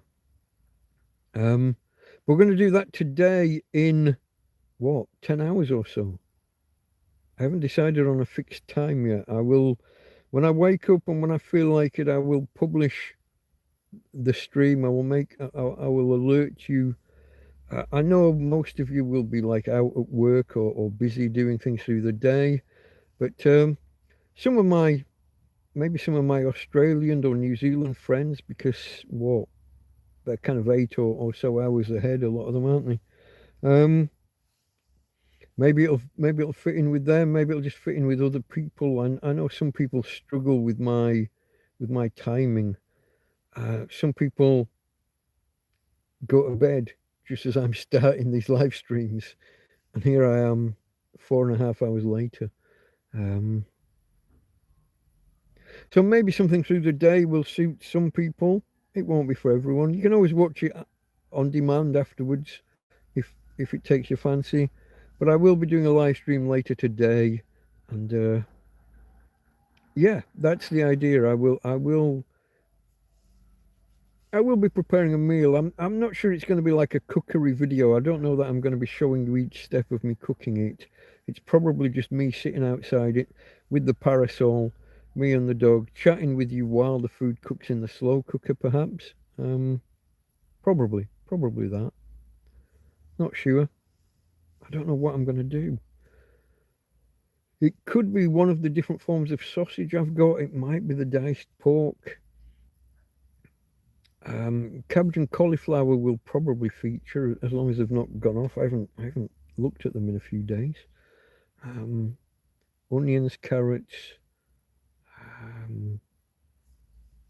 I've got tinned peas. I've got the tinned veg.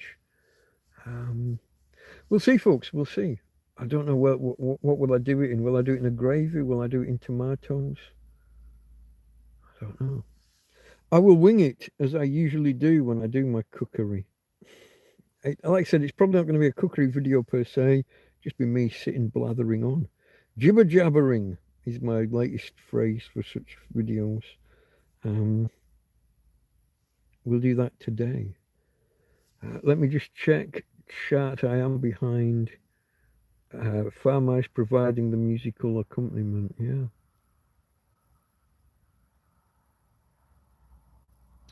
Auto incorrect. It was indeed. Yeah, Josie, thank you very much for all your help with everything. Problems with PayPal, yeah. Some people I've had a few people report that they struggle to get the PayPal to work to send me money. I don't know whether that's a me problem, whether it's a PayPal issue, whether it's something with their accounts. I don't know. Farmers listing lots of music to keep everybody in, to keep everyone entertained. Rat. It could well have been a rat. I don't know if it ran past or if it's death throws in my, because if it's a mouse trap that's out there rather than a full-on rat. If you see the rat traps of the same type as my mouse traps, they're about as big as a shoebox. They look bloody huge. On Temu, however you want to pronounce it. How do you pronounce pronunciation?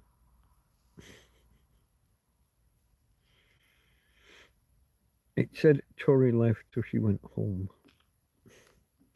Please scroll up and enjoy the links, and welcome to the stream, the Delta Force Mike stream. Please like and subscribe if you're so inclined. I'm glad that we got over 20 likes for once. Guys, I'm off going to sleep. That was Josie 5 or 6 minutes ago. Good night, Josie, if you're still there. Good night to Josie and Peter. Have a good night, Josie. I've got a feeling, woohoo. You're still singing Black Eyed Peas. Where do you poo? Asks Luke. Under a tree. But the trees are falling down. They're cracking and breaking. They're dead. My cover is going. So I have a mat stood up right now to block off the view from a certain angle. Squat and drop and scoop. Yeah. You live in a house, you poo in a house. You live in a field, you poo in a field.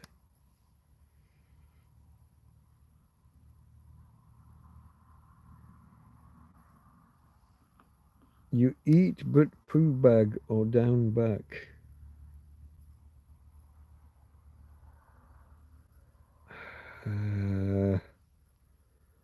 That sentence feels incomplete or I'm not parsing it correctly. So I go under a tree, I squat, I drop, and then I bag it up in a doggy poo bag if that's where we're going. Black Eyed Peas for a good night. Woohoo, I've got a feeling. That's the one with the fluorescent paint everywhere, isn't it? Yeah. Are they still going as a band, or did will.i.am get so big of him, so up himself that he thought he was too good for them and left? I'm not sure. He seemed to go through a bit of an arrogant phase.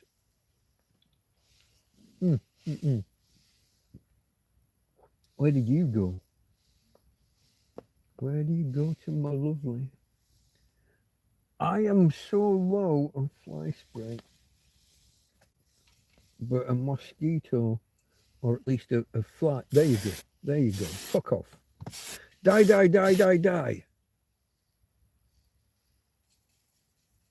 Yeah, I'm on vapors almost on the fly spray. I got to be careful with how I use it. I can't just have a general spray around. I have to be targeted with it. I was saying earlier, one of the themes of the week really is the amount to which I've been. I've only had one spider this week. I've only had one spider this week. It's been bites, mosquito bites, and what have you, and whatever that was that bit me on the back, lower back earlier. That wouldn't have been a mosquito. That would have been a crawler in the bed. Yeah, no, not good. I need another tin of fly spray. So if I did go shopping in the morning, if I was going to go out and buy like some turkey or something to have my happy Christmas or merry Christmas, if I went and bought turkey, I could get fly spray while I was there. Or at least I hope I could. The last time I went to Aldi, they weren't accepting cards. That was um, most egregious. Because I'd just been somewhere else that wasn't accepting cards as well. The Chino Bazaar wasn't. And the guy in the Chino Bazaar was damn right rude. He just told me out. Fuera! Fuera! Fuck you. Out! Out! Excuse me? Yeah, I'm trying to pay with a card. He didn't even ask me if I had cash. He just said, out! No! Fuera! Fuera! Out! Out! Don't hit the spiders.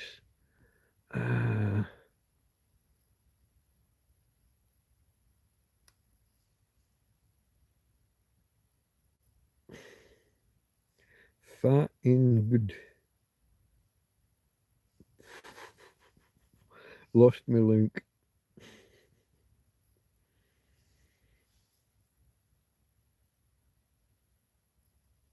I can't pass that at all. I can't. I'm assuming we've got some missing letters, and I can't make a word or a sentence out of it. Fuck all in ground, good, garden. Don't know. Guess bagged up and thrown away. That's all I can say. If that's where we were going with the question.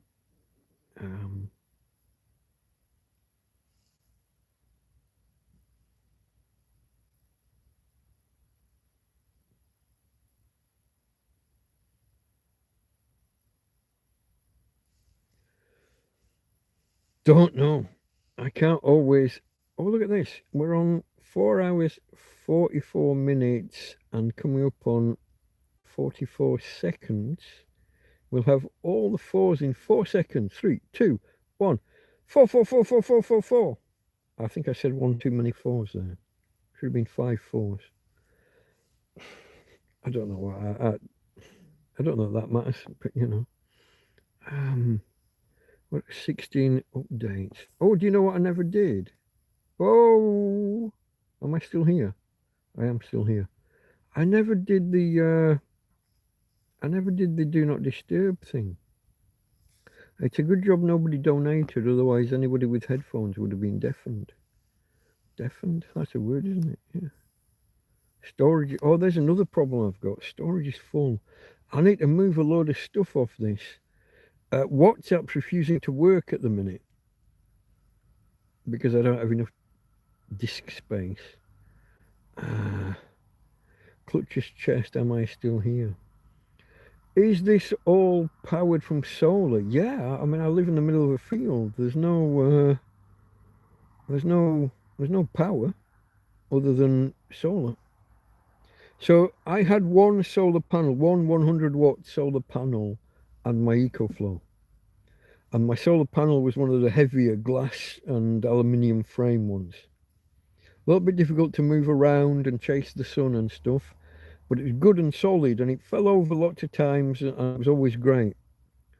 And then we had some really, really like 70 km an hour, let's call that 50 miles an hour winds, and the damn thing got blown over, and it fell onto 3 stones, 3 rocks, and each place became like a you know when you see a bullet hole in a window or whatever, or like a spider's web. 3 of those on the solar panel, and the solar panel only worked at kind of half capacity after that. Instead of getting 70 or 80 watts on a good sunny day, it was getting 30 to 40. So I made the choice to invest your money, donations from you guys, from chat. I made the decision to invest in another solar panel. And while I was looking at it, Roger, DJ Sun, who's sometimes here, pointed out that I could get 2 solar panels for the same money. For the same money as I paid for the one solar panel before. These would be the lightweight, flexible ones that aren't going to break when they fall over. So they're more likely to get blown around and fall over, maybe even scratched. But they're not going to shatter. There's no glass. They're just flexible. Is it polycarbonate? So I got two of those lightweight ones, and a friend came across. He found himself in possession of an EcoFlow that he didn't want, that had been gifted to him by some people. I was talking about them earlier, who had more money than they know what to do with. They were moving, and it didn't fit in with their lifestyle of being on the move, so they gave it to him. It didn't. He tried it. It didn't really fit in with him. He wants to be mobile on his bike, on his bicycle, and so he sold it to me at a good rate. I paid about half price, a little bit. Well, I paid less than half price in cash, but also wrote off a small debt that he had to me. So I got a second EcoFlow River. So my original one's an EcoFlow River 2, if that means anything to anybody, and my new one is an EcoFlow River 3. So I've got two of these and two solar panels. Technically, I've still got the third, so I've got the original solar panel still. If we had a really cloudy day, I could daisy chain the new solar panel, one of the new solar panels, with the old one as an extra boost. A little bit of a faff because the MC4 connectors are they're a bit finicky for connecting and disconnecting with each other. But I could do that in theory. And at the minute, I just use it. I rest the old one because it's solid against a chair, and then I rest the two flexible ones against that because they need some kind of support. Like I said, they're flexible. You could almost bend them in half, and they could blow away. So yeah, it is all solar powered. My life is solar powered. New tech, yeah. I mean, the phones. So way back, two ladies clubbed together to buy me a phone after mine all got ruined in floods and things. That eventually gave up the ghost when the USB port broke and wouldn't take a charge. And my friend Karen gave me this phone.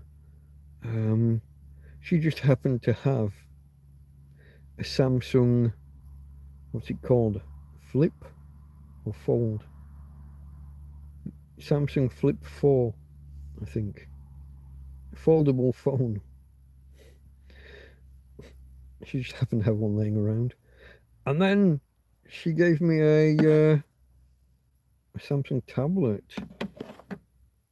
Apparently, her family are all on one big plan with one of the phone companies, and they get these things given as a bonus as part of the.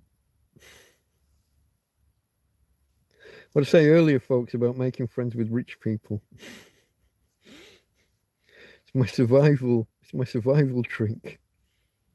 Make friends with people that just happen to have Samsung unused devices laying around in a drawer. In fairness, the phone is kind of broken. If you do fold it, it turns off and won't come back on until you plug it into power. But yeah, sunshiny day. I don't have clues, but yeah,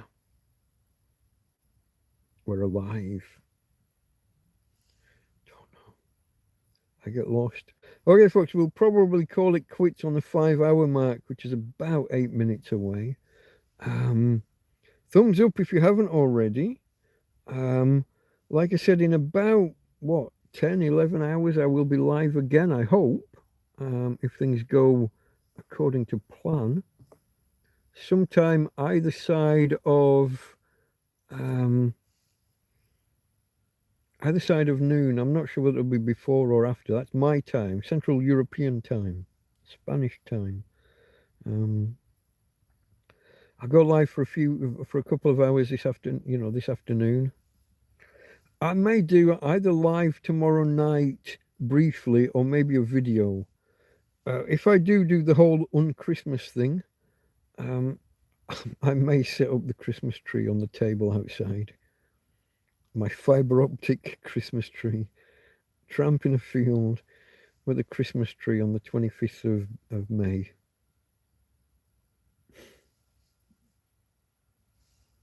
What a dick. But you know, I might have to clear off some space first for it to stand up. I'm not even sure where. I think it's in the far right-hand corner of the tent. I might have to clamber over some things because the new tent and the big box from the solar panels.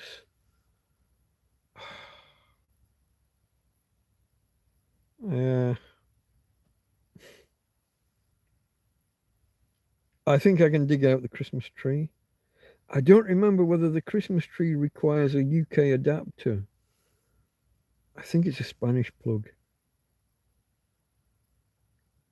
Again, Karen, folks, Karen.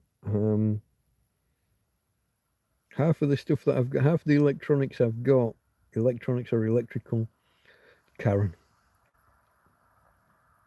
Alive.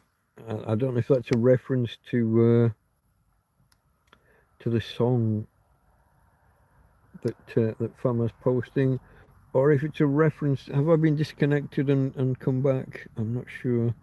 Sometimes you guys are talking about things and I don't know the who, how, what.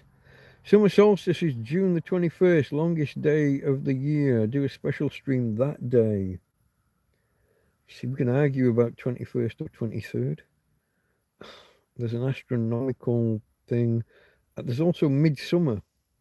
Some of the European countries make a big deal about midsummer, which is the 23rd or 24th. We had this conversation a couple of weeks ago. I will do something probably that day. I think I did a day in the life of a couple of years ago. I did sunrise, sunset, and a few things in between through the day. We don't often get to the cliff tops to do sunrise anymore.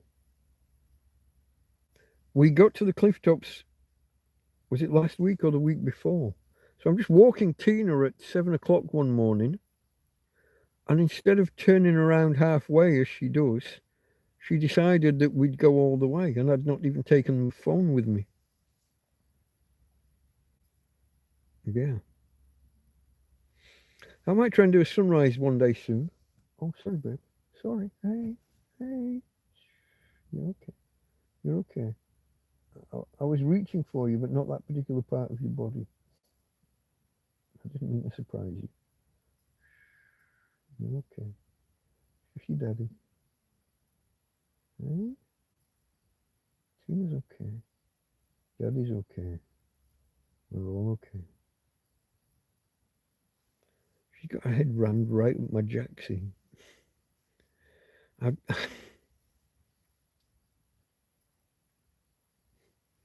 She dominates the bed sometimes, folks. She just dominates. She's stretched out here. She's got 2/3 of the usable space of the bed. I've got a load of crap all down this foot or 18 inches of the bed, including the EcoFlow and the tablet and plates and a big bag of salt and mustard for some reason. Some clothes that need washing. Anyway, but of the space that we do have, she's taking 2/3 to 3/4, and I'm like, I'm pushed out the bloody way. And even the space I do have, she's got her legs and her nose. She's right up the back of my legs and my. Well, you heard me earlier. She kicked me in the balls, didn't she?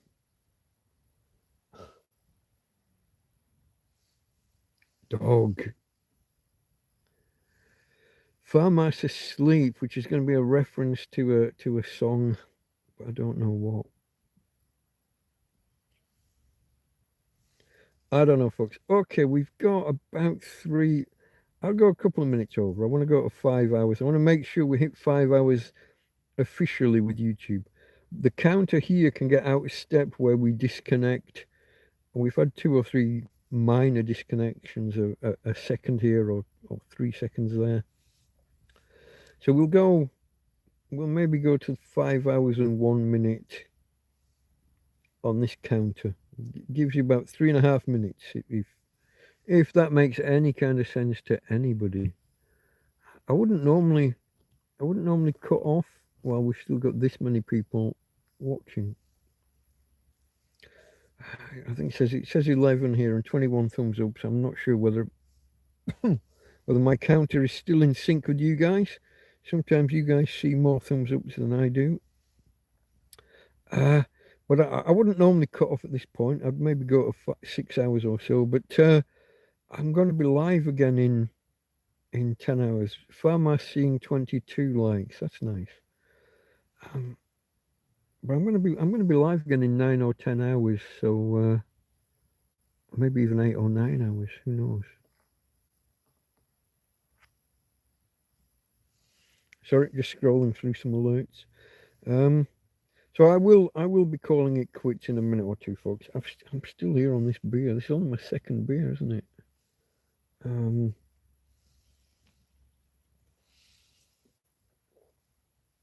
It is quite warm by now. It's been in my hand way too much. The other two can go back in the fridge after we hang up here. Get some rest, Mike. I will indeed. I will endeavour so to do. I will probably unwind for an hour and a half after I hang up with you guys, and then I'll probably walk Tina. So if it's, where are we now? Coming up on 3 o'clock. I'll probably be awake then while 4 or half 4. I'll walk Tina sometime 4 o'clock onwards, and then I got to get some rest before going live again tomorrow lunch for my happy un-Christmas, my May un-Christmas. See how we go from there, folks. Un-Christmas presents are always welcome. What am I looking for? If there's anybody in the area, I'm looking for flour and fly spray. I think of the those are my main things I'm lacking at the minute. I could do with like a 5 kilogram bag of flour, which I haven't seen in ages. I haven't seen a 5 kilogram bag. 2 kilogram would be good. One's a little bit small. I go through that too quickly when I make bread. Flour and fly spray. Christmas presents, no anything. Are they Christmas presents? Are they un-Christmas presents? Or are you all just going to wait until December? That's all right. Let me see. I got to move a little. My legs are dying and she's right under me. I'm probably going to disturb her while I move. If she wakes, I will sign off in the customary manner. Look, she did. I'm sorry, babe. I didn't really want to wake you, but let me, while you are awake, we are coming up on the 5 hours and 1 minute. I will. Hello, baby. Okay, folks, here we go. Good night, everyone. Let me, we'll try and finish in the manner, look at this, look at the state of those legs. In the manner to which you may or may not have become accustomed. If you've been here a while, you'll have seen this before. Hey, Tina. Oh, you're hiding again. You're trying to ram your head up my backside. From Tina. And from me, Delta Mike, out. See you later today, perhaps, folks.